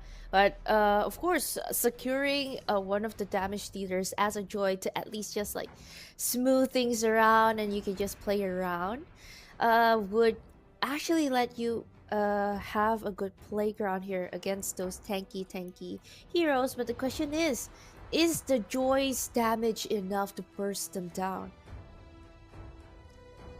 That's a good question. That's a good question. But I think with the joy, it's one, I think it's comfort. Two, they just want to match the mobility. Mind you, there's a Matilda, right? That definitely can just be annoying. The guiding wind can lead the Uranus to safety or perhaps help you engage with the circling eagle. Now, it seems like the second phase for Dominican Republic, they will ban the Angela and the Ooh. Harith out. So a lot of shield heroes are eliminated from their side at least. Colombia, they Mhm. understand that hey, with the Claude, that's a nasty combination. A lot of dyers, right? With the Kalea, with the Mhm. CC Joy plus Claude, all four, if they were to pick up the Claude, can dive you. So yeah, that's a great ban. Also, they ban Ooh. another hero that can dive, and that's the Kadira. They do not want to be dived on. Mm-mm. And I feel like Colombia is just setting up to a uh very targeted gold laner though for right now, since we don't know that Baxia will be flexed to probably the no, probably not to the EXP or even Rome. It's already filled out by the Matilda, but it doesn't close off to the possibility that the Matilda can also be a mid laner. Again, a lot of flex, but for the Dominican Republic though, they really need somebody who can burst down. Hence, the Farsha for right now, for a good pick though, they really need a marksman or somebody even tankier. At Colombia though, on the other hand, a Moskov would be a very good pick to have reach to the back line. Somebody to hit the Farsha from the back. Or even at least you can escape the Kalia though. There's a skill for that. Yeah, and also can rock the Purify as well, you know. Now, Colombia though, they will. Oh, Kimi mid and Erythal. So at least they have mobility with that Erythal. And Kimi, I like it. You know, it's strong early game and it's also a hero that can be a threat from the back lines. And that is a great addition. Dominican Republic, what are they going for here? For the position of that Rome. I feel like you have to pick up the marksman now. I thought of a fighter gold later to be honest, but Yeah. since you're facing up the Erythal and also the Kimi, you need Yeah. somebody to chunk the dump also. So hence they went onto the cloud.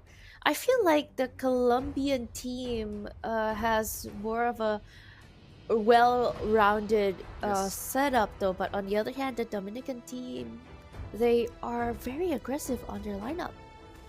They are very aggressive. They're kind of gambling here with that Joy pick, which maybe if it wasn't a Joy, I prefer the Dominican Republic, you know. But hey, prove me wrong, you know. Go get a Savage, Joy, you know, because yeah, I think drafts. If we're talking about just pure drafts, I gotta side with Colombia here.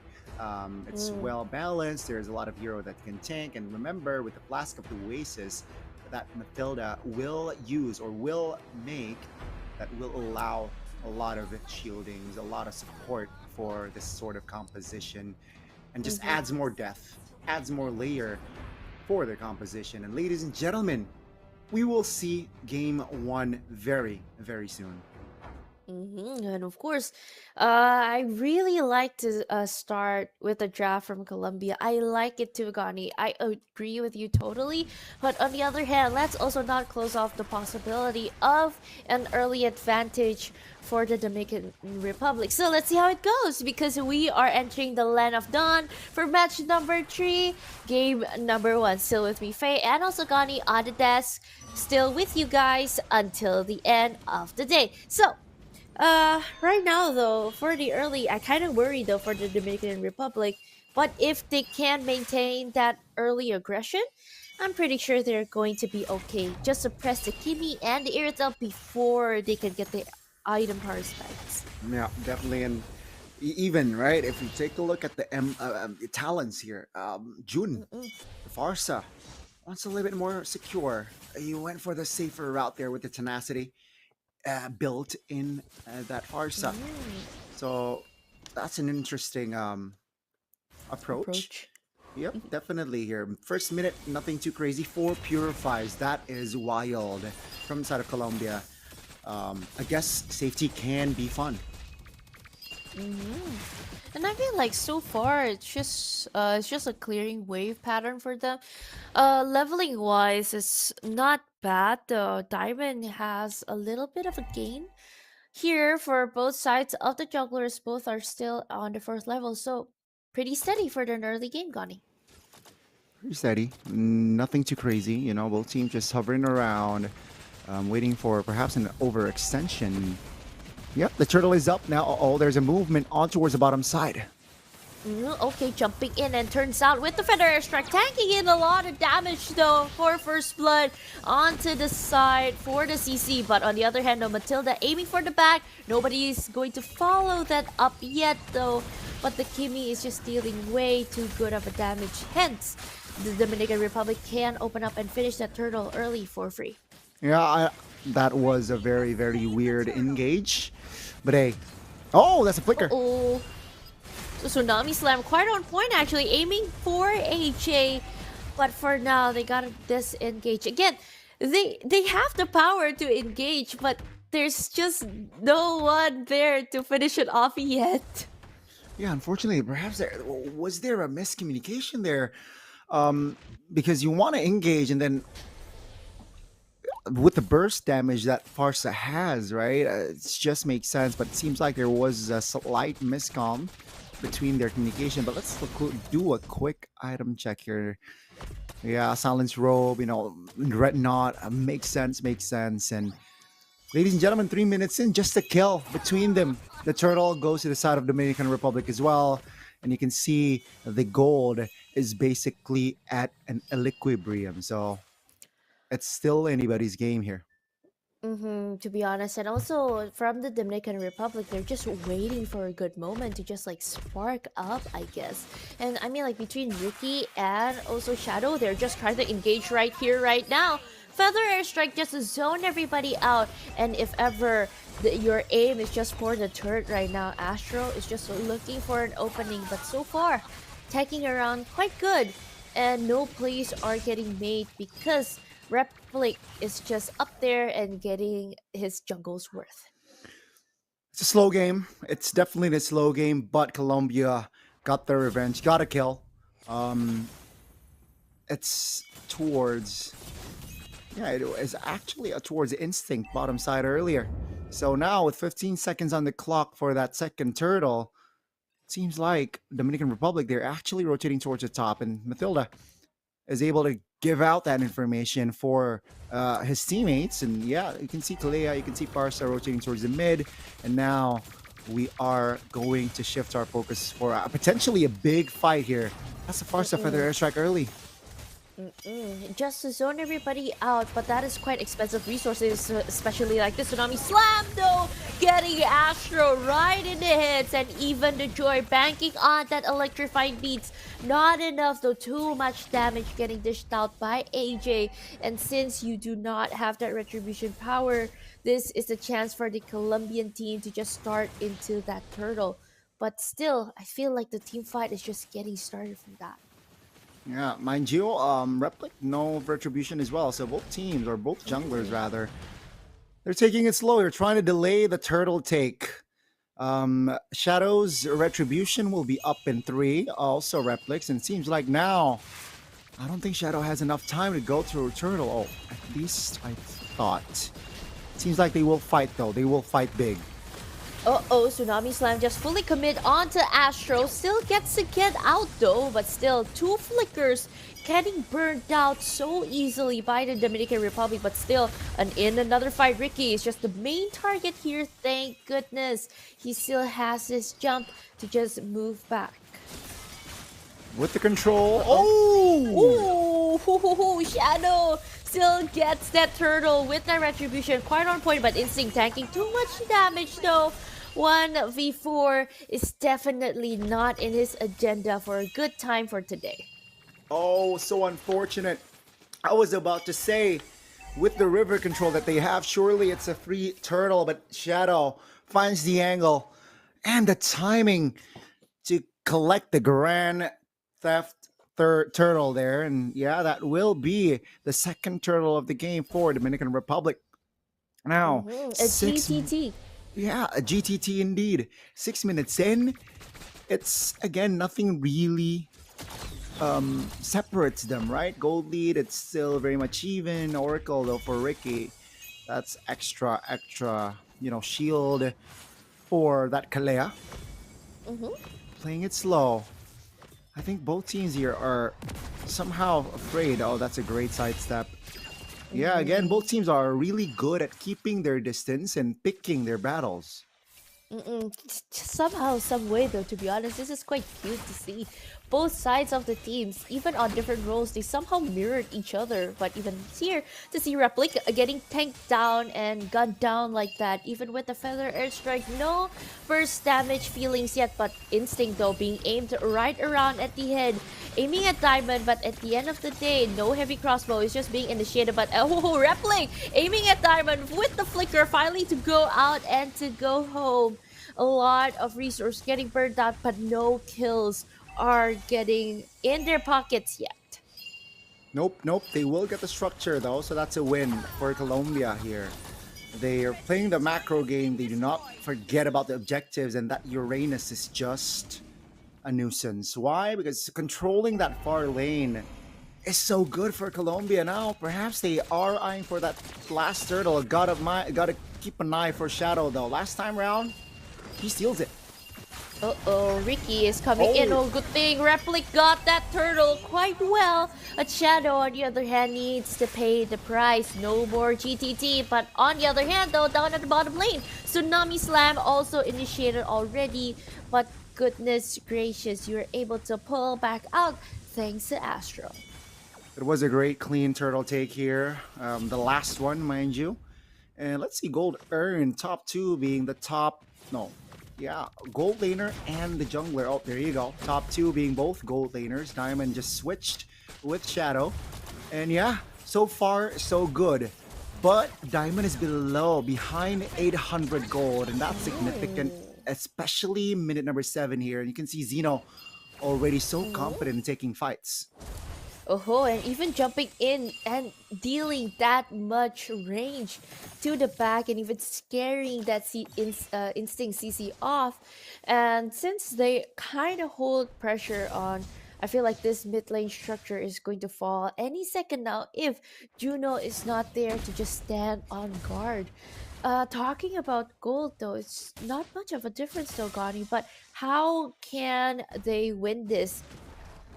They gotta be more direct. I feel like what they're doing here, Dominican Republic, they're afraid of taking fights, and I think sure you gotta be wise in your, you gotta pick your battles, but now you gotta be more decisive because Colombia slowly but surely they're taking more grounds. With turret top taken down, they're looking to take more.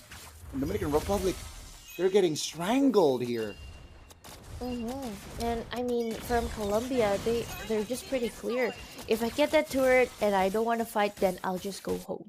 I'll just go Yeah. back. Let's just buy time. Let's just wait for the Lord. Like it's really, how do you call it? It's really disciplined though. But let's see. Ricky gets one hit here for Replic. Still tanking on a lot of damage. Tsunami Slam and even the heavy crossbow falling up from the back. But turns out Ricky was the first one to be taken down by AJ. One person down from Dominican Republic. But at the end of the day, Colombia still keeps their composure. Very good, very disciplined there. And yeah, both teams, if they keep playing like this, again, Dominican Republic got to pull the trigger somehow, some way, and perhaps this might be it. Okay, Feather Airstrike getting cancelled out from the back though. Instinct with the curtain call. Finally, just to slow everybody down.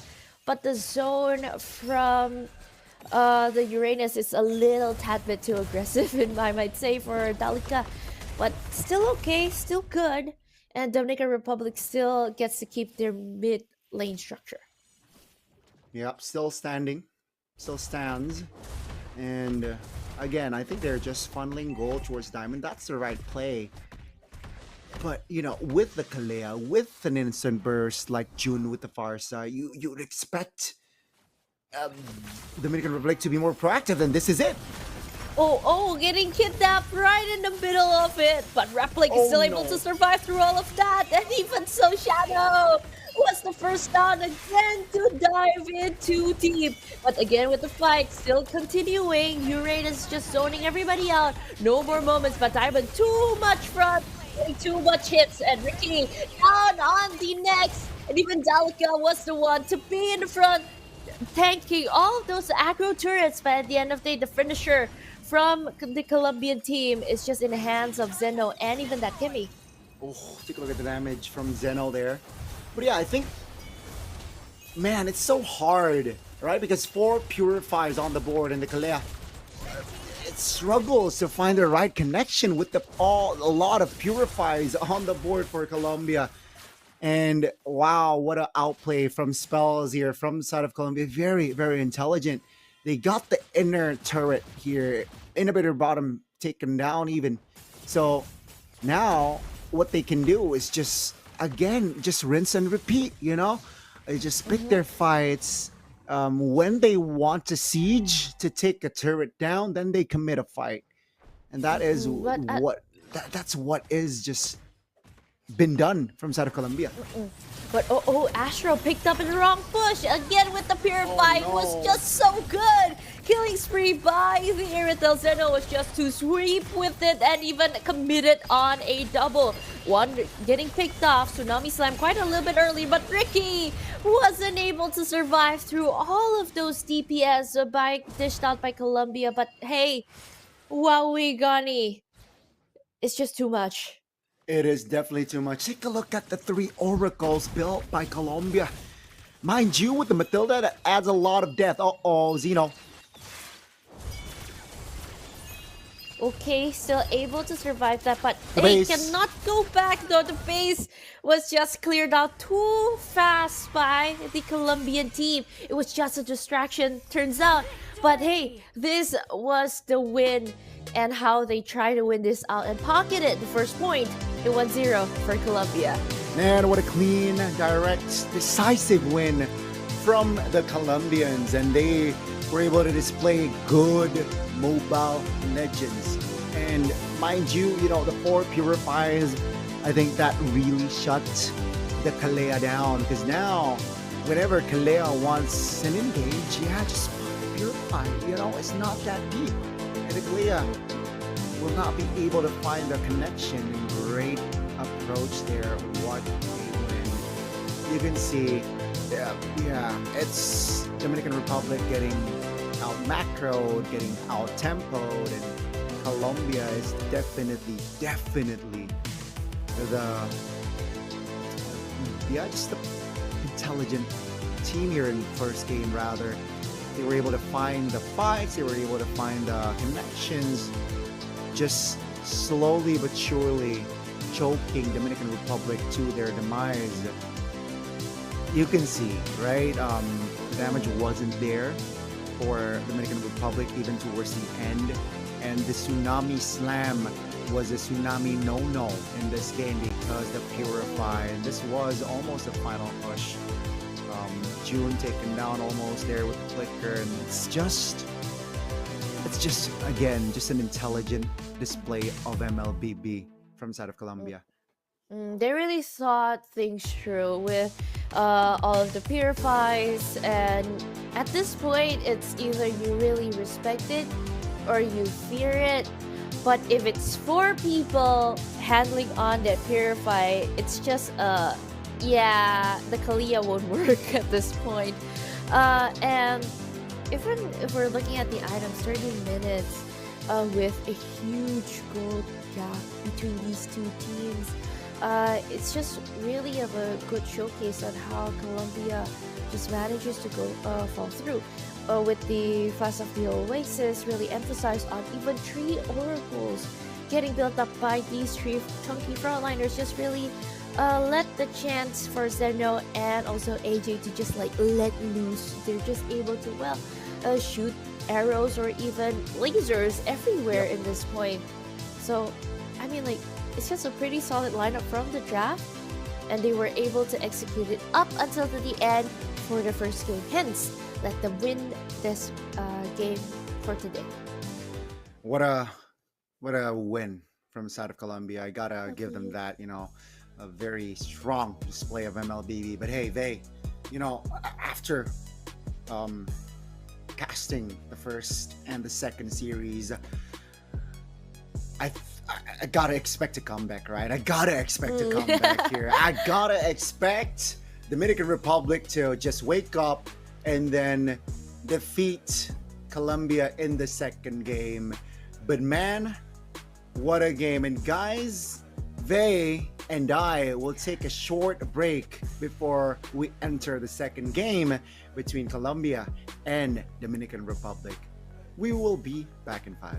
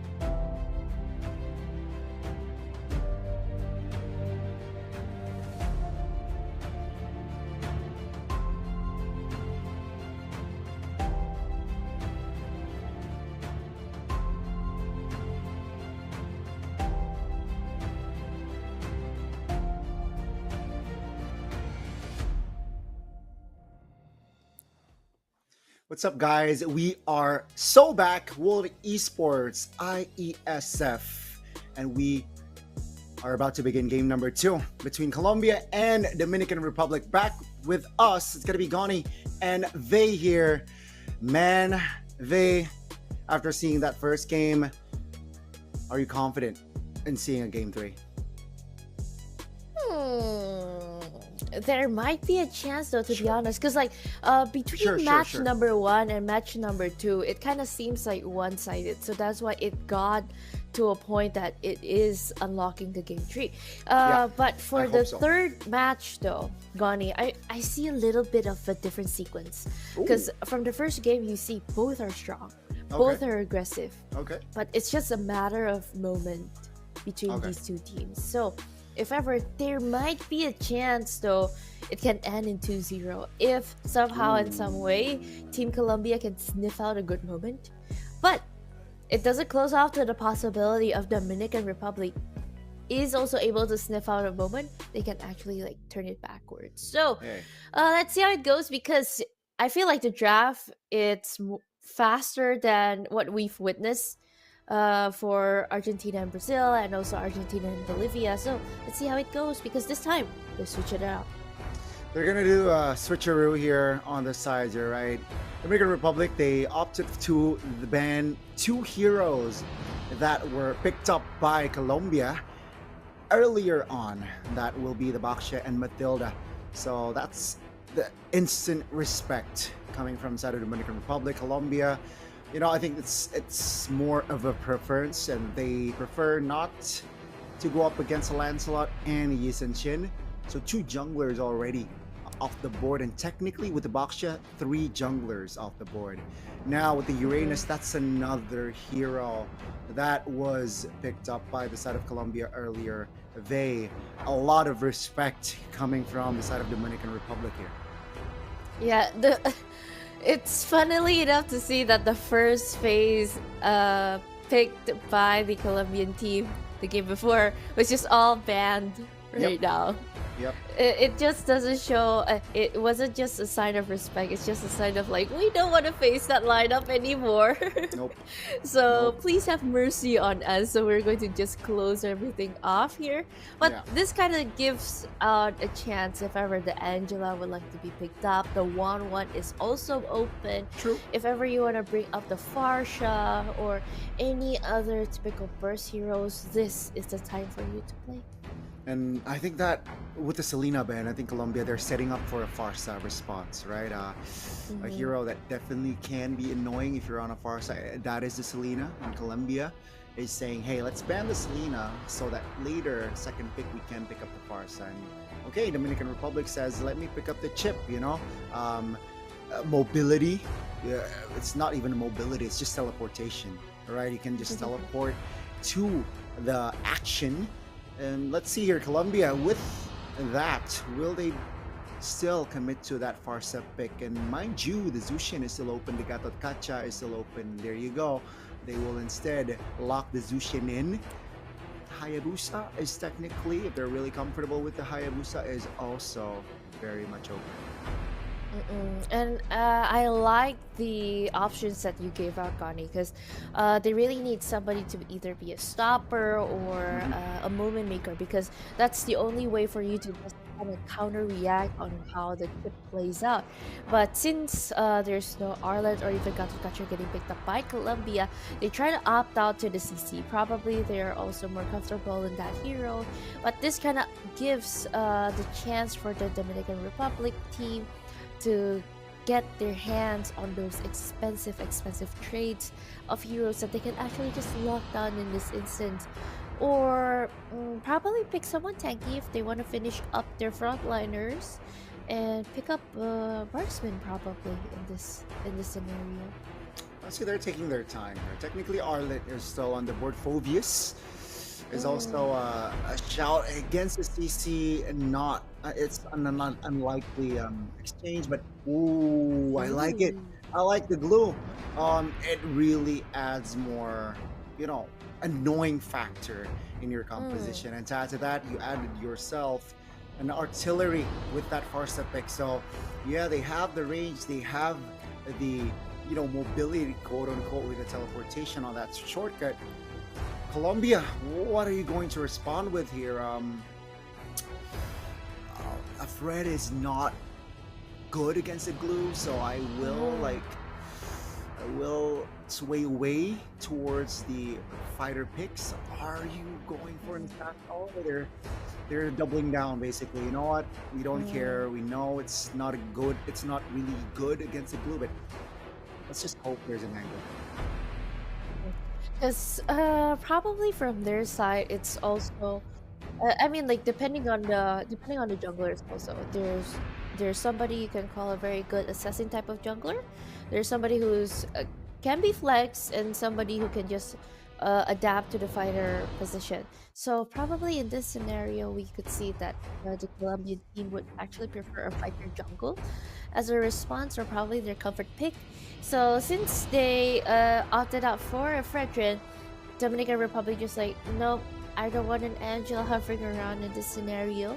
Even though we need somebody to just hit on headstrong, let's not reinforce that to the Fredrin, or else even our far shot may burst it down. So, closing it off as an option, even next, probably a marksman if you want to close one off, should be not bad too. Or even the Gato Kacha.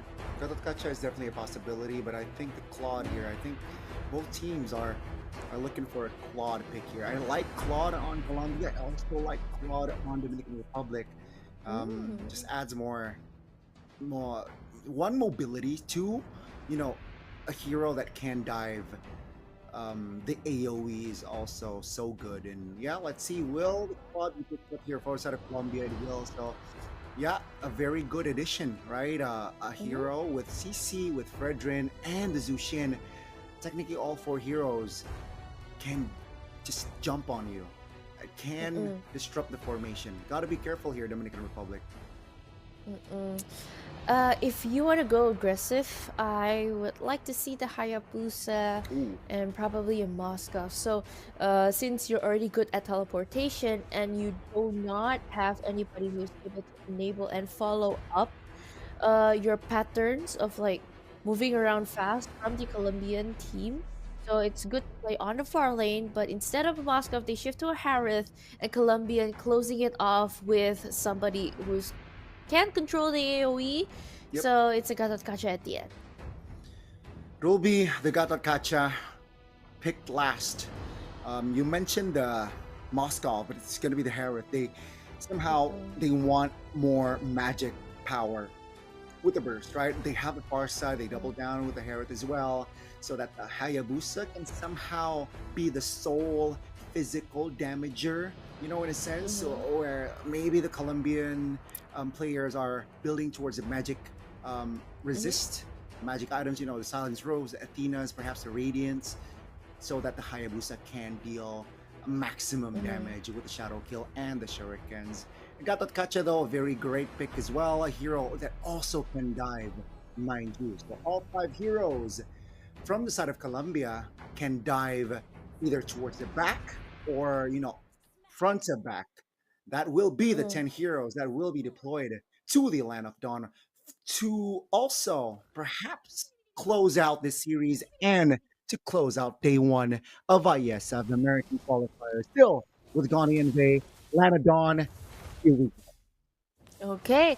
And still with the same team, though, Ghanaian team for team number one, both teams are very aggressive. Both teams are trying their best to outmaneuver each other or out same theme of they want to go aggressive, they want to go with team fights as they should, because in the early though already a 1v2 gank between the EXP laners, but no further commitment. They're just tickling each other at this point, right? Not really be a threat. But hey, it's the first minute. Let's see the talents here, right? Master Assassin, all that Claude. So he really wants to win the lane, top lane here. Oh, that's already an early hindrance from side of Astro. Trying to delay the purple buff take. And yeah, both teams just hovering around, trying to provide information as much as possible regarding the whereabouts. Okay, Shadow is currently taking the purple and whatnot here. Yeah, Vengeance though already popped, so that's already early information. Now, the first minute here, uh, I expected nothing too crazy, seeing the drafts, unless there's an overextension. But so far, so good for both of the teams. And we are about to head into the first turtle here with a clean slate, as in 0-0 on the board. Let's see who strikes first blood here. But turns out it is already starting here. No level 4 yet. Astro was the first target to see, but Ricky. Again, these players no ultimate ready yet, but so far, Instinct though, since he already started with the snap, still able to move back. Ricky, on the other hand, trying to start in with the shortcut, but forced out a flicker way before the turtle is getting started. And for right now, our friends AJ is just zoning everybody out when you can and when you do. Instinct though, aiming for Astro. Astro letting it out. No retribution power. Feather airstrike from the back, and even the AOG committed to the front. Replik getting that turtle pretty good and can and still disengage. But this is a good sign for Colombia because no more Hayabusa. Man, the Hayabusa wasn't able to survive that one. And yeah, the first turtle is for Colombia, so that's a big win again. Taking down the Hayabusa was just the cherry on top. Oh, great take there, Zeno, on that gold crab. Um, Slowly but surely here, Colombia are building an early lead. Now, let's check the item. Yeah, again, Elegant Gem for Zushin. Very, very ordinary here. Silence Robe.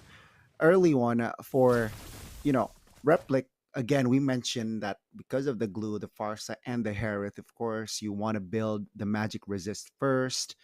But Gatot Kacha built a Dreadnought. Why? Because he wants to be able to deflect the Hayabusa as much as possible. And yeah, Astro knows that, hey, I will be checking the jungles. I will be seeing the Hayabusa more often. So Dreadnought it is. Mm-mm. And I mean, like, it's nice to see them communicate on, like, okay, who buys what first, because you can't just funnel everything into, like, one person or even two. So, since you do have that plan, even right now, Astro trying to engage onto this fight. Replic even following up with a 2 level difference, though. This should be quite a good impact for Team Colombia, but so far, show no signs of fights getting started. Seems like both teams will shift their focus towards the next turtle, and that I assume or presume will happen a big fight there. Let's see. All spells are up here from the right side, so Colombia has all 5 spells here, so they're ready for a big 5v5 here. Chip though is in top lane, trying to perhaps find an opportunity, but let's see the turtle take. Okay. Feather airstrike getting opened up, and even the AOG fully committed to the turtle, and even the Zaman Force helping and banking every single damage from the back. AJ needs to flicker out right in a second in the midst of it all, but double kill for Astro, and even 2-man down. This is so far looking not so good for the Dominican Republic team. Definitely not. And mind you, Astro got the turtle, so he got a double kill, and he got the turtle as well. Man, Colombia, they're on a roll. They got the purple, they got the turtle, and yeah, I think this lead, right, 2K? It will snowball to a 4K lead now. Diamond is being the main target here, but the shortcut is open. Zaman Force is online, but no one is getting hit after that. Replic though needs to move back, needs to regen, but turns out he doesn't go home and opted for a jungle instead. A lava beetle. Man, what an early game for the Colombians. And again, you can see that Dominican Republic are struggling to find the right calls here. Oh, shortcut. Interesting. Oh, turns out the Blazing Duet right at the point here. Pretty good with the Feather Airstrike following up from back, and even Zaman Force finally getting up for the kill, and even Astro in the front couldn't even tank too much damage, and Shadow wanting to escape but caught in the midst of it all. Instinct in the middle, but still trying to aim back at AJ Replic. No more Appraiser's Wrath, but even with the Flicker getting burnt out, very early for now. It's just a good defensive play for them to go back and disengage. Man, what a set there. Looked good for a minute for the Dominicans Republic, but what a recovery from the Colombians, man. They were able to find the kill on toward Shadow, who, by the way, Vey, 7 minutes in, taken down 3 times on Hayabusa. That's not a good stat if you're playing Assassin. Yeah, because like you want that early gain, you want that early roll, but each time when you want that early roll, you're just somehow caught every single time. So you gotta try to avoid that actually. I mean, it's just unfortunate timing at this point, to be honest, even with the shadow kill and everything, but shortcut up on top. AOG fully committed though with the Salmon Force right on the back, but not enough damage. Diamond was not able to escape though. Instinct though at the back trying to help, but at the end still getting taken down by Colombia team. And here right now, it's just all banking and rolling to them. Man, this lead, right? They are really comfortable with this economy lead, with the map control that they have. And it's really tough if you're Dominican Republic because you can't take on fights with the gold gap that they have right now, the deficit that they have. So again, the macro, Colombia is managing their race very well. Corrosion Scythe already for the Claude. Oh no, that's a spike there for that Claude. So, expect the Claude to be more active now, diving perhaps, looking for opportunities to get more gold. And now, again, you can see so comfortable Astro just providing info on the whereabouts, on what the jungler of Dominican Republic is currently doing. Then concealed play though, they are aiming for Juno. Almost getting hit, but still a good choice to make because Zeno is the main target here for the shadow kill. Feather Airstrike to the back, and even the curtain call aiming to that. Juno is no more at the Land of Dawn, but still continuing on to that fight. Colombia though, still just zoning it out, and they are making more important moves because their aim is that middle turret. And for now, still getting pulled back. Then Instinct though, still able to survive and not that easy. But on the other hand, though, Ricky opening up the shortcut a tad bit too early and even in the middle of it, and couldn't aim at Zeno at all. Under the turret, that's not the way to go, Vey. The ultimate was wasted, and now they got the control for the Lord. I don't think there's an angle for Dominican Republic to find a steal here. A very tidy formation that the Colombians are doing. And yeah, seems like it will be a free Lord. And this is going to, let's see, Colombia, what's it called? Are they going to fight? Are they going for, I think they're looking for something here. But I feel like if they want to play it smart, they want to play it safe though, they're just waiting because Astral, even with the concealed play, everything is just harbored down at the bottom lane. And even so, the shortcut is already triggered and open just right before the Lord. So technically, this kind of gives out no backdoor gameplay. Man, no backdoor indeed. AJ, even confident, right? Building Sky Piercer. Oh, this is not looking good for the Dominicans.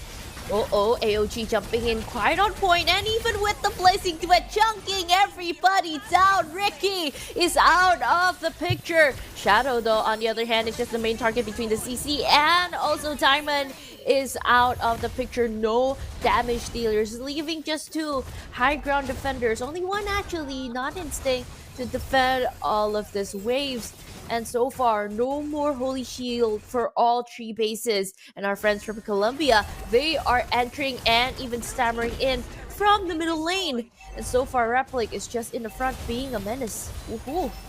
I think they want the turrets first, right? Very disciplined, very great. Take a look at the formation. CC taking top, Zeno taking bot, and they got all 3 in under 12 minutes. And take a look at their rotations. They got all 3. There's nothing on the board. There's no end angle. They will back away. This is just clean Mobile Legends Colombia is displaying. And Dominican Republic, they can't find the trades. They can't find the fights. They can't defend their turrets.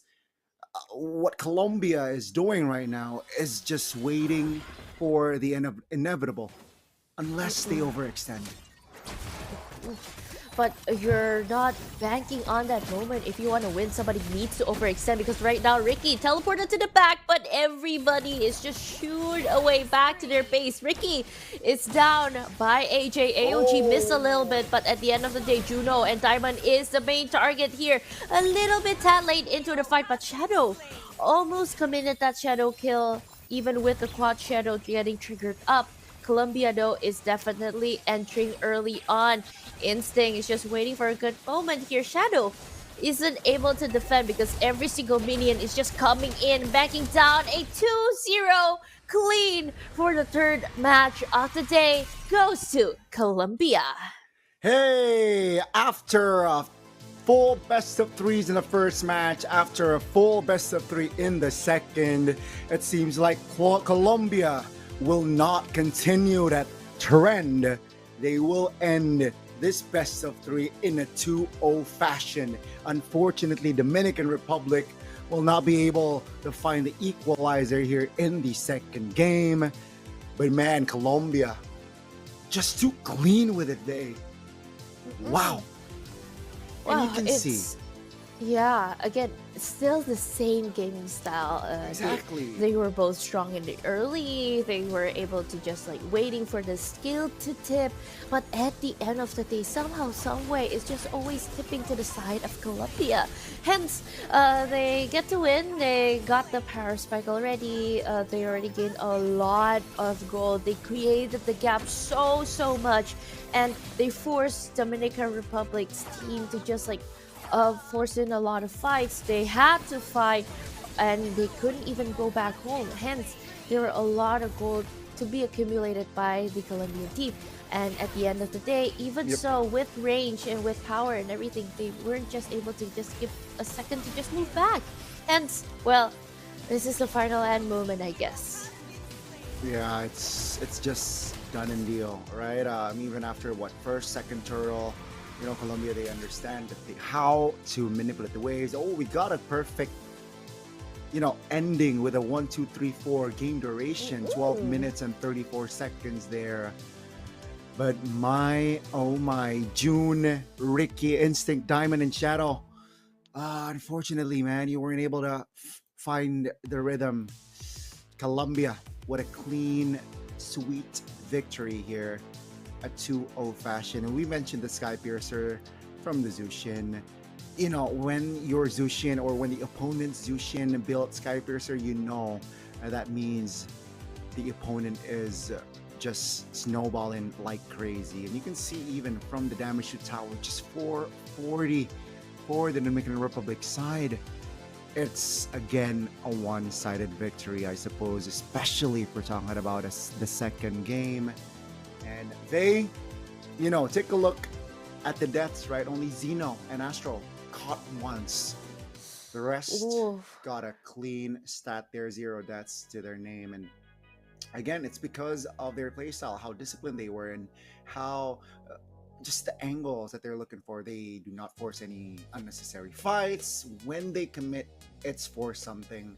When there's nothing, they don't commit a fight. And that is the clean Mobile Legends that they're displaying again. Wow, shout out Colombia. I did not expect the clean playstyle of Mlbb to be displayed from the side of Colombia. A team that definitely you need to keep an eye out for. And of course, well, we've seen how they highlight and we've seen how they play and we've seen how they try to pressure out to the other side of the team. So, if ever they are pressured, can they still rise to the occasion? So, of course, we'll see how it goes because we are done for the day 3 matches already good to go. And of course, all of the stats will be updated for our friends to see how it goes for the American qualifiers because we will still have a lot more matches to go and there will be 2 more streams after this also. Yes, ladies and gentlemen, in case you are wondering, this is just the first day. We will continue stream not same time but similar, I think a couple of hours ahead from today's stream. So if you guys are wondering, if you guys want to check it out, just subscribe and of course it will pop up on your homepage. But yeah, what a fun 3 matches. I got the pleasure to cast all 3, and my oh my, what a series. Just all 3, the 2-1s, Argentina failed to get the dub, and then the last 2, definitely Colombia, man. A very, very strong country. And I mean, like, we've got to see a few of these countries try to showcase their players, trying to showcase their playing style also. So, I mean, it was pretty fun to see. And of course, there are some teams for you to watch out. And there are some teams that you would like to try to see and highlight it of their power picks and heroes. So, well, I feel like it's a very fun day. I got to witness these 2 match. I watched 3, but I've casted 2, so it was fun. Thank you, Vey. It's a pleasure. Again, ladies and gentlemen, that will be the end of today. The 3 matches that is on the stream, it's done. 2-1, 2-1, 2-0, the last one. And again, like we mentioned, around same time tomorrow, not really, a couple of hours ahead.